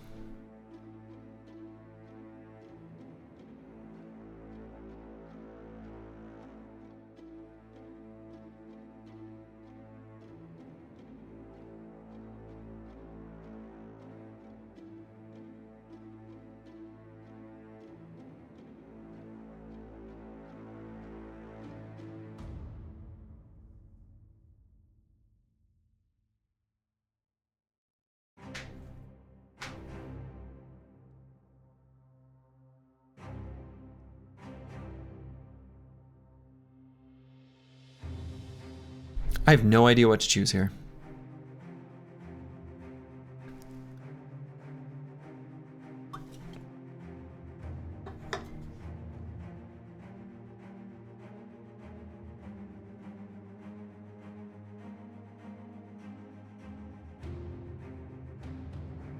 Shield expert?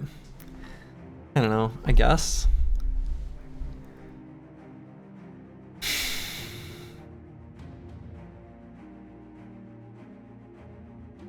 I'm almost thinking like anticipation isn't really, it's really interesting, but I think it's more for like a defensive perk for offensive brothers actually. Yeah, he ain't hitting anything anytime soon. It's true. Yeah, that's true.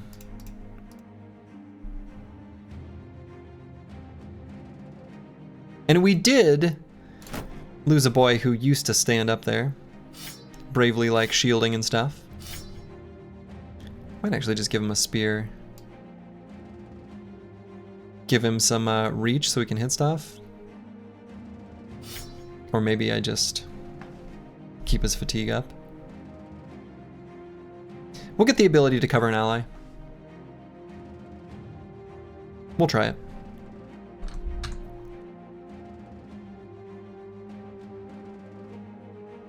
See, I think I'm gonna do like,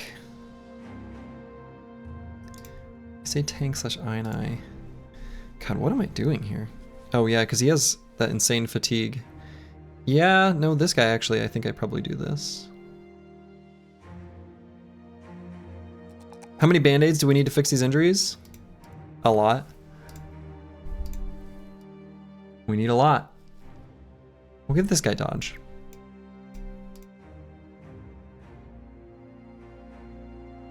Between 40 and 78. Baby numbers, really. Practically nothing. Could plop heraldic shoulder plates on this southern long mail with padding. Let's just do it. Seems worthwhile. Got lots of money. Lots and lots of money. We'll be able to do something with that.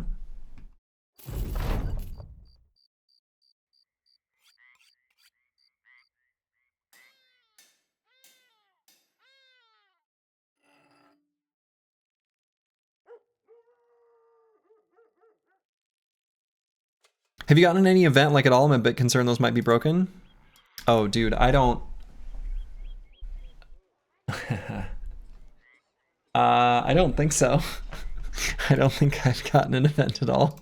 No. I didn't even really notice. There's just so much new stuff that I've been a bit overwhelmed. Yeah, I don't. We got one like day 2 from what you remember. Yeah, if you want me to send you my log again, I'd be happy to.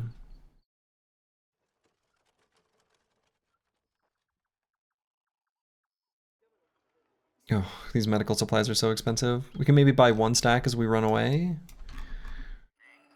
Let's see what this, escort caravan to Widenau. It's a pretty good payout.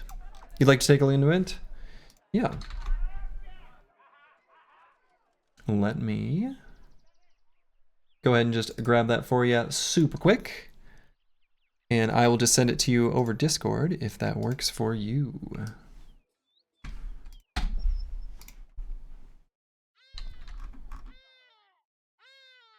I see you're still running mods. I removed everything I need except for the ones for Hardened. I've got a few other ones. Like I've got the Swifter and a few others. I had actually talked to Darkzo before doing this, and he's like, these ones you can still run, kind of thing.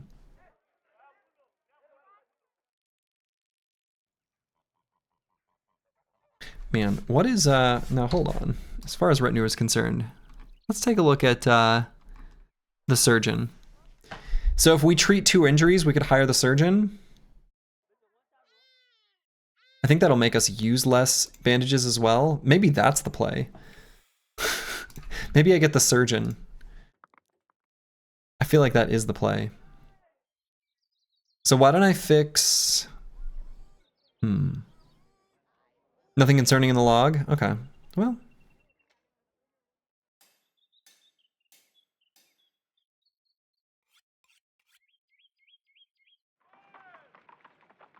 Let's treat the pierced leg muscles because we kind of care about that. We want that to go away.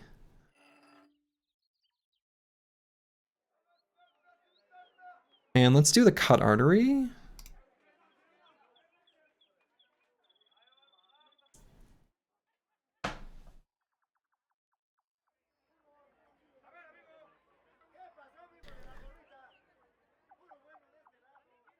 The pierced hand.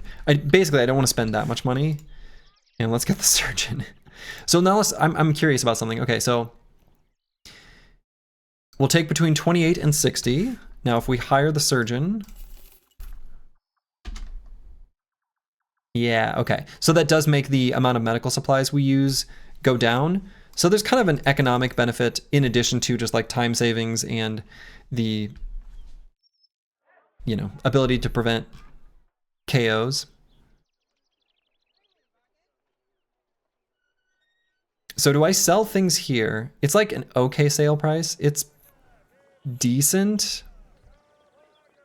Some people collect stamps. Our squad collects injuries. Yeah, exactly. Exactly. Yeah, I think I buy 1 stack of medical supplies, and I'm not gonna sell the expensive stuff. I'm just gonna sell like the broken armors because I'm not gonna spend the tools to repair them. And then let's see, we've got knives on everyone, so let's sell most of these. We can put a pole mace on someone instead of a hooked blade. The damage is simply better. Still feels weird seeing you enter shops. Yeah, it's a little weird to enter shops.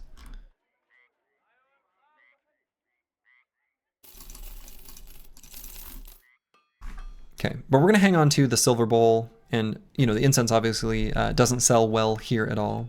So did you get a new camera? The colors seem more vibrant. No, not a new camera, but I did adjust a few of the settings and things. So the colors being slightly more vibrant actually is what I would expect. Good eye. I gotta ask, do you have Juggernaut perk in the Swordmaster perk group? What? I think those are all the same, right?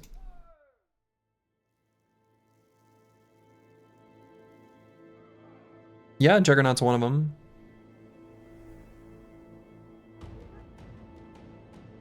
You find it quite broken for a charge attack with 2-handed sword that does 50% more damage plus stagger? When I looked at these, this seemed less broken to me than the other ones, I'm gonna be honest. A lot of the other ones seemed even more broken.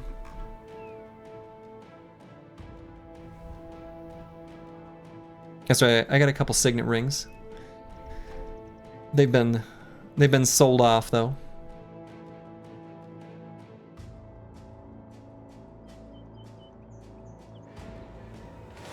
Nachos. 4 to 6.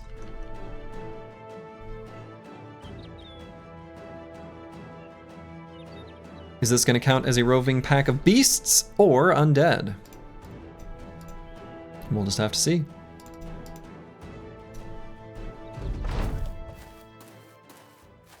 Imagine playing this game for treasures and not to end curses. I know. It's crazy. They have 120 hit points now. I see. Perks. Ghost-like. Okay, hold on. Let's see what this is. During your turn, gain 50% of your resolve as additional melee defense. Okay, so they're able to get out of zone of control. I see. When you start or resume your turn, not adjacent to enemies, gain armor pen and armor damage against adjacent targets until you wait or end your turn. Okay, when you start or resume your turn not adjacent to enemies, gain plus 15% armor penetration and 50% more damage against adjacent targets until you wait or end your turn.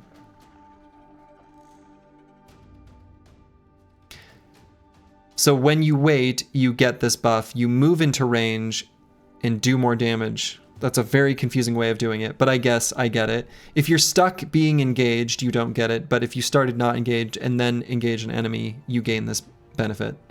And it also helps you move out of zone of control. Okay. And then Pathfinder.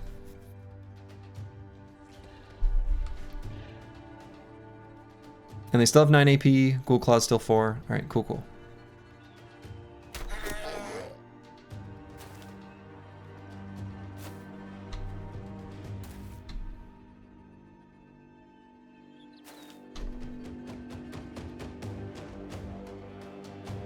Could give him an arrow to the knee. I think it does basically the same damage, right? Yeah, same damage. Aha! Except he took an arrow to the knee. Got him.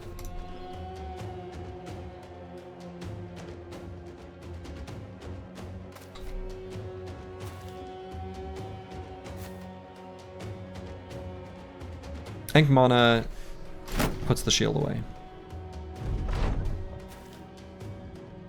At least you won't accidentally be killing him in one shot now. Exactly. No, cheeky little guy. I suppose that means we push up.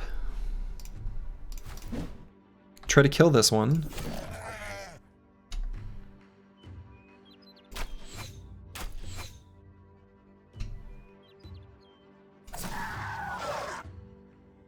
So we're gonna have Squigs occupy that hex.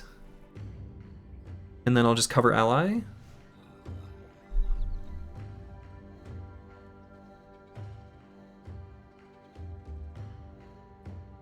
This arrow in the knee nonsense when nobody has legs, right? Or alternatively, a kind of cute option would be we charge in. So we move Eldazara here. Or actually, no, we're just gonna wait. No. Got a whole new plan. A whole new plan. Just wait and see.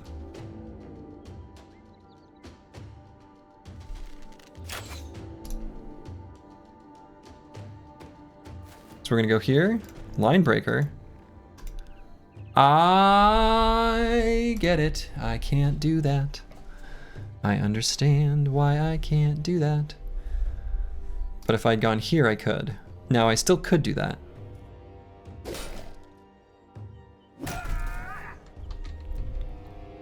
Okay. But he's a rebuker. We got this. Ain't nothing to be worried about.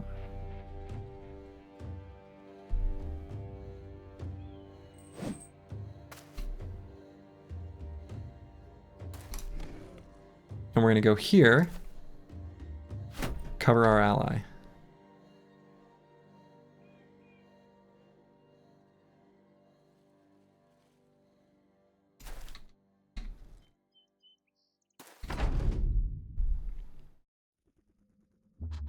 So I'm gonna adrenaline first before I attack, which is so weird.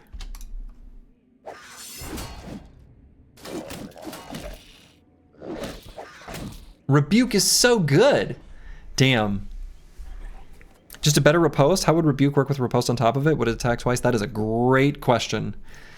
I've been wondering the answer to that since I saw it.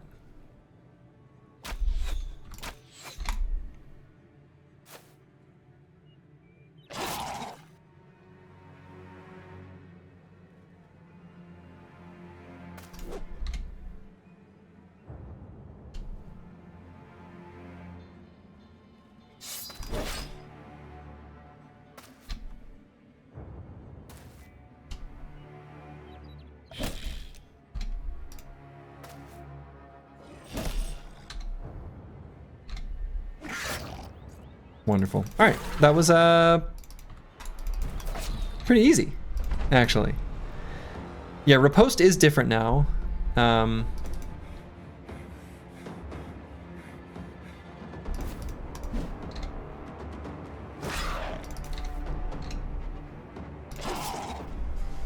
Okay. But I am curious how they would work together. It still does do like counterattacks, and even if it goes away, like I'm curious, would you... I don't know. There is also a perk in one of the sword trees that I saw that makes it so that riposte doesn't go away when you do your counterattack. I remember seeing that. Giving the shield bonus to Rebuke Bro is super nice. Super nice. Like crazy good. Crazy good. All right. So we've finally made our way to this row of perks where the one I was really looking at as the one that just seems completely nuts was flexible. Less good at this exact moment.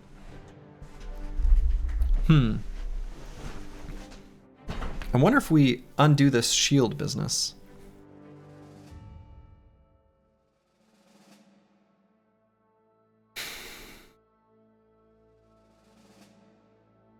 No need for shield.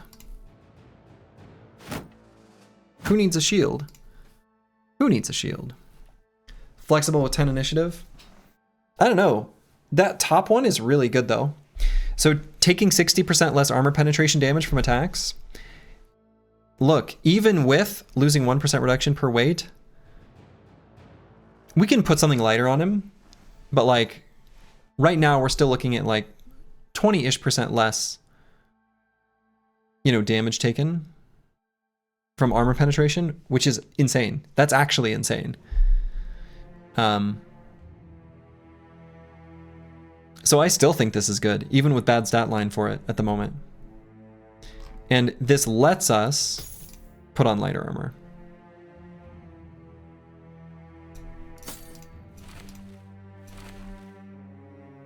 So like half nimble value? Yes, only now the armor actually sticks around. So at this exact level, my current take is that yes, nimble would be a little bit better, but flexible will play well with Battleforged later and just seems overall much stronger, actually. Nimble also works once armor is broken. Right. But the armor breaks faster. Literally written on the tin. Right? So you take more armor damage. And Nimble's ability to protect you in vanilla, and it looks like it's the same here, is primarily a function of your armor still being there.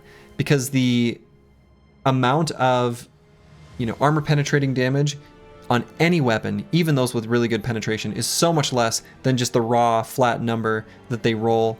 You know, a naked bro gets hit really hard, even if they're, you know, have nimble.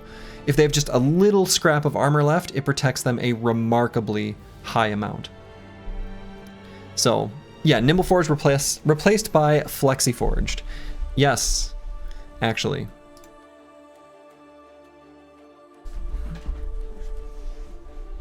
So we definitely take this +4.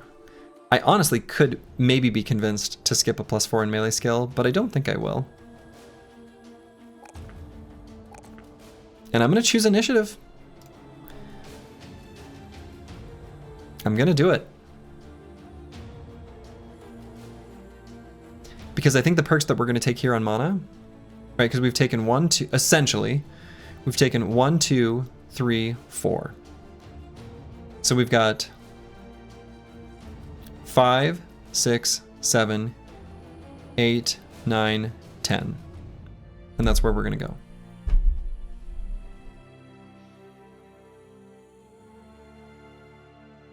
We'll see. This could end up being not nearly as defensive as I'm hoping. But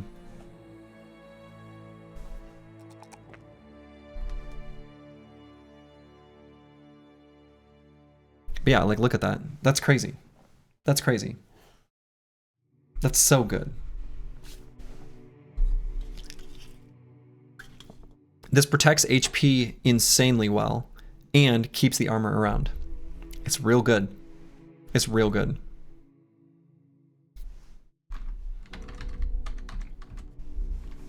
How did the Nomad fight go?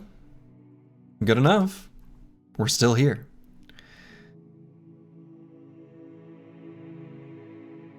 All right, Master Maticus here. He's just like tempo-ish. We'll give him anticipation so we can see it coming. This is the run. This is the run. So you can have 13 gladiators, but only field 12. That's odd. Yeah, I mean, I think the idea, if I were to guess, the Chaucer, is that a lot of players feel that limiting the restriction, or like putting the restriction on the origin to having 12 brothers doesn't let you find that last like replacement bro if you want to get like the perfect 12 and still field a full team while you're looking for them. I think that's kind of the motivation if I were to guess.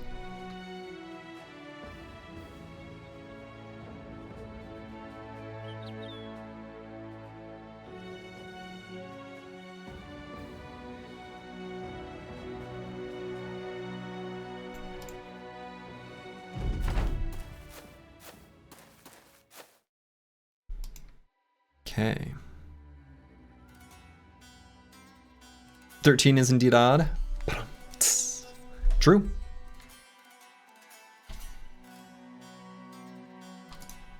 All right, we'll probably end up scooting and shooting. I wonder if I should put mana like one row back. Since I want to use that like whirling death wind up thingy. If I'm going to be scooting and shooting anyway. Then it puts him where we actually want him. Let's give someone an arrow to the knee. Oh boy, that's really unlikely to hit with the arrow to the knee. Just kidding.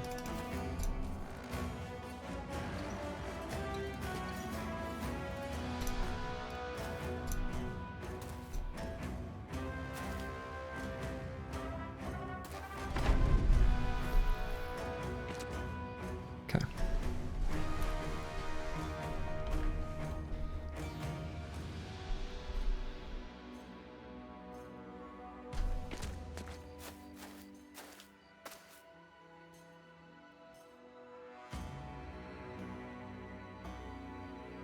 Okay, I don't have to engage them this turn, so I won't.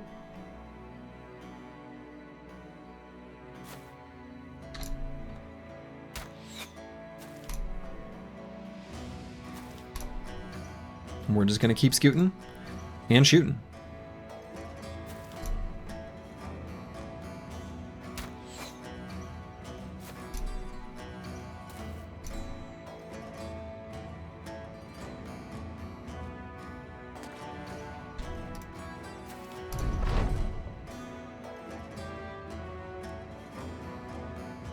That's right.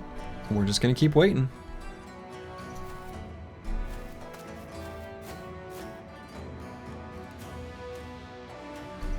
And now we're done waiting.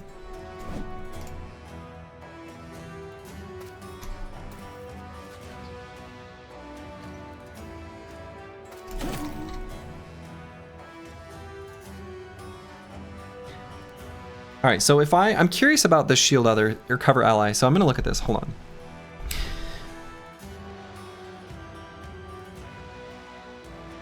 The target gains melee defense and range defense equal to the base defenses of your shield. You lose melee defense and range defense equal to the base defense of your shield. Lasts until the start of your next turn. So they don't have to remain adjacent to me? Huh.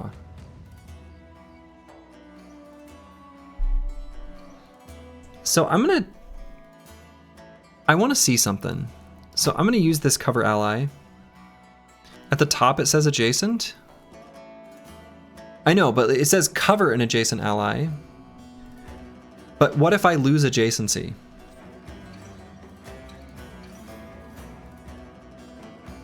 Right? I want to see something. I want to see. My guess is it stays. That's my guess too, actually.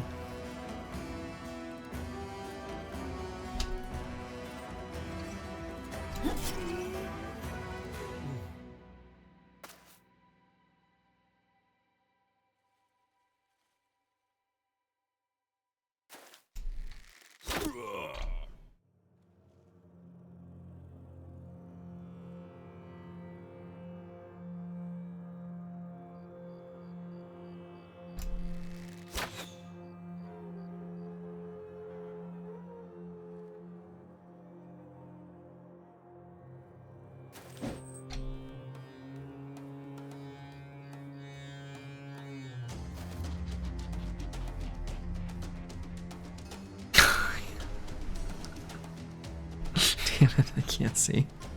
He can't see. He can't see. I forgot about that. Damn it. Not again.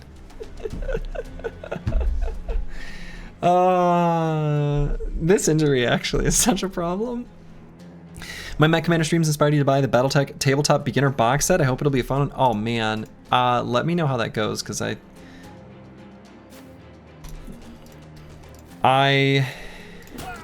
I'm a little Mech Commander curious. Okay. Answered. He loses it. I don't know if it was the act of doing line breaker, but we lost the bonus protection. Yeah, many helmets restrict vision less than in vanilla. This one's the same though, right? So, well. Hopefully he'll still be able to rebuke.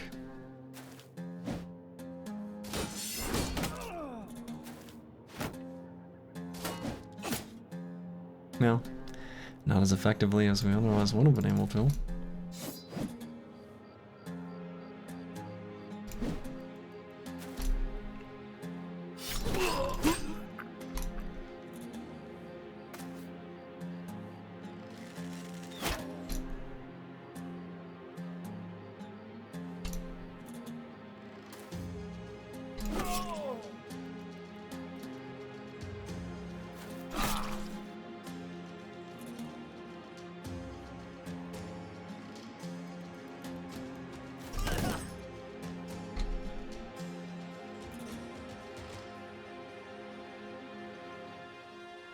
Now, even if I recover, I'm going to be slower than them.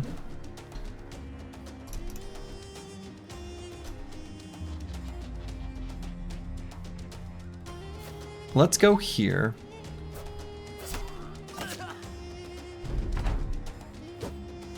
Damn it.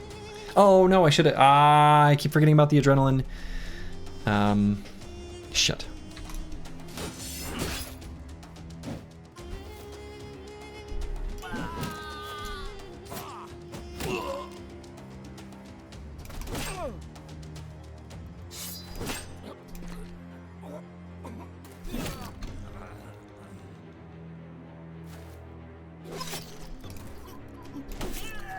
Well, okay. I learned some things. I mean, that's the nice thing about that fight. There are things that I wanted to figure out that have been figured out. Yeah, the Banner Boy recovers hit points when he uses adrenaline. He also recovers fatigue. So that's kind of interesting. All right. Curse Word has made it to this row of perks as well. I'm not 100% sold on Sanguinary, if we're being honest. I'm like a little not totally sold on it. What I am kind of sold on with the way we're using him right now and the way I want to keep using him is Duelist. I think I'm gonna choose that over a defensive perk on this level. These are still, you know, they'll be taken soon, but Duelist seems really quite good. Shield or no.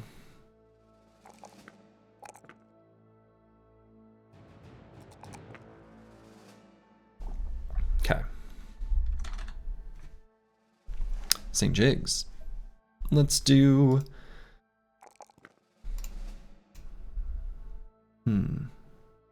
Eventually I want it to be handgun, but man.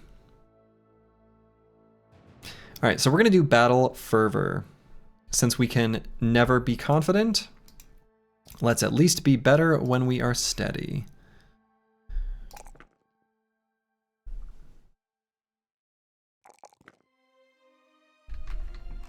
Alright. So let's probably go north. Let's go north. It's time to be northern boys. I want to find some... Oh, let's take a look at our retinue. That was an event, Darkso. Let's take a look at our retinue. I just remembered.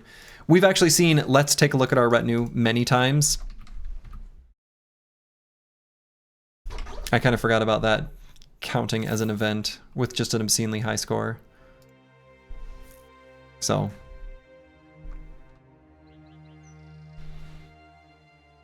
All right, so no, I was wondering if there would be an event for the faction. Looks like there's not. What is this? Vulge. Cleaver, two-handed. Range of 2 tiles. Oh. Oh.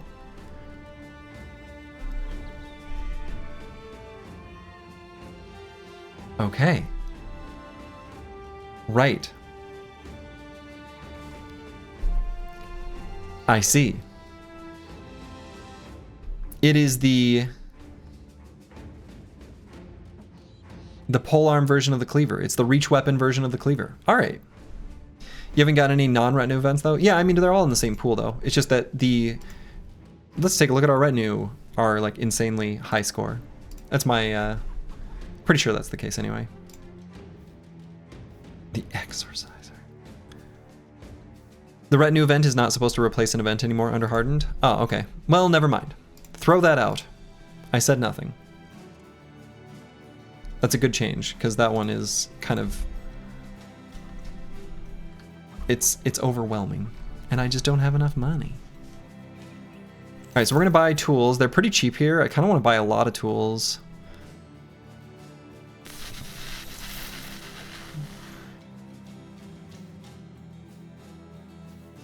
Medical supplies are tempting, but I'm going to withhold on purchasing those for now.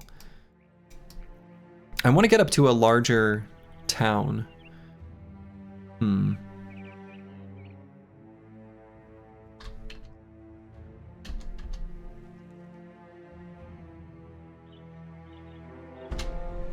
Whoa. Okay, we got poachers and scoundrels, no big deal. Pillager bandits. Vandal scoundrels. I mean, as long as I fight those independently, this will be just fine.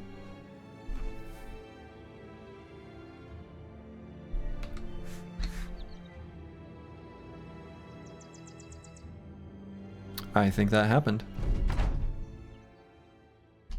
Good. Excellent. So we're going to scoot and shoot. Surgeon seemed to have helped a lot. Oh, yeah, definitely. Very happy about Surgeon. Hiring any bros soon? I would like to. I would like to. And hopefully even will.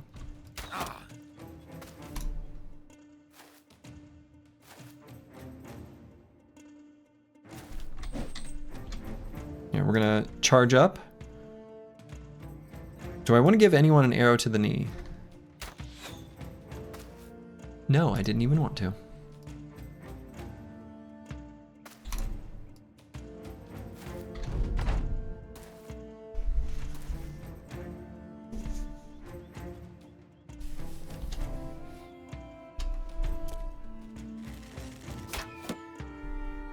Anticipated.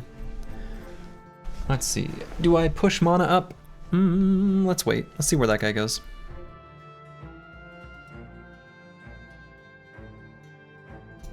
Let's wait there as well.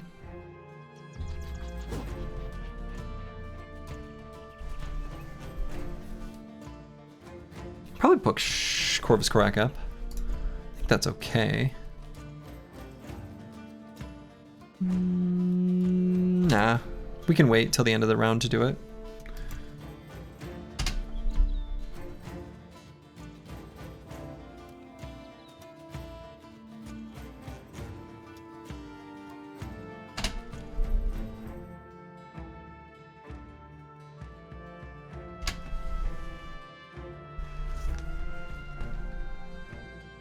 We can wait on a lot of these things. Let's just see where they go. Okay.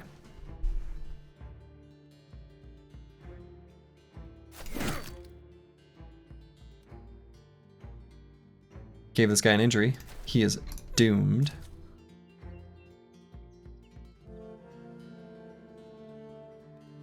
Could just go here, finish this guy off.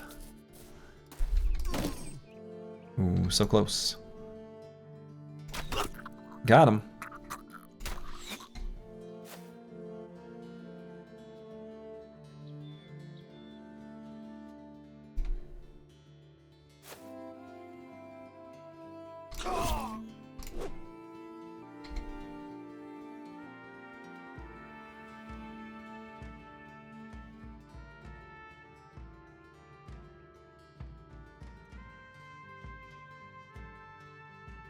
I want to come up with a way of still doing, like, is there a line where I can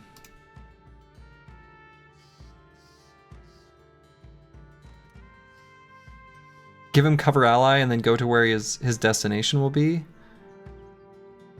So have you tried Out Against the Storm? I have not, Golumi. I've seen it, and it looks cool. So if I do this and then let's learn a little bit more about this ability. All right, so he currently has cover ally, or no, that's his actives. So covered by ally. I go here, he still has covered by ally. If I go here, he loses it. Okay, so we have to remain adjacent and it will check with each hex you move. Fair enough. That's a sensible way of doing it. But now I know.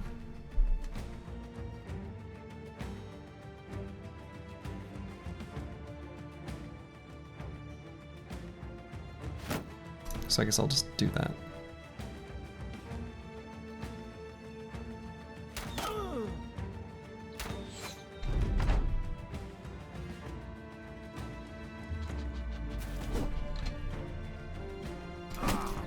Using adrenaline at the start of your turn is so weird.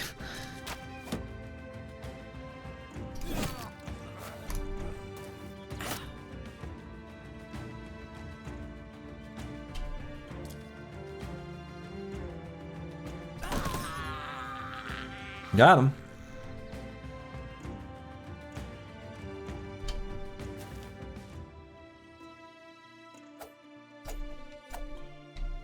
Missed him.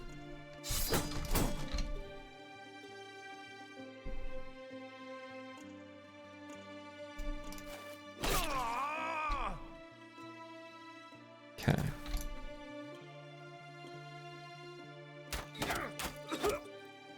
Nice.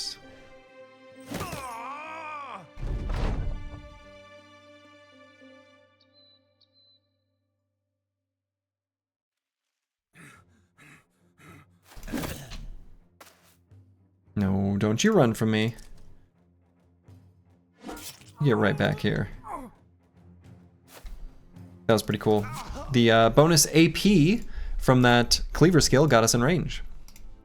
So we still got hit like a tiny bit, right? Yeah, Fulio got hit. Not bad. So there's another group of briggies here. A brigand pillager and some brigand bandits. Have I seen those? Do I know what those do? Unclear.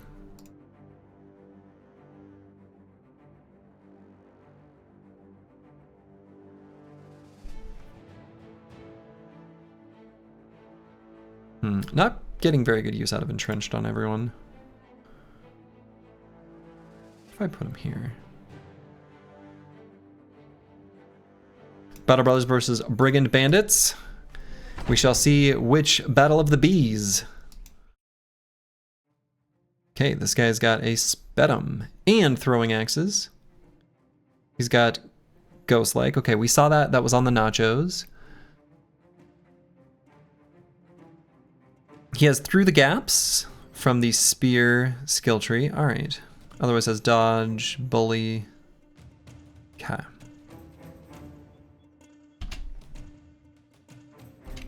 Helmets? Yeah, if we can get the helmets. If we can get the helmets, that'd be good. I mean, I don't really know what is his body armor? 90. Looks cool. I don't know if it is good. Don't know anything about it.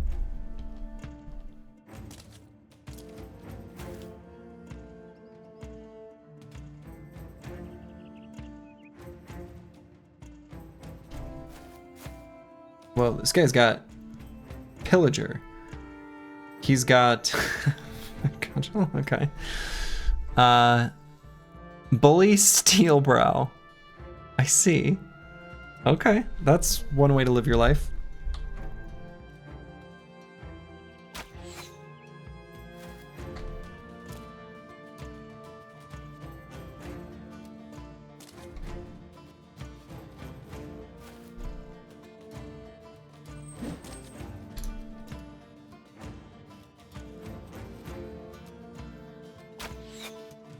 I was gonna give him an arrow to the knee.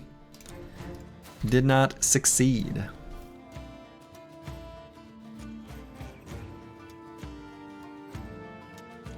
The guys up there want to steal your armor? They wouldn't dare.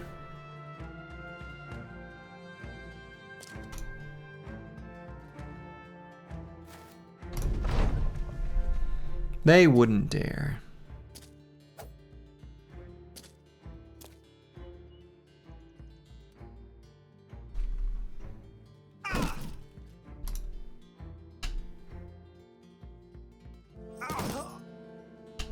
Okay, we'll open up that hex.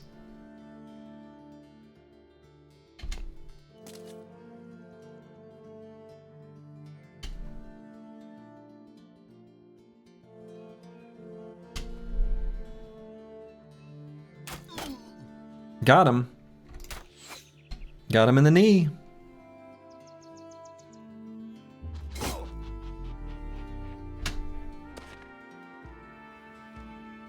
Okay, so now I could go here, push through, and get shielded by my ally.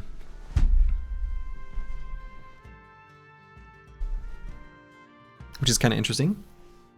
The wee knee? Yeah, the small one.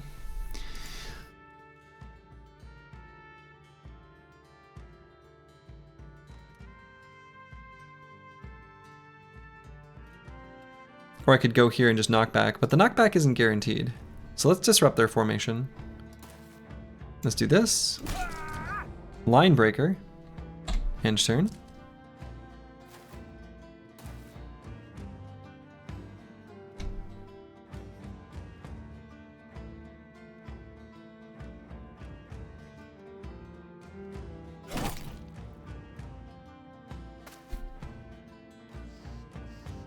I think we go for this guy's head. Okay, should be able to finish him next turn. So cover ally. And either a regular attack or shield wall myself. I assume if I shield wall... No, I guess I want to know that interaction, so let's find out. So I'm covering an ally, so we lost our defenses. Can I still shield wall to get them back? I didn't look at the numbers. I'm 29 looks like they must have just compensated for... Yeah, okay, I think we're good. So now curse word. Is this going to count as an injury? Let's see. Does not.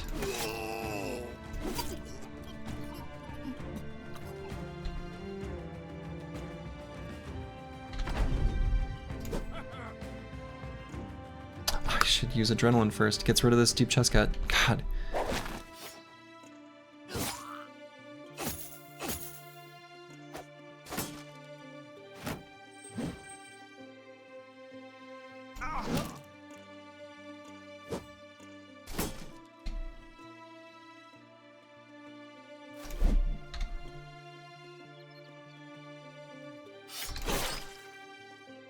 There we go.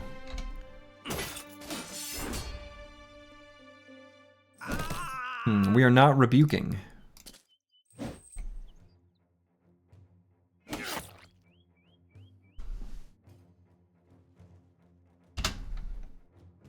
Hard to rebuke when you're trapped in a net.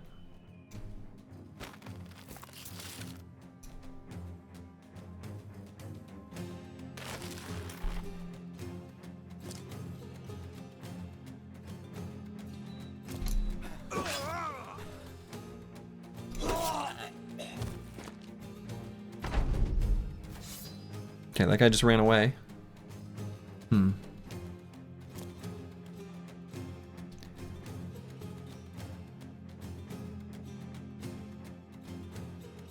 Might be able to still get him.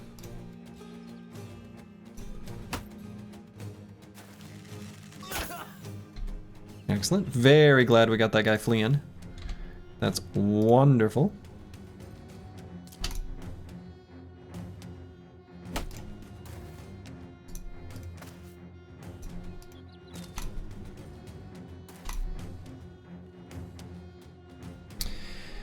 So we can put curse word in range of him.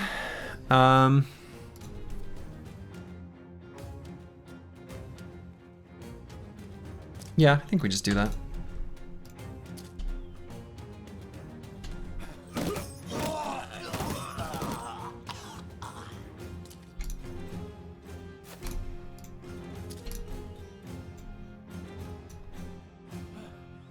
Run him down.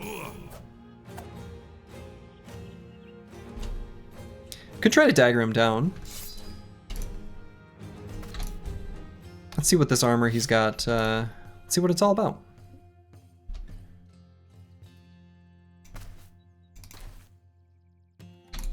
Alright, so now we just gotta fully surround him.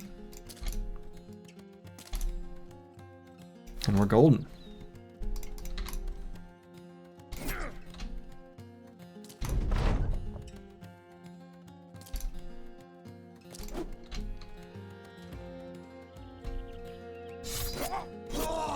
Wonderful. All right, let's see what we got. He had a reinforced leather armor. Ah, okay, so this is a reskin of the anatomist armor and a patched mail shirt, which got heavier and provides more protection, as well as this closed mail coif, which was also increased in magnitude. Okay. We got a bundle of throwing axes. We have not seen these yet. Okay. Cool. And we got a spetum. Interesting. Now, the thing about the spetum in this is that, unlike in vanilla, where there's like a different bonus to hit between the spetum and the fighting spear, I'm guessing this won't? Coif's good for your banner who never sees anything. You would think so, except it still has the same vision penalty. Unfortunately, it's identical to the current helmet that he's got. So no additional benefit is gained. We get a slight armor upgrade for someone. For Master Maticus, I suppose. And can put this here.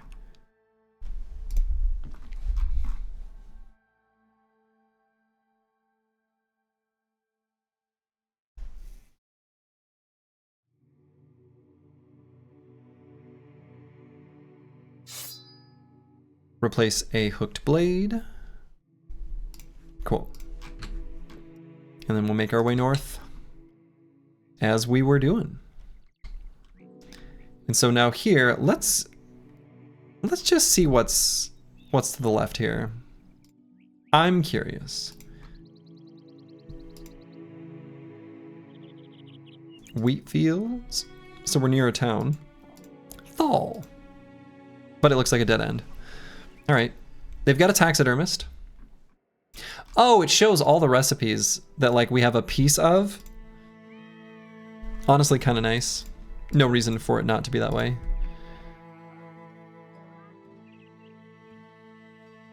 There's a Fletcher here, kind of interesting. I don't think I've seen a grave robber yet.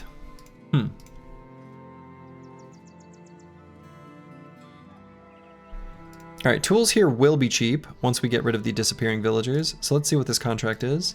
Hunt down what terrorizes. Should be a good one to take.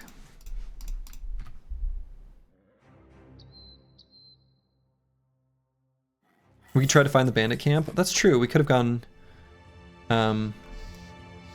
maybe this way to try to find the bandit camp, or maybe it's in here. Could be an option. Could be an option.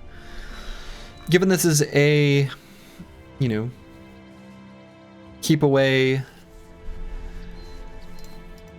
beasts, it might not be a terrible idea to have someone use the spetum and spearwall them away. Could be mana. I just want to see how well that works.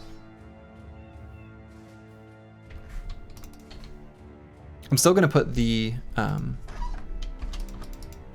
three-headed flail in the backpack though, because this could be, maybe there's contract twists or things like that. Wow, that's a lot of web necks. Whoa, whoa, whoa, whoa, whoa, whoa. 22 to 37? That doesn't seem like a very good idea.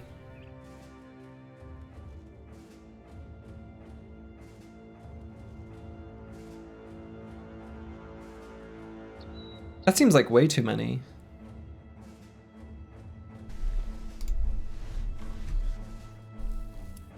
Is that even reasonable? Is this an unreasonable fight? It sort of seems like it might be.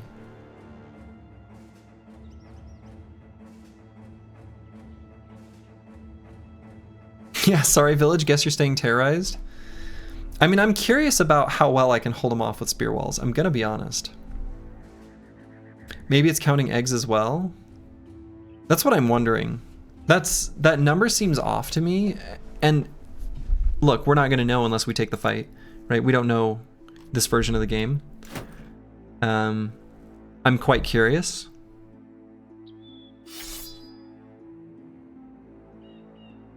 We can still hold them off for an insanely long time with spear wall under normal circumstances, anyway.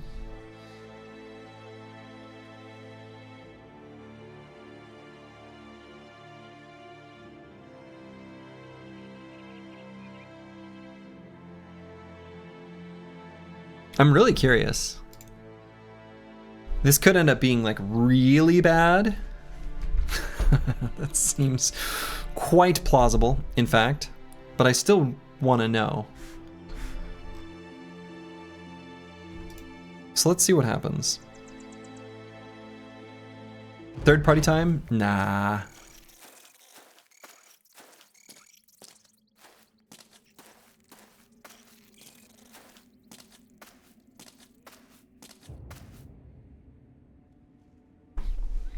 That just looks like an awful lot, doesn't it?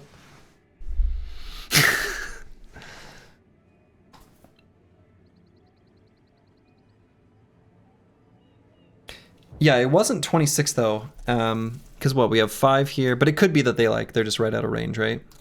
5 here, 4 here, 4 here, 4 here, so 21 plus 5. I guess we see 26.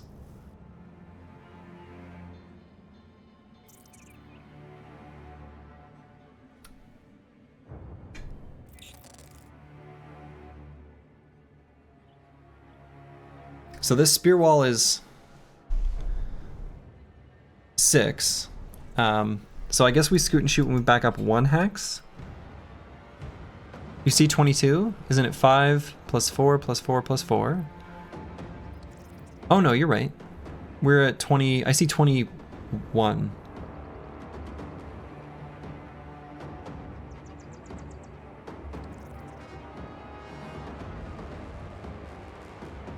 No, 22. 22. Because there's 5 here, 5 here, 3 groups of 4. Yeah, 22. I see 22.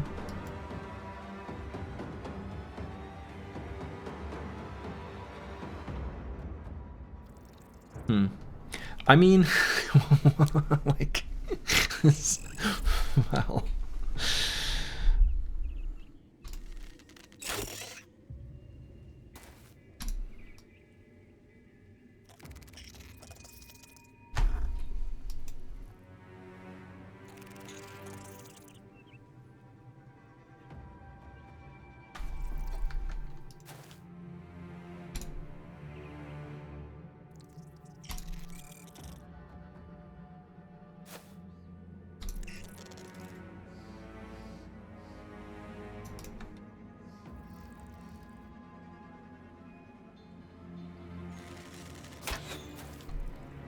And they've got strength in numbers, so I actually may not be able to reasonably hold them off with spear walls.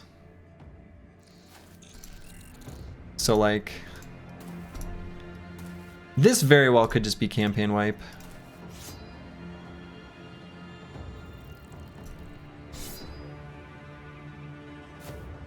They're not going to be able to wrap us in a net this turn. Oh, okay. Wow. All right. Hit chance 83%. That's really low. I mean, it's lower. It needs to be 95. It's got to be 95 like Mana's got. Mana has to do a miracle or we're dead. That is... Mana's got to perform a miracle.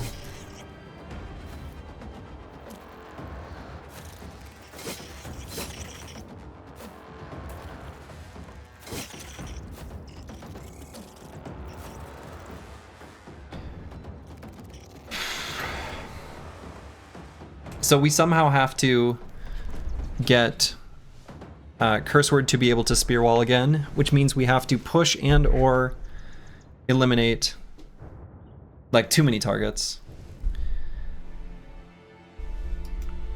Is that Spooter bigger than the others? Yeah, they have. I mean, they have a variety of models.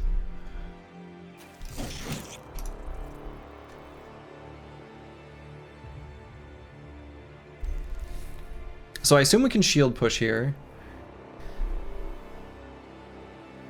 We can do an aim shot on Fulio and then, or like a, we can have him pull out the pocket mace and stun even.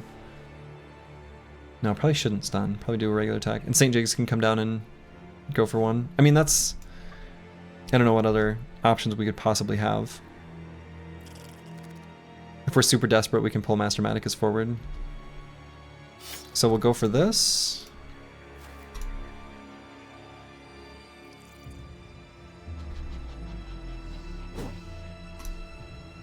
This is quite insane. Sorry, I think we were desperate. Yes. So we're gonna go for this push.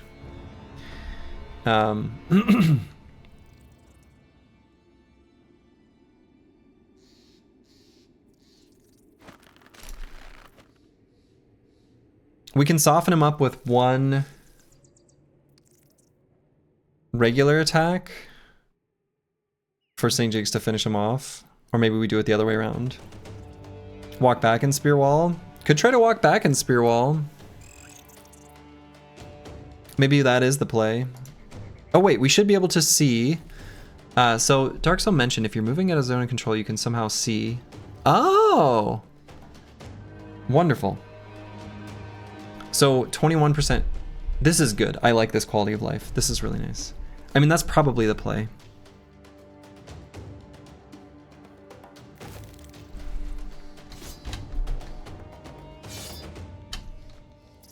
But this looks still like a disaster. So, just saying. The likelihood of us not losing at least one brother is so low.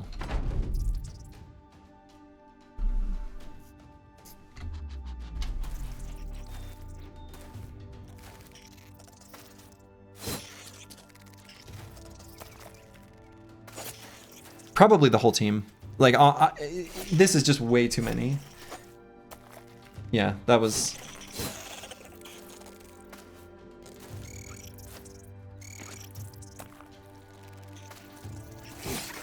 Yeah, it's impossible to run from, exactly. I mean, Mana's doing an insane job, but this is way... Like... We're out of our league.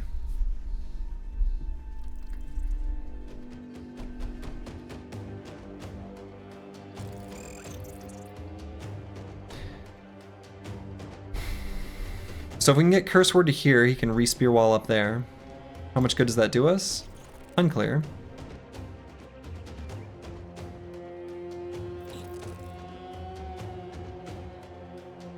We can have Eldazare break Squigs out, who can push through there, which can get Curse Word to here.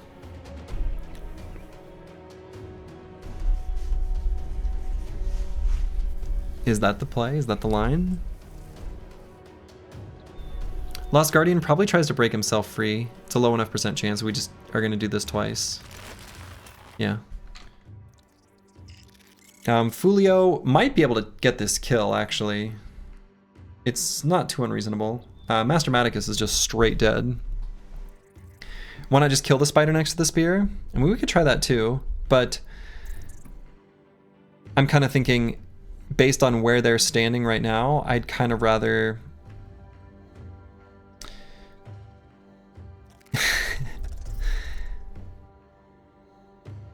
forfeit Master Maticus and then just get spear walls here. Yeah, Fulio's got this sword, right?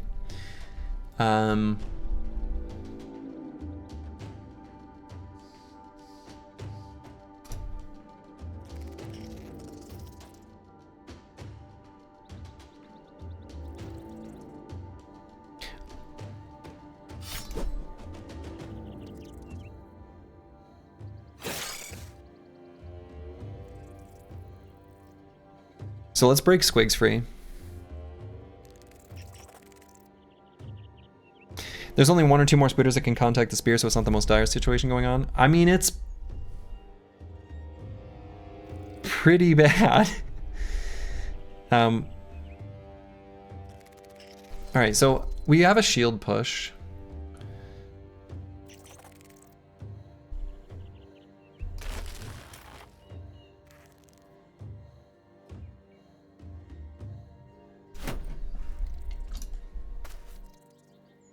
Oh, now we, all right, we don't have that option anymore. Oh, I guess unless, well,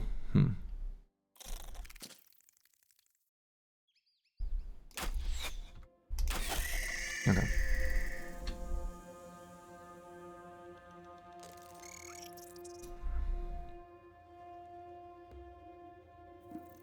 Again, I think the goal is going to be move curse word here. So we're going to have Squigs do something. 74% chance to hit if we attack. Won't even kill it. 95% chance on the push. Yeah, let's just go for that.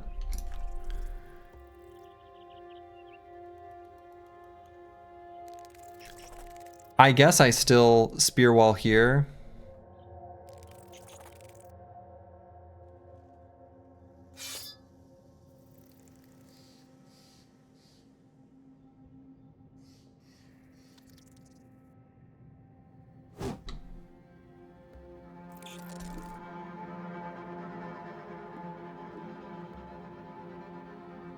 Master Maticus break himself free and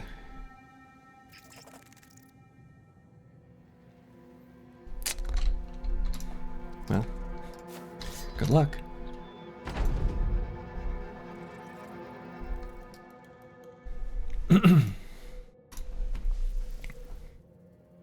Corvus Crack will probably just recover.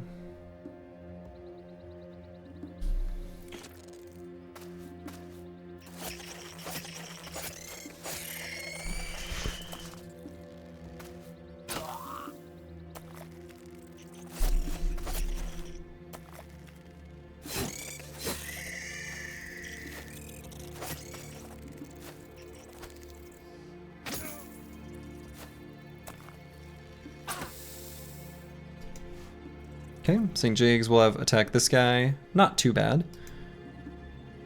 He's like... Okay. Here I suppose we'll just attack with a reach weapon somewhere. There.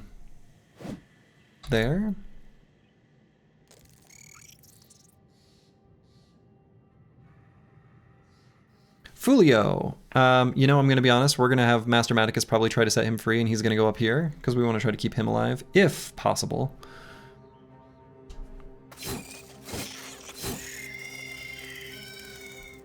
So, free ally, Master Maticus,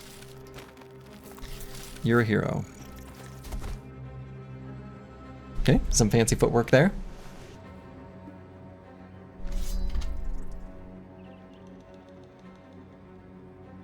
We're out of spear walls up here on top, but I guess that's no longer really particularly relevant.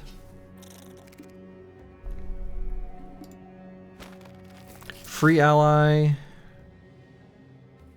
Oh, we can't cover an ally because we're covered in gunk. Covered in gunk.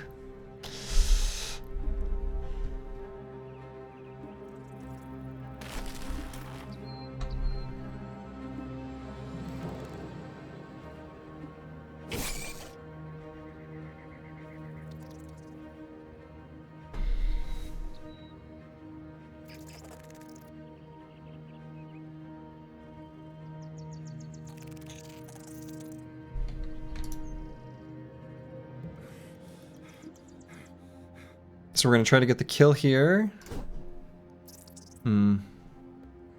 Still, I think it's safer just to send Fulio up here.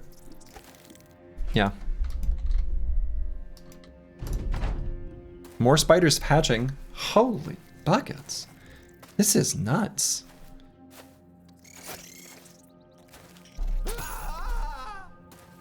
Oh, now we got confident spiders. That's never good. This is way more than any other contract by a long shot from a difficulty perspective.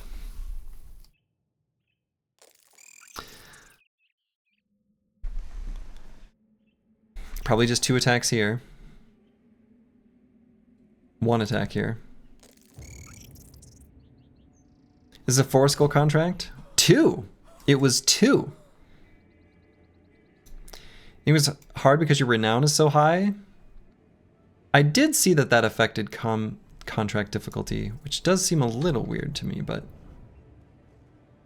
Let's see, what is the chance to succeed? 34?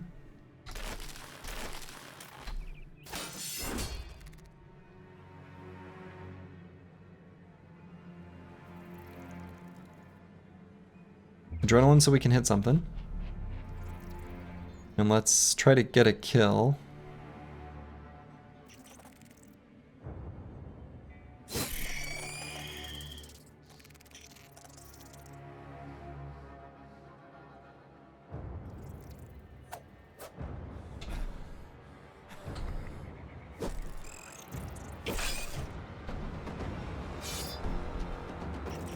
So we're going to swap to the flail here.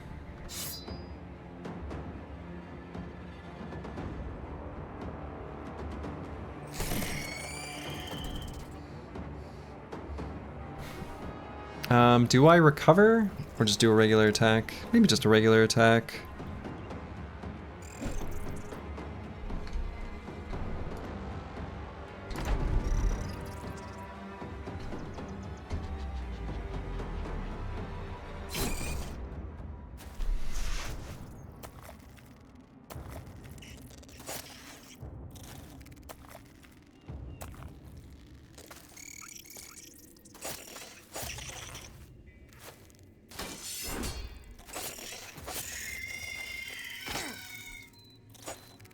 No, the spear wall finally failed. Okay, that's bad. It lasted a while though. So we have 2 attacks here. So I suppose, nope, no, they're 9 fatigue each. Damn. I mean, I don't even know if I should be breaking an ally free. That doesn't seem correct. I think I just attack stuff. Are you winning, son? Doesn't seem that way.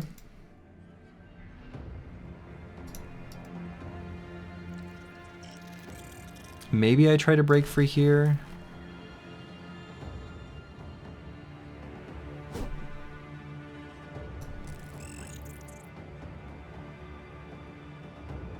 Lost Guardian lets free mana. Eldazare probably can get a kill if we hit this guy. Hmm.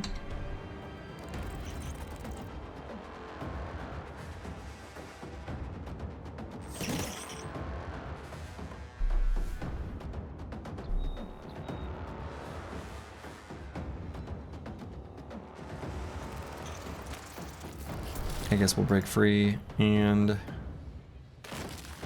break free, swap to cleaver.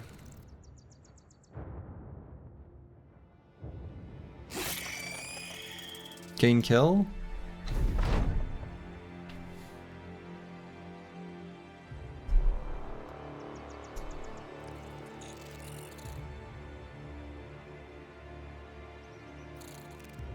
Confused why they got a shadow pull mace. Right, yeah, it's pretty cool.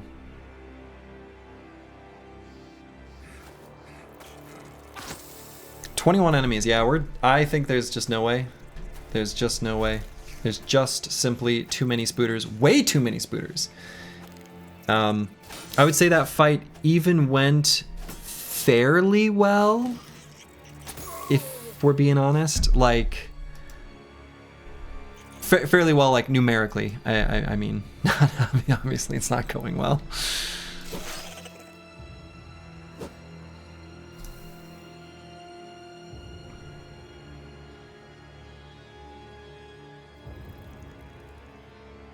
Well, I was curious if it would be a weird contract twist. Seemed plausible.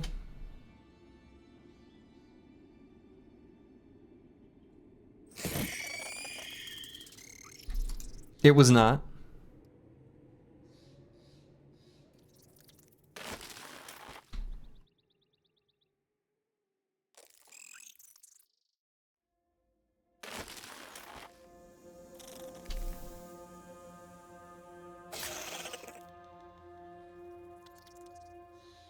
I guess I'm not completely out of hope, but I'm pretty close to out of hope.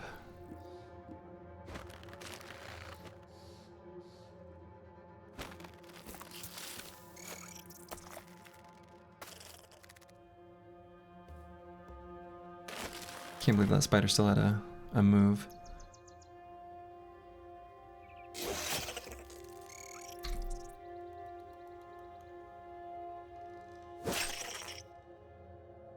You wiped the spiders a few months ago in a swamp on a day 80 party. Tried to run from the forest and got caught in the swamp. Yikes. Yikes.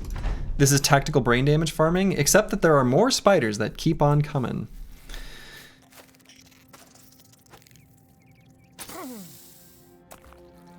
It won't be long until, well, there won't be any other options for us. No other plays, no other moves.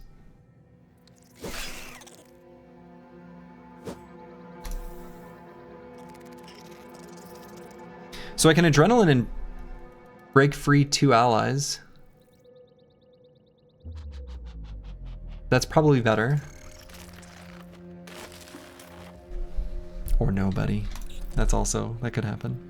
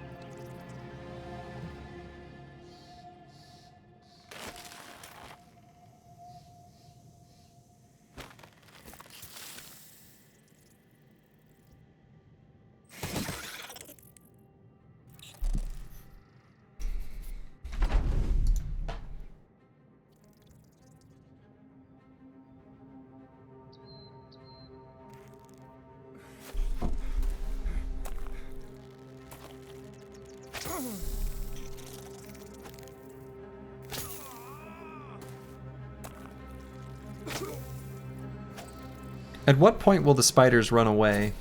At what, like, spiders are weird. Their logic to run away is different. It's not normal.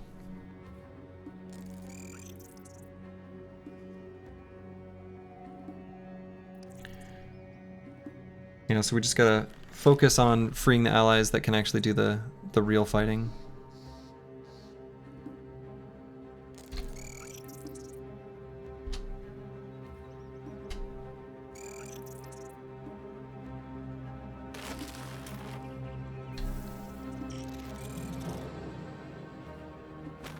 And or just kind of need to be kept alive, if possible.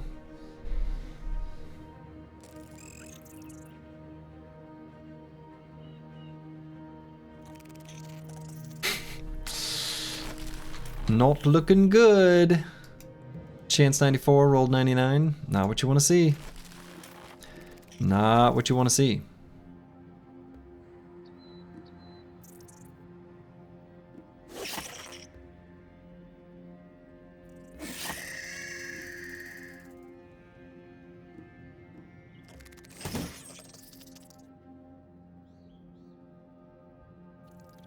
Even missing some of those.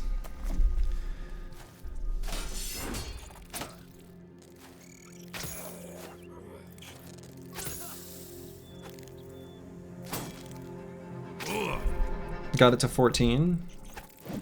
Lower than I thought we'd get.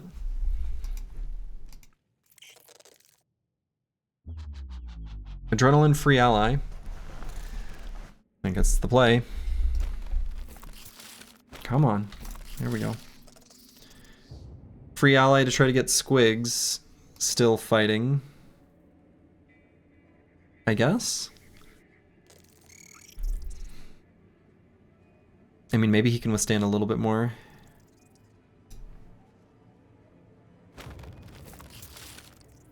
Got him.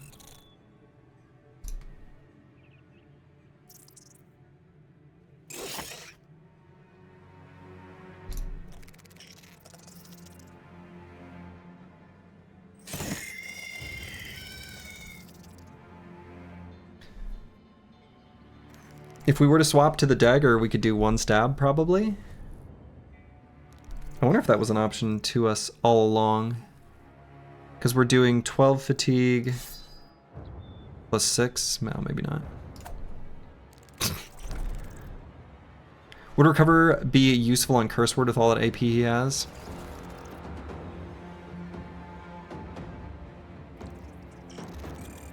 Probably, actually.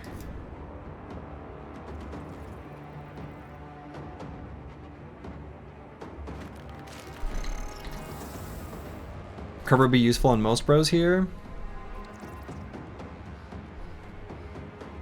You think so? I don't know. We give him a full turn of like attacks on us. I'm not necessarily convinced of that, actually.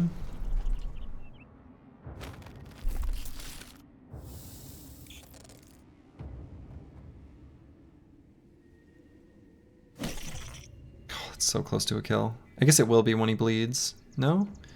No.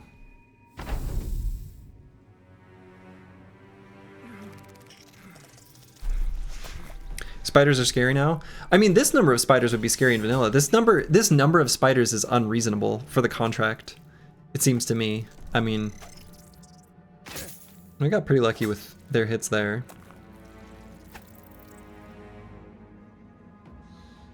I mean, curse word, we could try doing recover.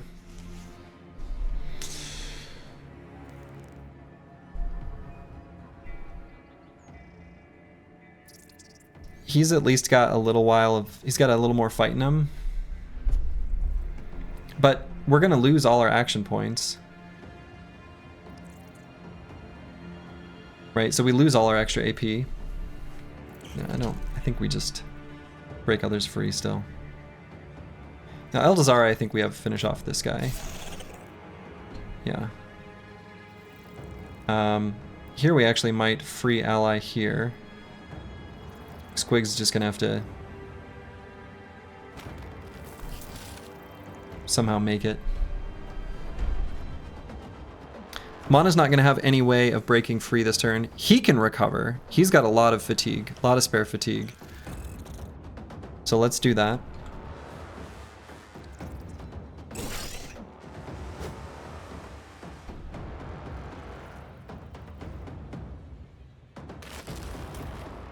Alright, Fulio's dead. Okay.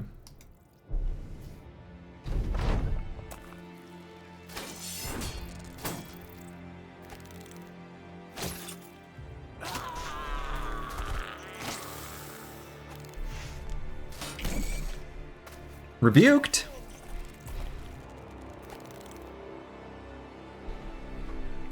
Alright, so we try to free our allies. The ones that can do the real fighting. Okay, we got mana free. So he'll be able to get 2 attacks. That's something.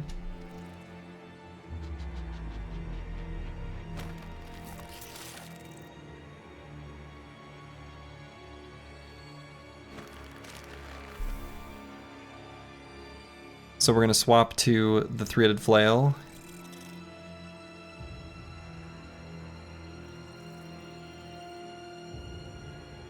Or do we?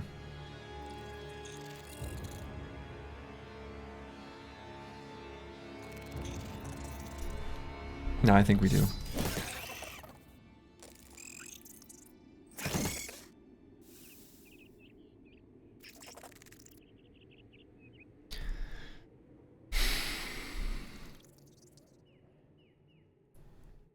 Could break free or could just try to finish off this one.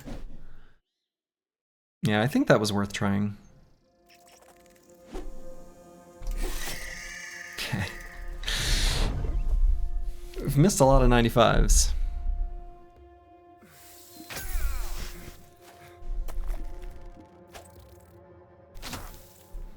We've rolled a lot of 95s too. We've rolled a lot of dice.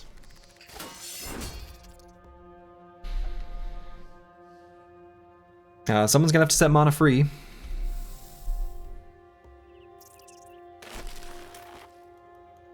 It's not gonna be Eldazara.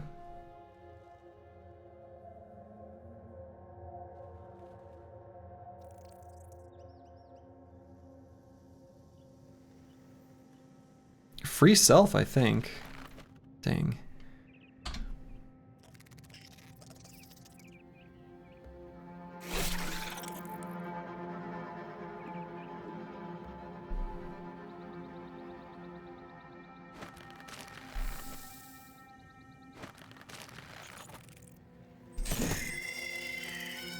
Eight enemies left.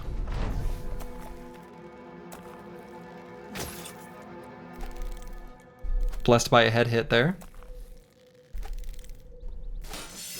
Blessed by misses. Recover doesn't work with 9 AP? It does.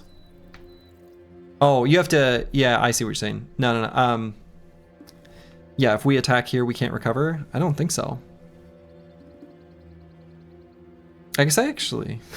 Oh, how does that work?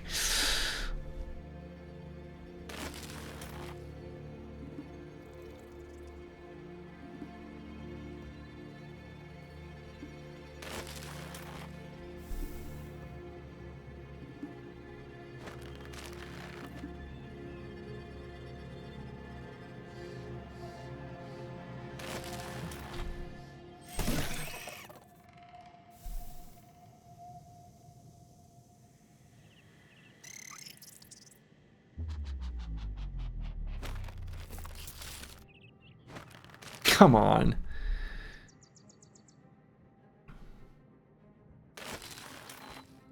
Yeah, so then we can't recover because we used... Recover must just check if you have any AP available at all. I mean, we could swap to the dagger to do one little stab on something. Nah, I don't know. I don't think I'd bother.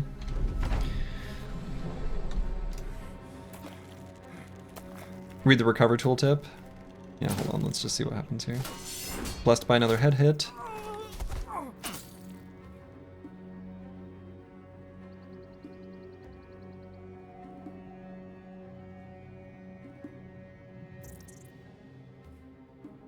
Cannot be used after movement or having used a skill.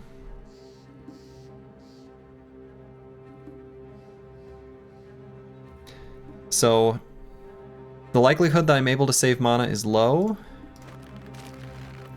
But we still try.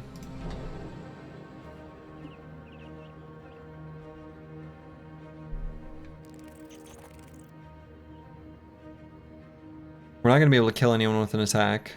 So I don't think I break free either. I guess I just recover. Will I be faster than them? No. So actually we try to break free because it's our best way of surviving.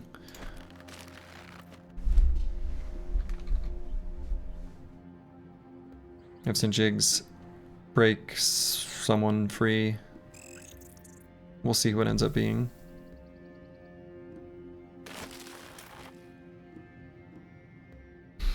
And maybe we have Squigs set him free to attack.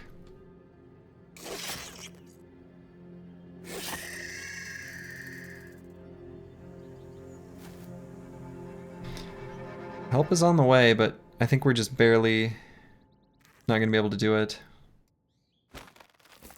Okay, so he'll get an attack. Damn.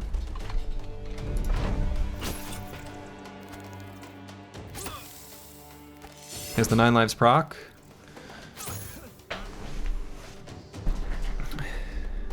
Technically alive.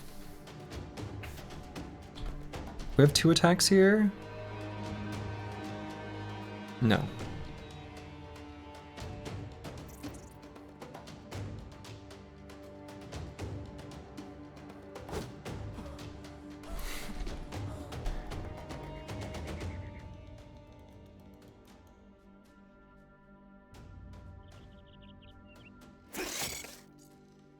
Have one more attack with the dagger.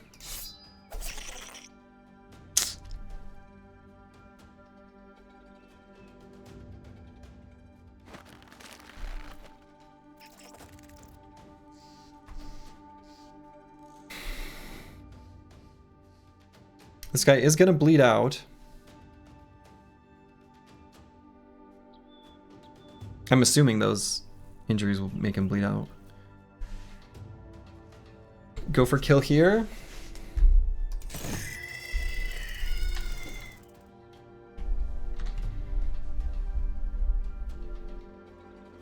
Go for kill here. We're on a razor's edge with both squigs and mana.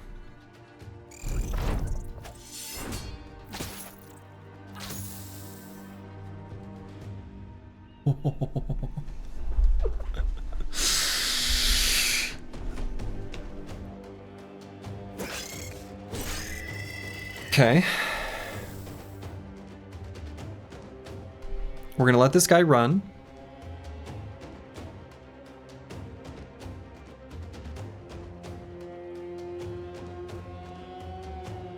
And then come for this around. Pull out Cleaver. It's the same hit chance.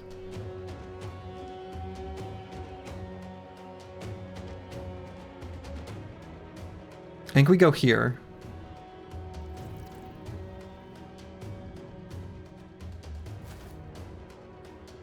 And we wait.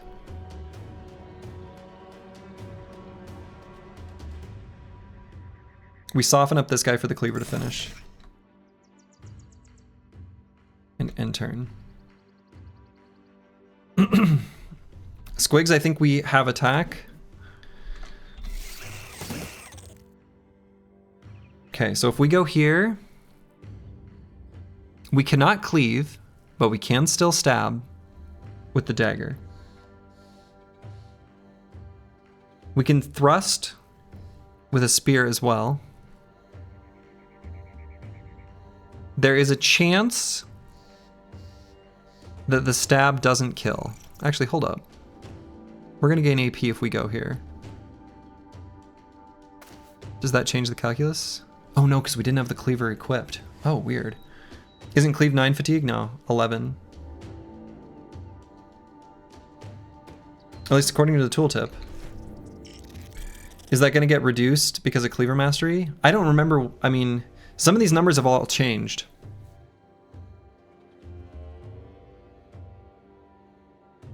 So it's 9. The tooltips are better now. I mean, this is saying what the normal cost would be. I guess we have mastery, so it's less.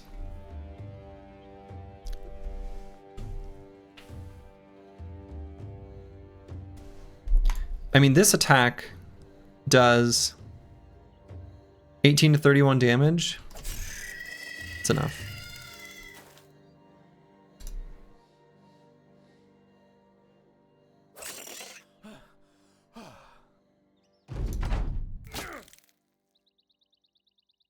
Oh my lord.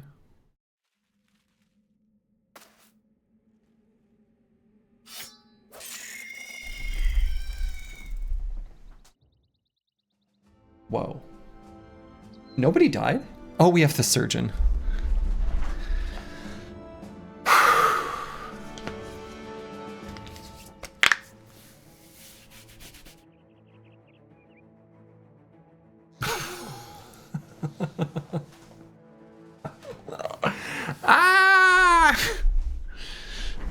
We got brain damage, but we got brain damage on a bro who we were building initiative on. Yeah, I need a cigarette after that. I don't even smoke, right? That pedal has been abused tonight with Slurgi trying to push positive outcomes. Yeah. Yeah, exactly. Dude.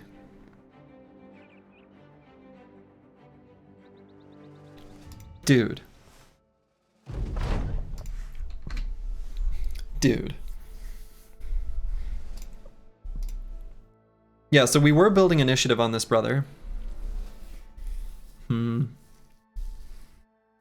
That's too bad.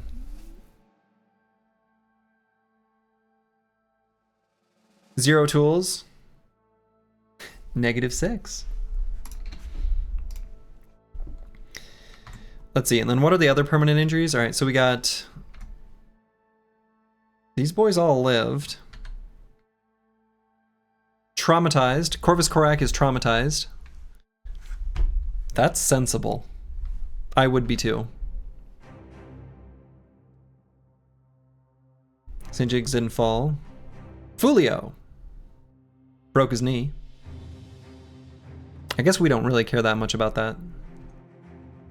Master Maticus, traumatized. Understandable. Well.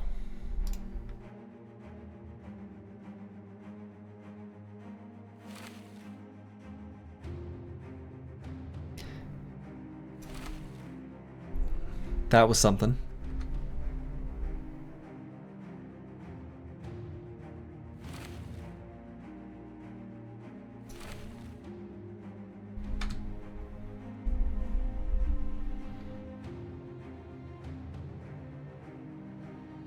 Wasn't even hard? Wasn't even hard.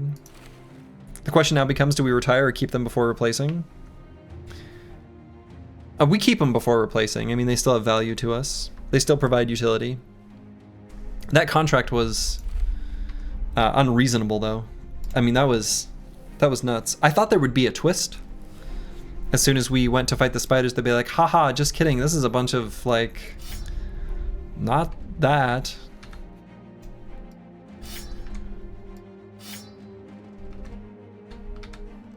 Wow.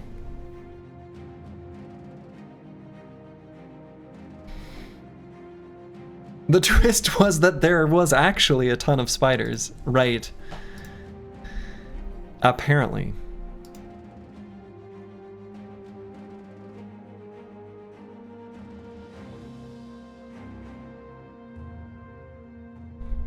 All right, Eldazari.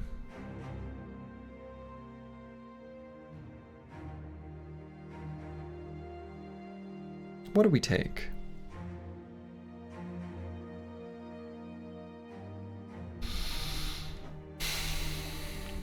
I don't know.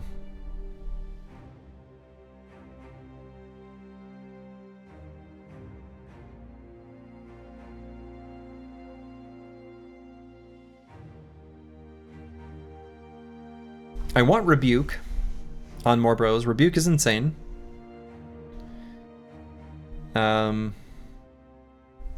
I don't know what I even want here.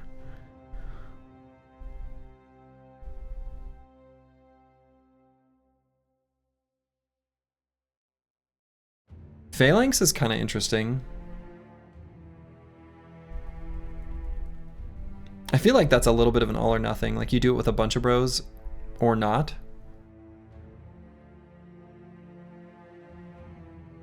Shield Wall does not expire at the start of your turn if adjacent ally is also using Shield Wall. No, hold on. Wait, is this better than I think it is? Doesn't this make it so that if two dudes use Shield Wall and they end their turns next to each other, they're just always Shield Walling? Am I reading this right? Wait, maybe this is really, really good, actually. Correct. Oh, wow.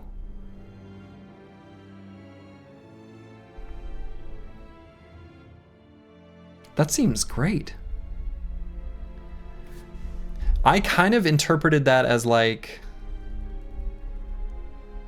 I don't know, I just didn't like think it through all the way through. Okay, maybe that's really good. Okay, let's do that.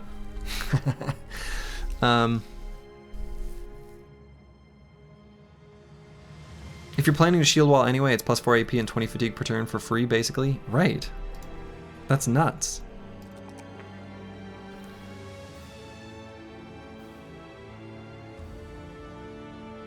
That's so good, actually. Huh.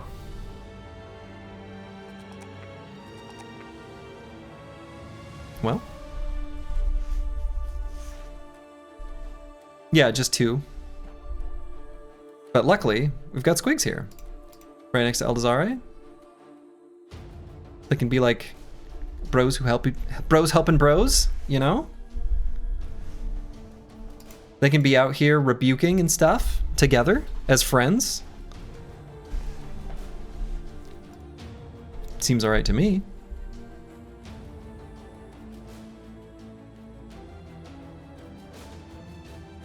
Yeah, Squigs can get Phalanx, right? They both have the shield perk group.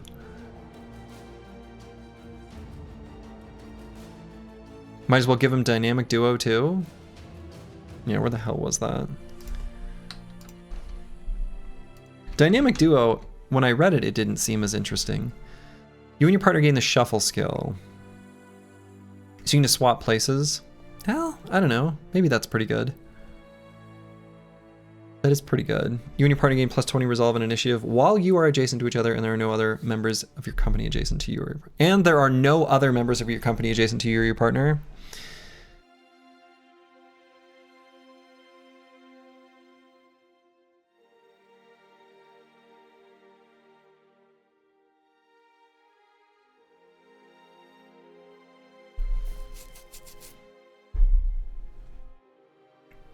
Yeah, you always have the backline behind him. So it's kind of like just a free rotate. I don't know.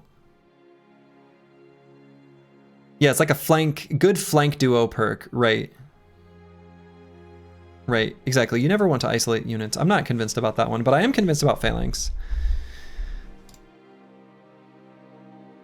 I mean, shit, everyone could get phalanx. Why not? It's really good.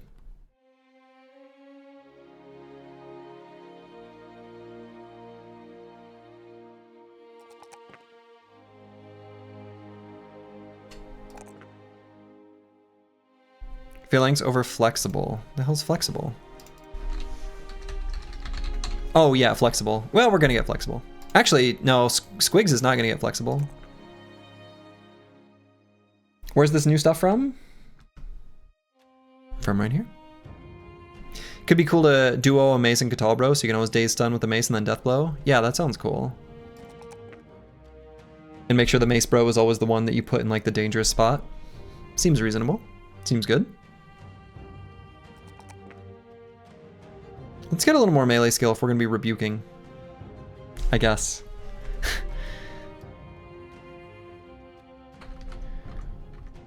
Good thing we got the surgeon, huh? What's our tool situation look like now? Yeah, a little bit better because we unequipped some stuff. Wow. All right. Surgeon paid for itself already. Yeah. We can get a reinforced throwing net if we wanted. Could get a couple of those. Let's see. Reduces the chance to break free. Could make a couple. Why not?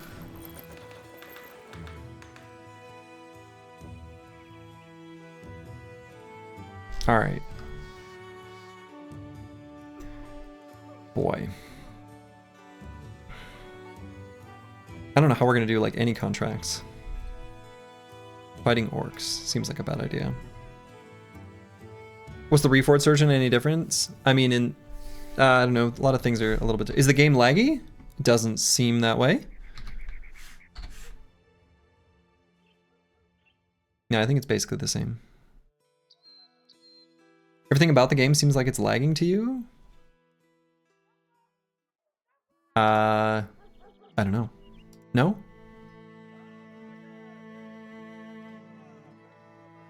Okay, so something, let's read renown. Your renown is your repute as a professional, blah, blah, blah. Higher your renown, the higher paid and more difficult contracts people entrust you with. Contracts pay more crowns, contracts are just more difficult? Huh. So I wonder if gaining renown and chaining ambitions is actually hurting us. We want less renown? Ooh, that feels weird. Maybe I should be avoiding contracts? I don't know, that seems weird.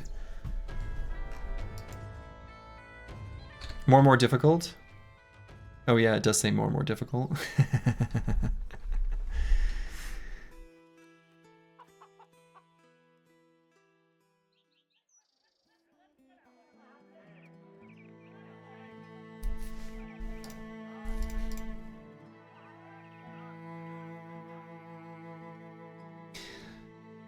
I mean, do I hire a couple more bros?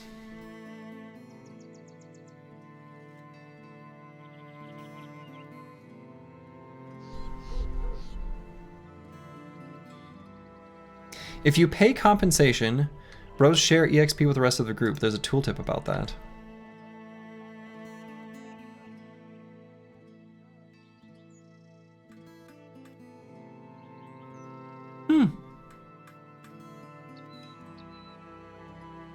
All right.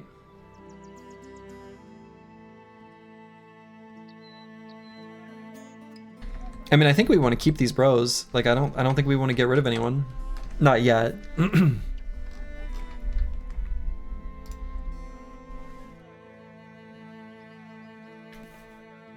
I got a couple nice backgrounds. Maybe I just hire these.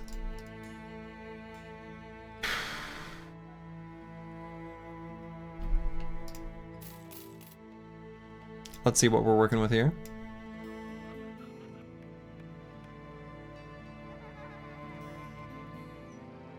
Pretty bad. Are these even worth leveling up? Almost no. Maybe I should have given them a tryout first. I should have. I would have found some stuff out. Their traits are bad. Their perks don't look super interesting to me, at least from the perk groups. Well, that was disappointing. Okay. We need to get money and heal up a bit, repair our armor, and then go somewhere. There might be a Briggy camp in here, somewhere nearby. We know that they were ambushing here. We could try to find it.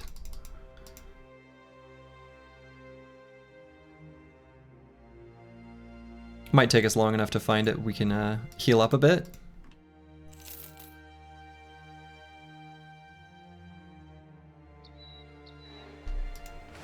Hunter's Shack. Oh, that looks easy.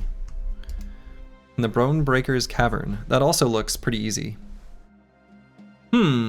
I see.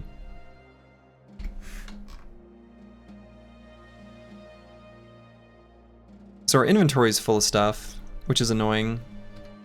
I maybe should have sold basic stuff. Are you in the queue list? How can you tell? Try to join and it will tell you. Oh yeah, you're still on the list. You're still on the list.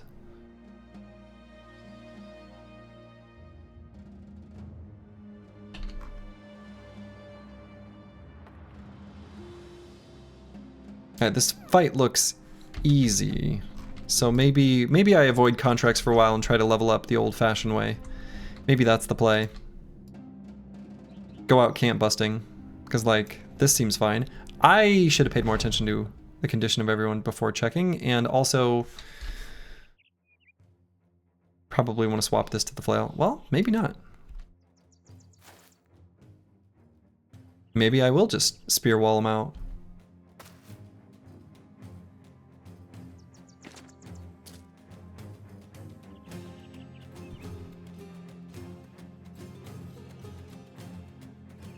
Oh, we can shield wall and scoot. New tech unlocked.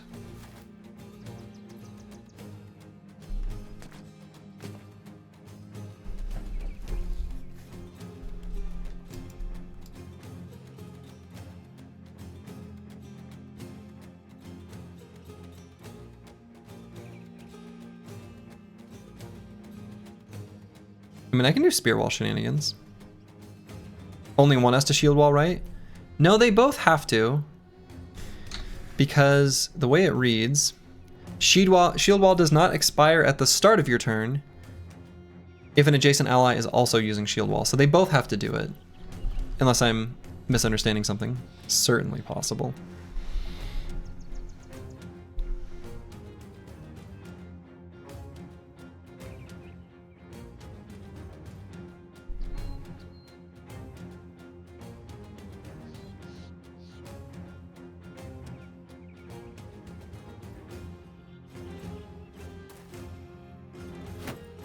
Yeah, they both have to do it once, then stand together. Yes.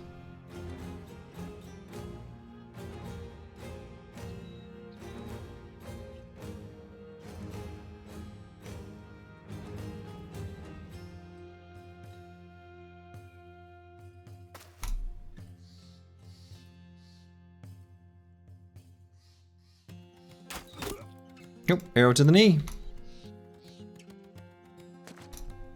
We are so vulnerable right now.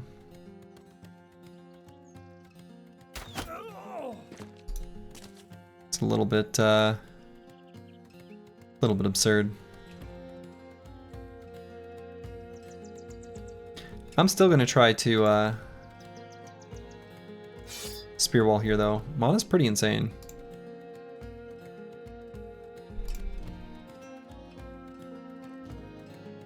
And I guess I'll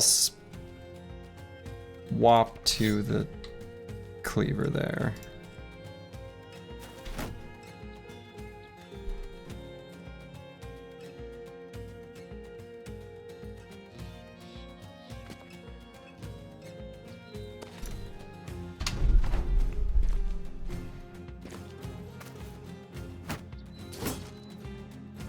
Oh.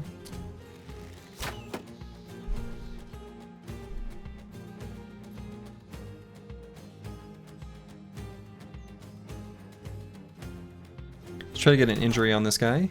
Got it. So can move here and get 2 attacks. Let's wait and see if this robber comes up to here though.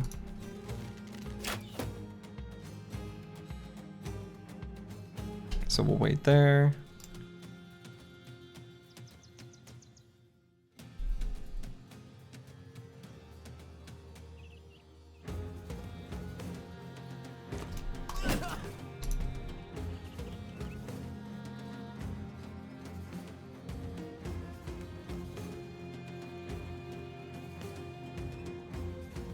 So we get Eldazari there, and then Squigs all the way to here.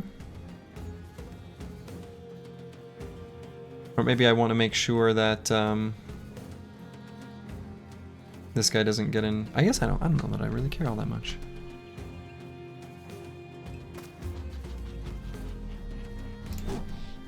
Ah, boo.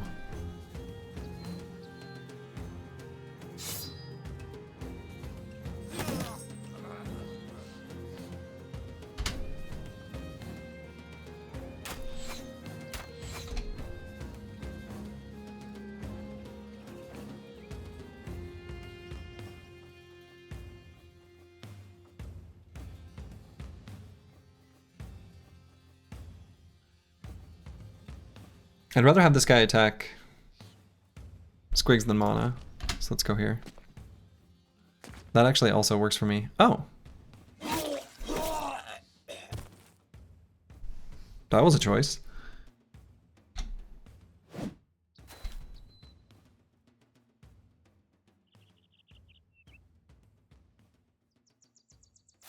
What a swell guy. Yeah, what a swell guy.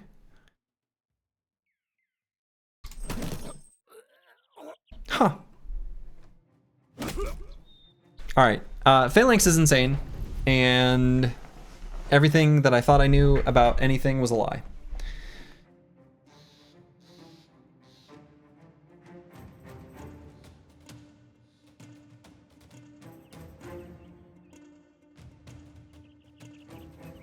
Let's try to kill this guy. This enemy. Oh, can't.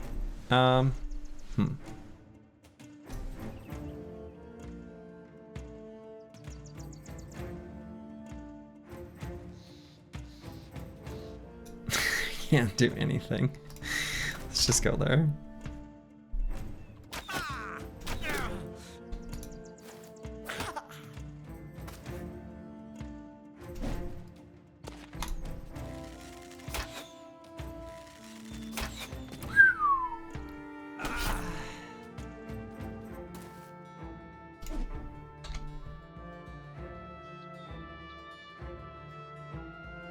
Can send Eldazari there.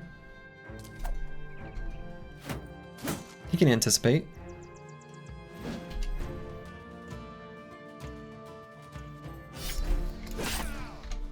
There we go.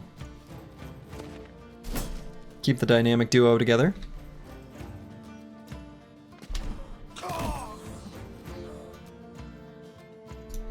Phalanx anticipation seems good. Phalanx anticipation seems good. I agree with that.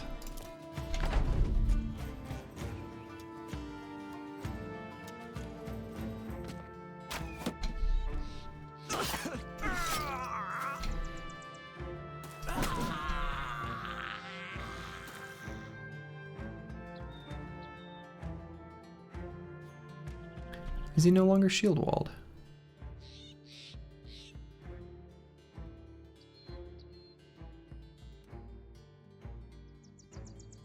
Did they not end their turn next to each other?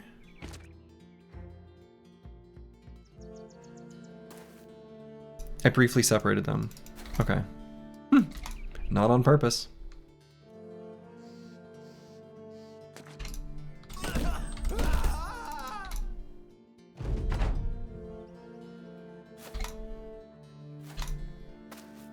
Okay. They're gonna get away. So if I do it's over, that still works? Okay, good. All right. You know, that was an easy camp to bust. Like super easy. Like way easy. All right, so we're gonna replace butter knives and sticks, which have very little value, and the old wooden shields. See where that gets us. Quivers aren't worth much. A little bit of day-old food. Things that are just about broken that don't sell for much. I'm guessing the nearly broken cudgel isn't worth much. That seems like a pretty good place to leave it. Anything seems easy after a load of spiders? Yeah, that was so many spiders. Completely insane number of spiders. Honestly, even this orc camp looked pretty easy. Easy being, you know, I don't know. I wonder how effective Spear Wall is against orc berserkers. You know? I wonder.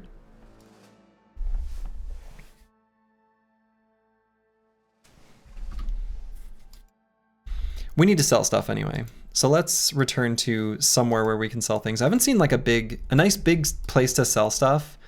Our best place has been down here, like Dahab. That's why I keep going back there, because we have no high tier cities that we've scouted yet. Oh, maybe I do go there.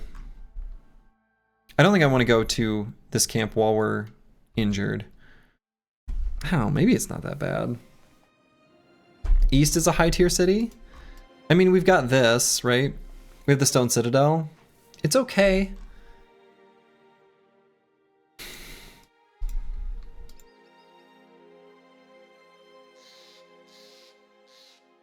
Let's just head back down to Dahab. We'll maybe come back for that orc camp once we're healed up and stuff. Yeah, we gotta heal/repair, exactly. Maybe the best play now is, because our renown is so high that contracts are unreasonable, we try to take as many fights that are not contracts as possible. Like, I'll take a look at some of these, I guess, and probably just not do them. We need more fodder bros? We do. We do. We're not gonna get very good choices here. Wow, that's a pretty cheap manhunter.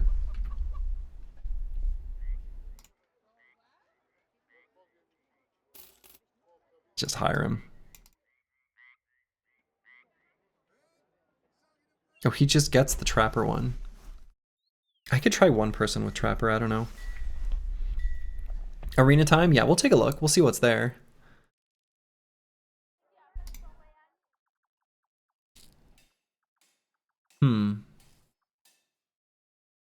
Can we recreate the one true run in this version? Boy, it seems like that would be practically impossible, but I don't know. Well, I don't know. I have no idea what the world scaling looks like, so maybe, but I don't know.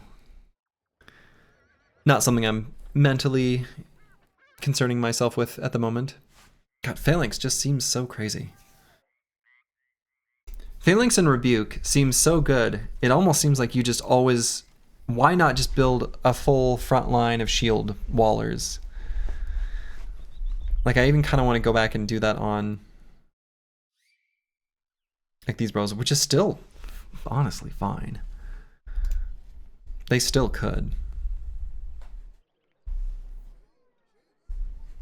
It's weird. Very weird.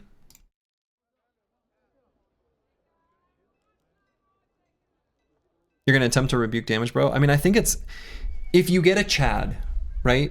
Because you want basically all stats to be able to use rebuke well. So, yeah. You're back home so you can actually watch the stream? Well, nice. Very nice. Like a tank, but build him for damage? Yeah. Anyway, yeah. So this brother, he seems fine. Kind of unexciting. didn't get the range defense related perks, even though he's got pretty good base range defense and some talent stars. He's like weirdly only okay.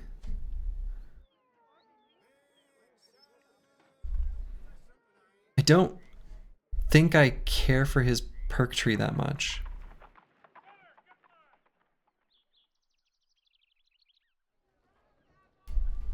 I don't know. I don't know that I do.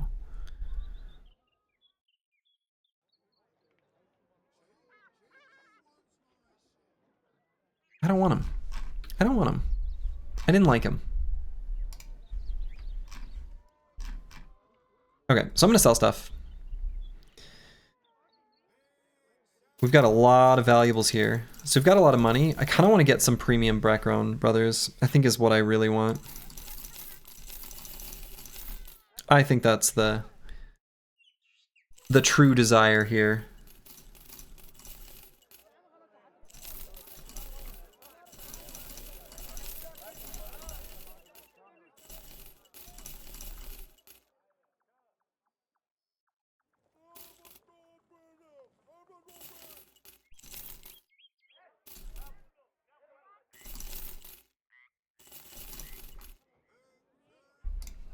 Okay, that gives us a whole bunch of money.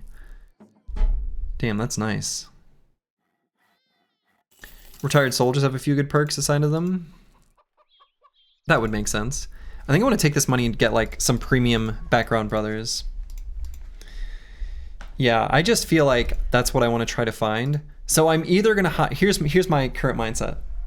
I'm either gonna hire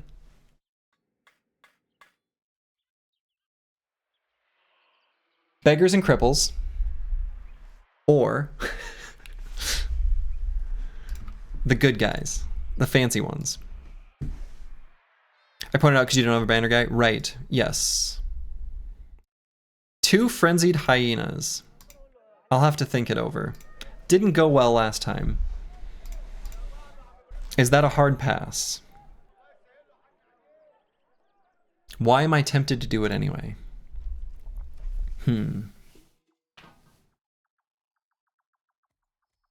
Yeah, no injuries this time. Better armors.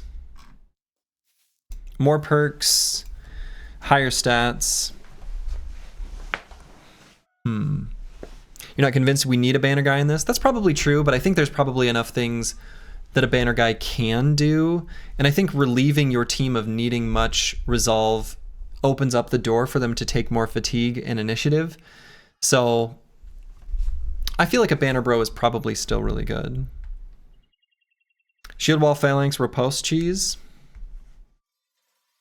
No, I think they have too high stats. And they do overwhelm, so I don't think that's a good play. I actually think the way I'm gonna do it actually is kind of how I fought the other beasts. I think that's the play. Okay, so we're gonna equip here like this. And we're gonna put, you know, we're actually just gonna go with the classic setup for him. Just like that.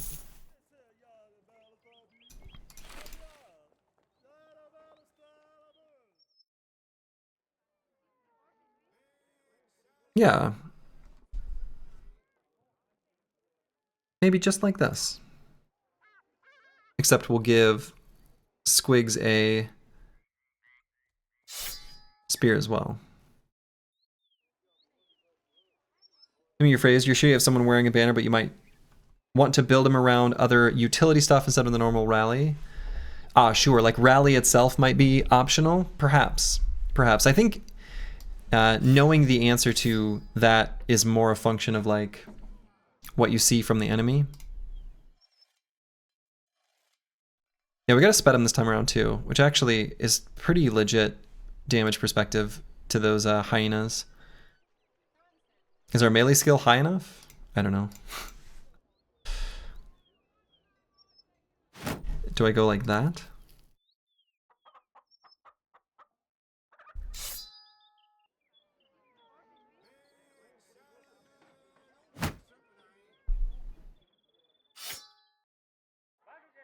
Let's try it.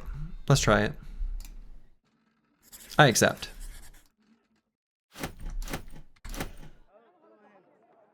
We'll see how this goes. We're gonna back up though. Start up further. Yeah, Geists could be different. Yeah, for sure.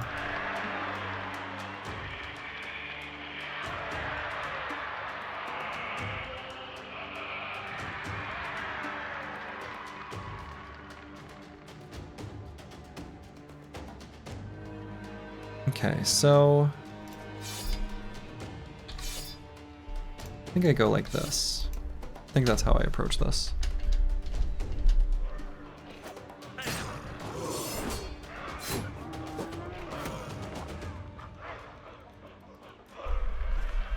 Okay.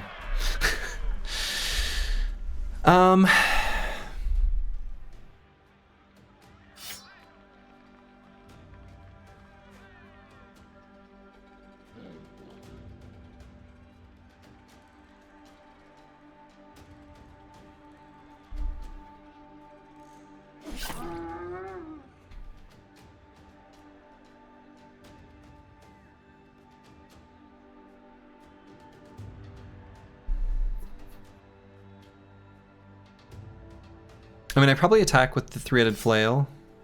Once for sure. Debating whether to pull out the shield now. I almost kind of want to get in a second attack while we're not super overwhelmed. Oh, that's not good.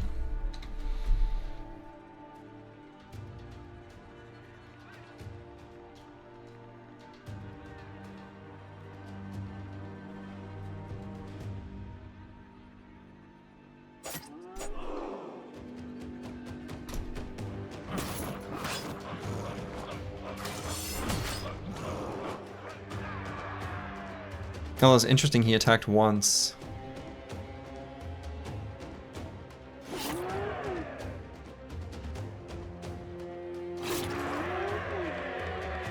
Okay. So let's wait here for a moment, get a better surround. Put Squigs here. Let Curseword have more fatigue to work with. So then we attack and pull out the shield.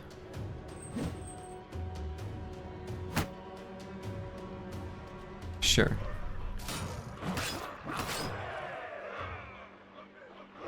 Okay. Looking at shield ally. Yeah, we could have shield ally. We also can just push at this point if we want. So I'm gonna let Mana get his attacks in, and then we'll just push him. Can line breaker if we want to guarantee it.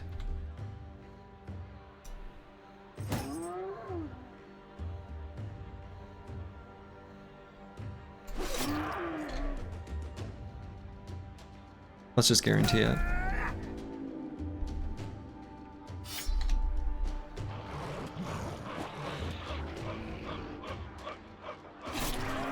Okay. All right. Gain 25 renown. Maybe I don't want to be gaining that renown.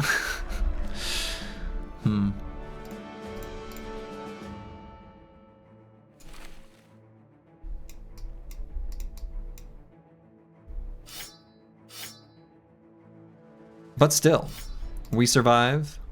We maybe thrive. Hard to say. In any case, we're not dead. And we got a bunch of money.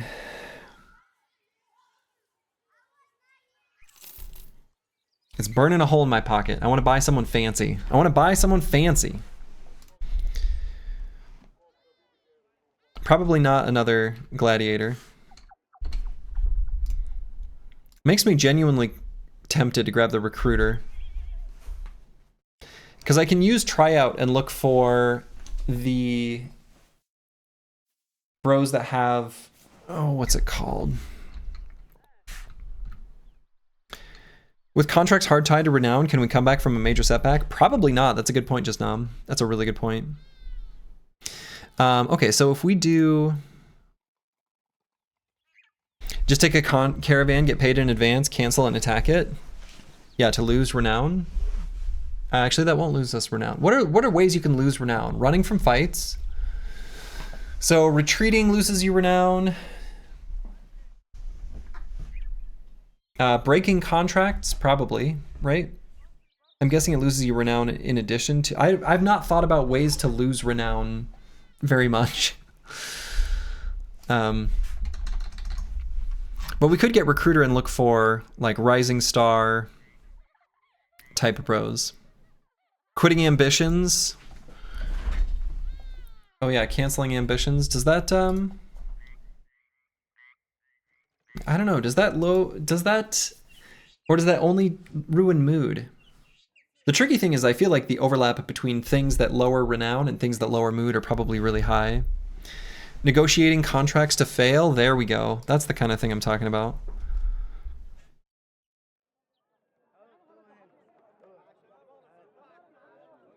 Because I think we just have too much renown. We need to lose renown. We need people to not believe in us. That's the key. Or just waiting around? I don't think renown decays over time. Does it? I don't think so.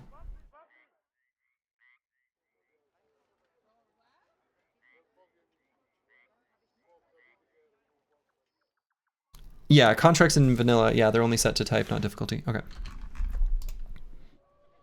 Renown is -2 per day, negligible. Oh, okay, so it does decay over time. Wow, I didn't even know that. It's so irrelevant. Okay. In any case, let's go north. I want to look for some fancy, expensive recruits. We can look for camps to bust. That's probably... It's going to get us some renown, but not an insane amount. We can maybe try to go after these berserkers. I'm a little spooked by berserkers, but I kind of want to know, you know, how they work and stuff. Bustin' feels good. Bustin'. Make me feel good.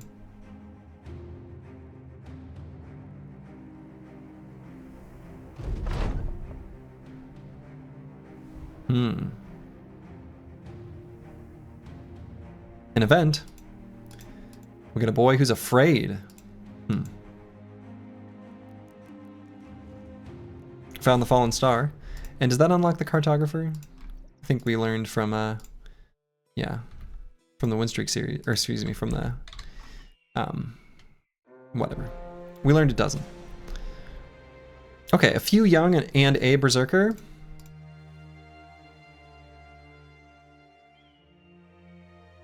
Yeah, I don't think I bother with the spears. Let's just go like this. Been here on and off. Are there no events for this mod? No, there. Oh, like special ones for the mod specifically, like associated with the mod? That's a good question. Or like new ones? Could be. We don't know about them. All right, so let's take a look at what we got for orc berserkers. Or first, let's look at the orc young. Let's not spoil ourselves. Okay, effects. Orc. The threshold to sustain injuries on getting hit is increased by 25%. Okay. Bear down. Every hit to the head will daze your target for 1 turn. Increase the duration of daze. Okay. Mace mastery. Resilient. All right, okay. Shockwave. So he's a mace boy. Okay. Not too exciting. And let's look at the berserker. Battering ram. Immunity against getting stunned.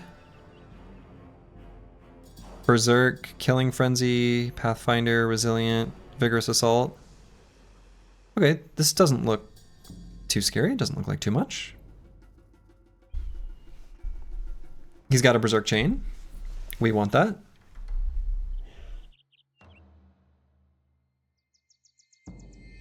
Can move 2 and swing. Right, because of Vigorous Assault. Sure. Yes.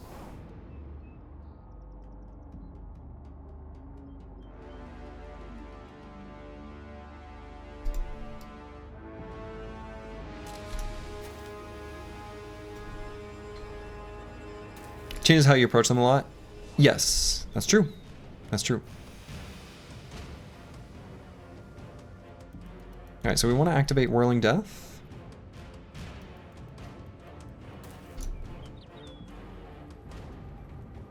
We want to get our shield wall buddies rocking and rolling.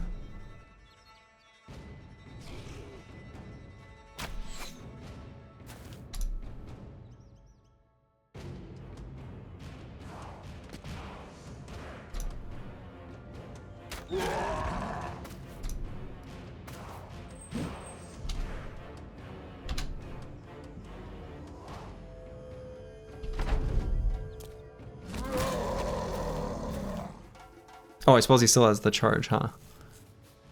Right. I'm so used to doing these with Spear Bros, I sort of forgot about that. Just, it's been a while. Okay. That could actually be bad, huh? Move up here, shield other. Probably shield other, huh? Or we can get Squigs here and... No, he cannot line breaker.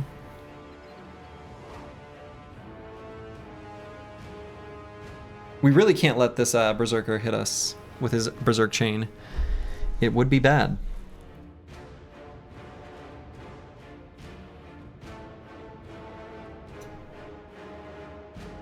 This could already be super bad, actually.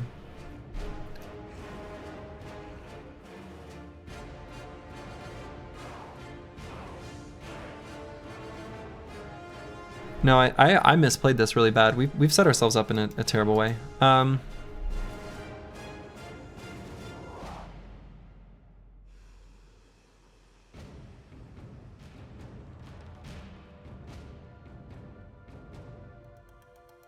We've got the push with Corvus Korak.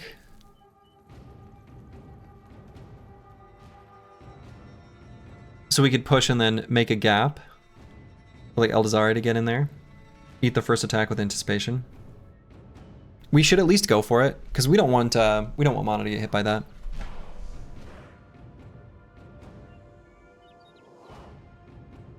Does this mean that doing ambitions is bad because running? Yeah, I think so.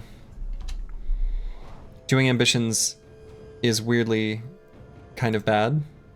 So strange, but yes. So we'll go for this attack before we go for the push. Give him a little lovin'.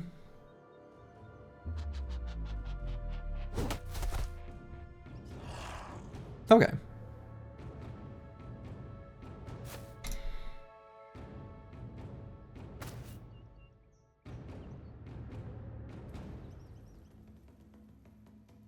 So arrow to the knee makes it so 2 additional action points per tile. So actually if I hit him with the arrow to the knee,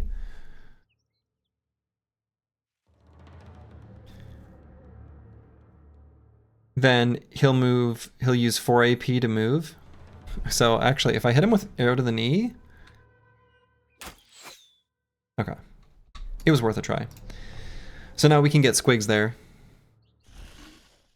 No, Eldazari is going to be better. Eldazari is going to be better.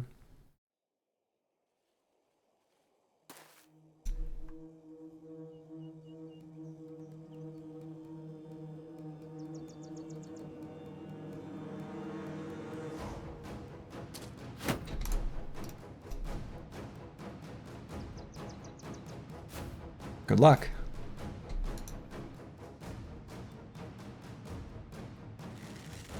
Yeah, anyone without 9 lives or steel brows, yikes there. Yeah, so he's got anticipation and 9 lives. He's gonna have his shield buddy. I think he's alright.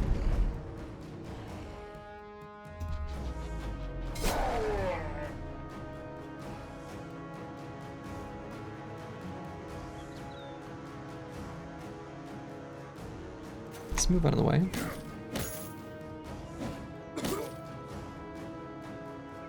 He's ready to proc 9 lives. Okay, interesting. Okay, one moment.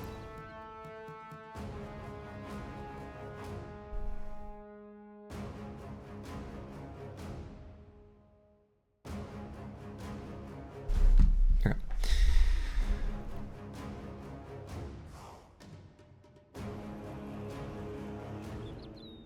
Probably go for a regular attack, that way I can engage this other guy. Also does have a pierce side, so like maybe gives the opportunity for Curse Word to get in there. Assuming this guy doesn't charge, which could be bad.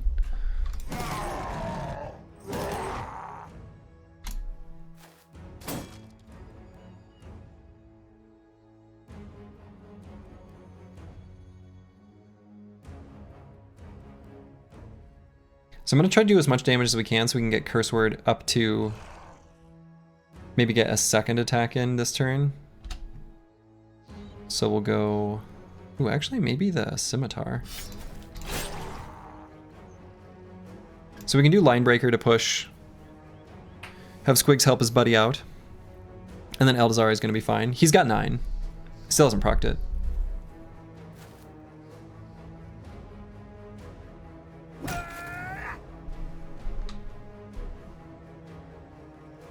So they still should both have shield wall. They do. Okay.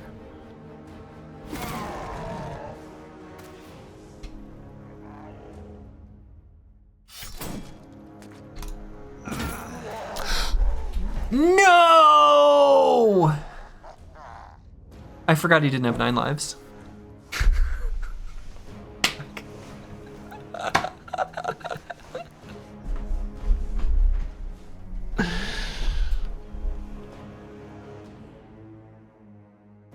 I was thinking, yeah, because Eldazar has still got 9. Still didn't even proc it. That's...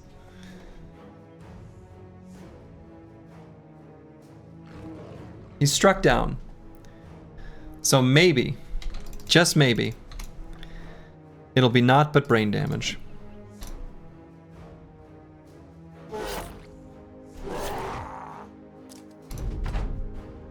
Oh, that... I didn't realize that I could... Whoa, whoa, whoa. Okay. I moved... Alright. I ended turn prematurely. I didn't think... Okay.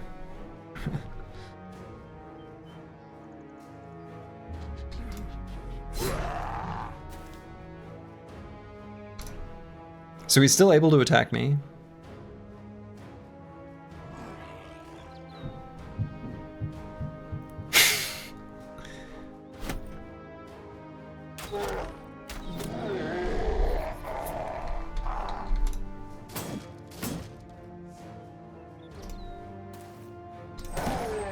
No problem.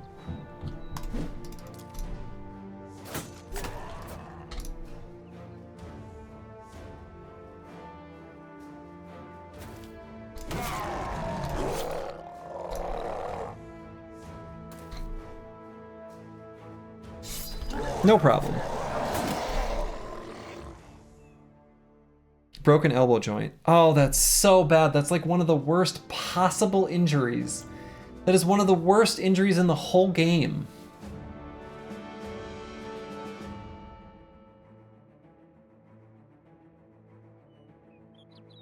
That's heartbreaking.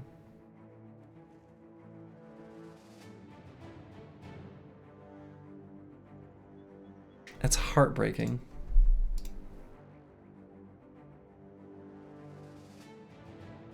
Waterskin arc so good.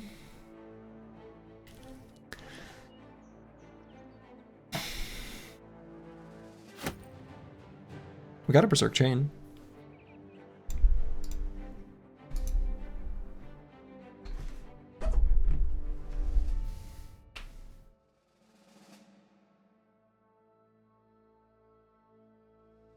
Slurgi paying 90 gold a day for a cripple.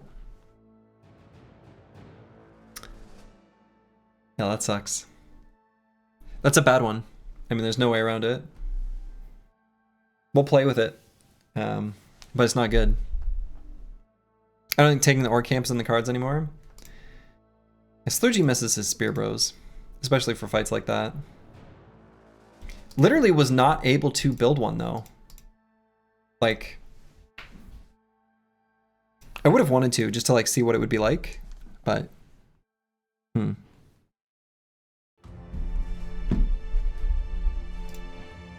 Yikes. Yikes, yikes, yikes, yikes, yikes. sucks.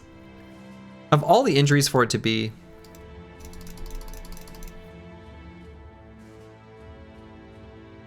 That's so bad.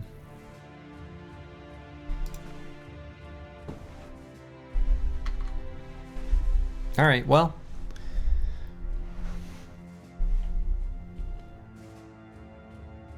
Yet we persist. No, stepped away for a minute. Yeah, that line breaker that I did, that was bad. I mean, obviously, but yeah, just the mental shortcut of, oh, my bros have 9 lives, and paying attention to where it's been procced. The thing is, he even could have it. He just doesn't, because I didn't take it. That's man. Interesting spiller builds are less common considering spills are historically the simplest weapon to use. I just mean like my ability to build them based on the bros that I was provided.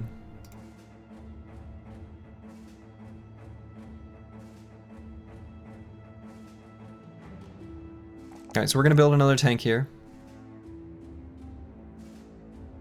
Are these even really tanks? I mean, I kind of feel like I almost want to build everyone as a shield.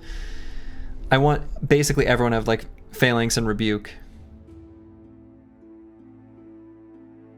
I mean, that seems so strong. Like crazy strong.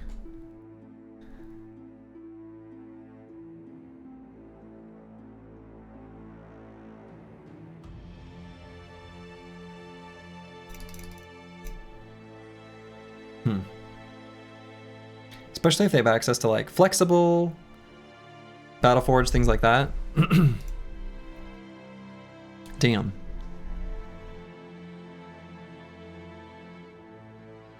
Yeah.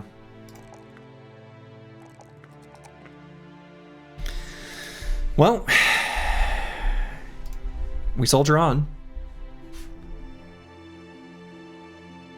Let's get in our phalanx, boy.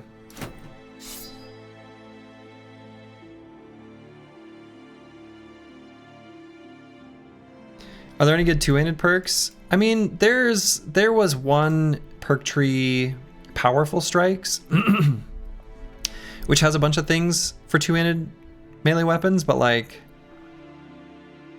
this doesn't seem that good. Like, this is kind of whatever compared to the things with one-handed weapons and shields. This one's probably pretty alright, right? Especially with like a sword lance or something like that. I don't know. These are just not that exciting. They're just not that exciting.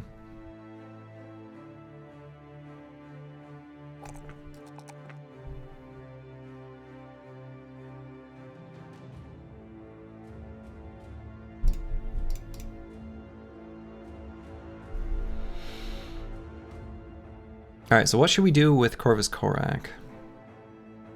He's eventually going to get replaced. Yeah, we've got to find the water skin. Water skin is going to be necessary.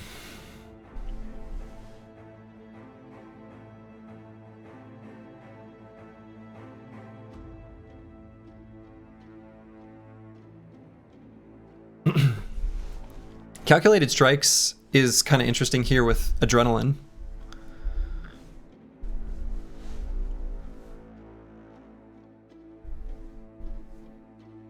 Traumatized banner. He's not a banner, he's just carrying it as his weapon. I guess we could pretty easily give it to someone else. It's just that he has polearm mastery and the polearm perks. I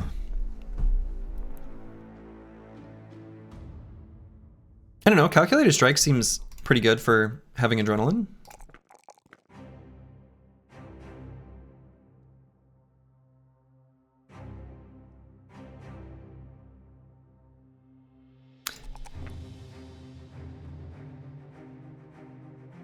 Whatever, we'll do that. Man. This injury. We gotta find the water skin. We gotta find the water skin. We're gonna find some new Chads. That's gonna be the plan.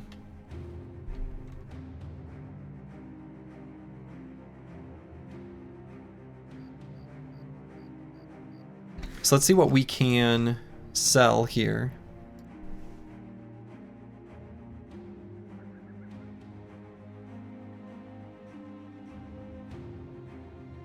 So what is the Berserk chain? What is that going to cost in terms of... Okay, 15 fatigue with mastery. All right.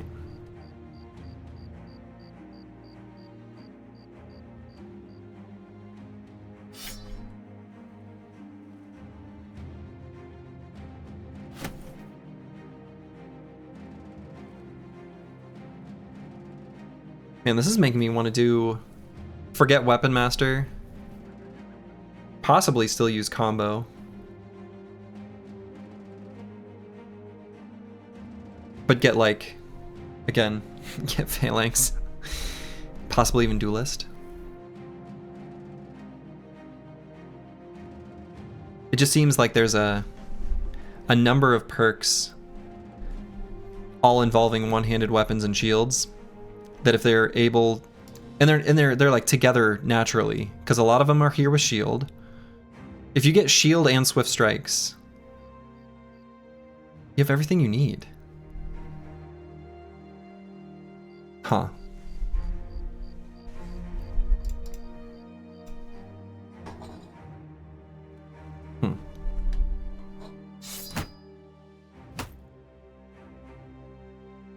Do I want to use this Berserk chain at all?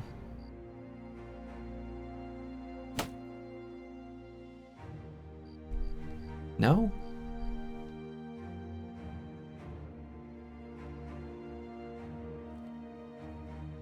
I don't know, maybe Folio will use it as a... Hey, check this out. Or probably not. Odd. Things are weird.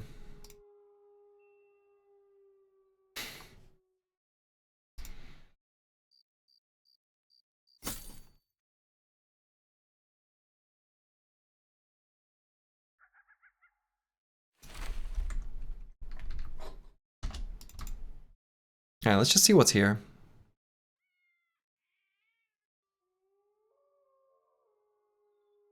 Mustering troops. Could be good for us. All right. There's an adventurous noble. You know, maybe it's time to see what a adventurous noble has to offer. That could be good, right? Adventurous noble, this could be our actual like long-term banner leader person. It's a reasonable price for this background. They seem to be pretty normal priced. I'm thinking this is the play. I think we hire this. I think we get ourselves an adventurous noble. Let's see what we got.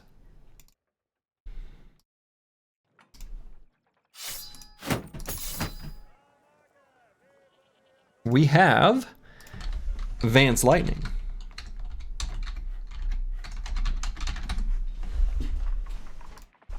He's got Nightblind, which sort of sucks for a banner. All right, so he's got Noble. Let's take a look at these. Family Pride. All right, cool. Nightblind is super bad. It's -2. Yeah. Command. Unlocks the command skill, which allows you to rally an ally and move them forward in the turn order. Okay. Inspiring Presence. I remember seeing this one and thinking this is completely broken. At the start of each round, every adjacent ally from your company with less resolve than you gets +3 action points if they are adjacent to an enemy. This is so cool. Command also gives 1 AP.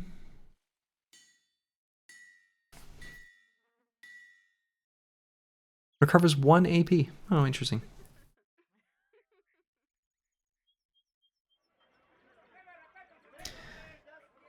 So Inspiring Presence. At the start of your round, every adjacent ally from your company with less... Yeah, this is really good. Really good.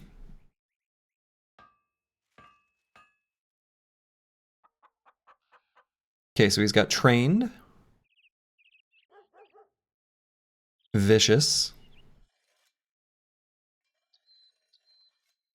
Leadership.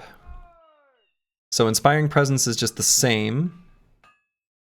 So a lot of these are just the same, only as supporter. What's supporter? Once per turn, after you use a skill targeting an adjacent ally, recover 3 action points. Oh, okay. Inspiring presence seems bonkers. You can totally imagine having 2 high resolve brothers with that. Sure. Yep. So he does get like rally. He can have a spear. He could be a frontline spear wall boy. Spear and shield. Spear and shield duelist with inspiring presence. Let's go. All right, I'm going to think about what I want to do with this guy. I'm going to use the restroom. I'll be back in just a moment. All right, I've returned. So yeah, and then we've got back to basics, which we were talking about in the Discord earlier, down here at the bottom, which is also kind of insane because it's just a free perk point. But you're forced to spend it on the lower tiers. So that gives a little extra value to like student because we want to get to take these and come back for the ones that maybe we don't, you know, want to include in our build right away, right? So pretty crazy.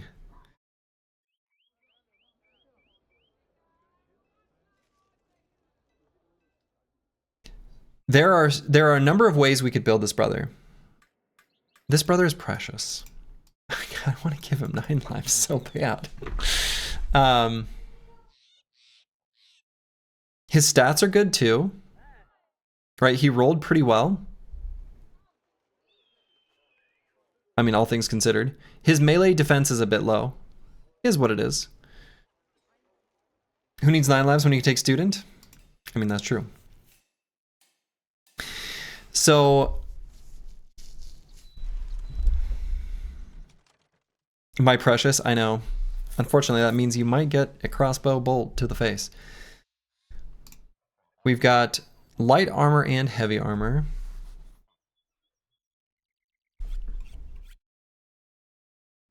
So, do we have... Oh, what's it called? Where we gain resolve, 25 flat resolve reduced by your helmet. I think, is that the one that was just called Fortified Mind? It looks like we don't have that.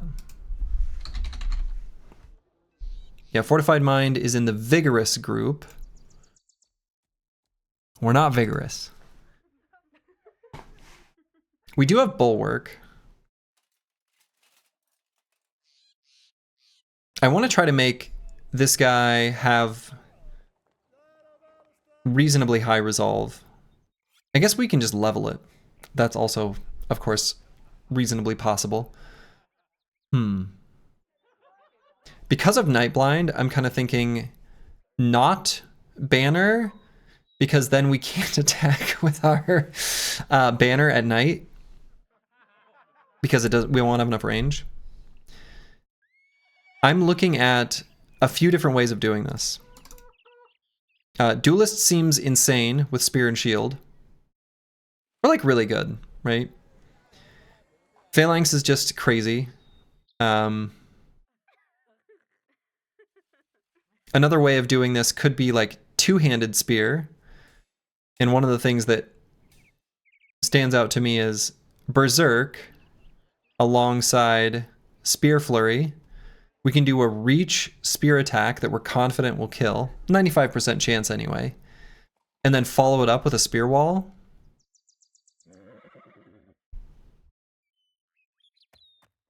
That spear attack will cost no fatigue. Kind of crazy.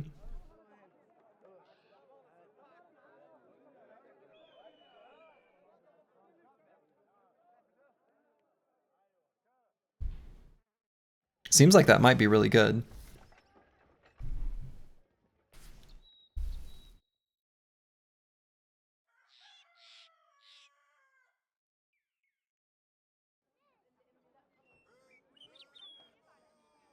But yet there's also always just spear and shield where we could grab some of the crazy shield perks like Phalanx. Rebuke's probably less valuable for a spear bro. I want to make a spear bow. I want some spears. I feel like the spiders, so many fights. You have spears, you do well. Is there a way to use the pointy two-handed spear on front line with him? I think so. Certainly I think so. But I want to make sure that we grab like inspiring presence for sure, which is kind of why I want him to be a spear bro. I want him like in the center, right? The team will rally around him and he'll be giving them extra action points. Seems good. There is the sword staff. Yeah, that sword staff seems nuts, right? Sword staff seems really good. His resolve isn't outrageous and he has no stars in melee or melee defense. Sure. That's why we use a spear. We turn offense into defense.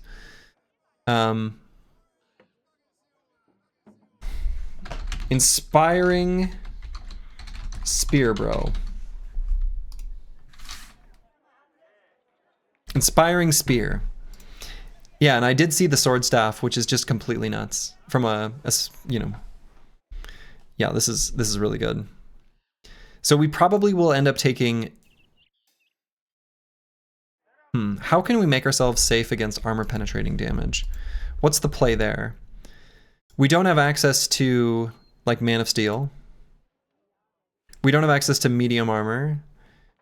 We could do nimble. But we don't have access to gain hit points. What's our way of becoming durable? Whoops. Whoa. This is an interesting puzzle to solve. He's got enough fatigue that we could go Battleforged, but maybe it's a bit harder. Nimble, I guess, would be the play. However, no, I guess Nimble's just the play. Hit points every level up? Nah.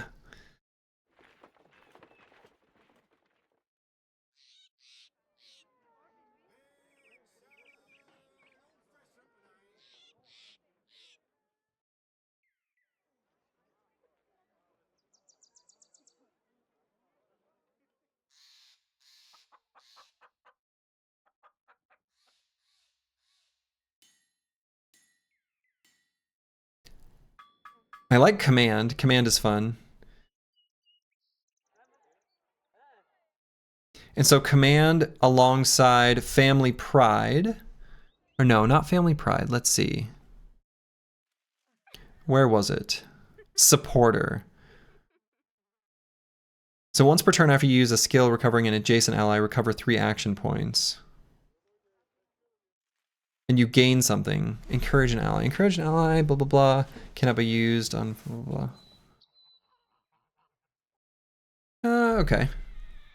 You can encourage one ally for basically 1 AP or use command on them as another option. What's the range of this? 3 tiles?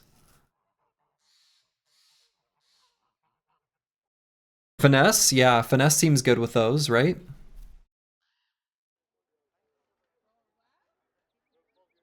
Finesse definitely would be good with the spear and shield kind of thing going on too.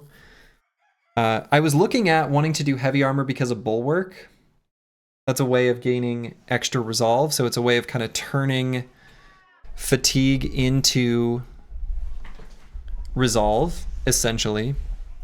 Not sure how good command is.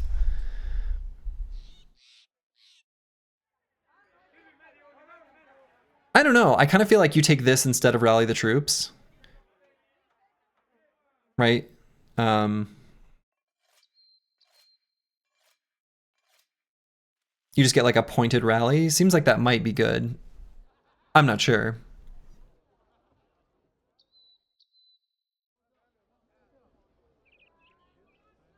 Adrenaline with command? We don't have adrenaline available on this guy.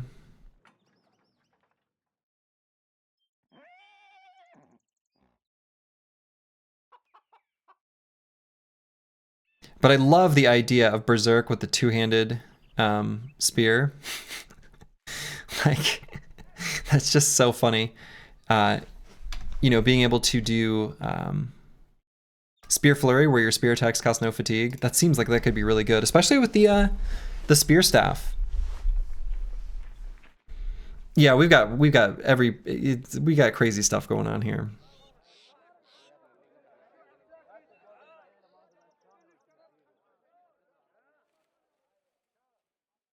Yeah, I'm still just thinking like, what's a good way of... Yeah, we get back to basics as well, so we can finish off the build with an extra perk. So really, we can think of this as an 11 perk instead of a 10 perk brother. Crazy. Just crazy. Crazy, crazy, crazy. We need the perk planner, and maybe we do. Maybe we do need the perk planner. Is this a spear bro? Oh yeah, we're gonna make a spear bro. I've been meaning to make spear bros. I've been wanting to make spear bros. I've been desiring the spear. The one fight where we needed the spear most, it was the only thing that kept us alive. And we didn't even have any dedicated users. They just happened to be all right. Glad we brought them, otherwise we'd be dead for sure.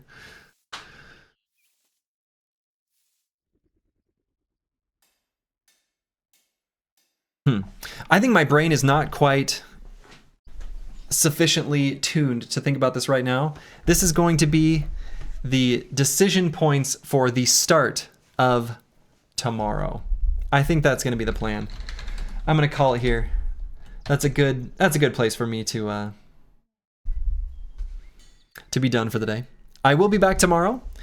I think I probably will install a perk planner. I think it will just make my life easier. I was hoping to be like flexible with my builds along the way, but actually now that I think about it, I don't know enough about the perks. I think it is actually going to be in my best interest to try to plan them from the beginning. And if I need to change them, I can. So I think that's going to be the plan. So I'm going to send you guys over to someone we've talked about before. He's playing some Darkest Dungeon, which I know there's a lot of fans of. I've not played it, but I'm going to send you guys over to Grubby. And I think that's, we'll figure out what we're going to do with this brother tomorrow. But until then, have a good one. Make it a good one. Ta-ta.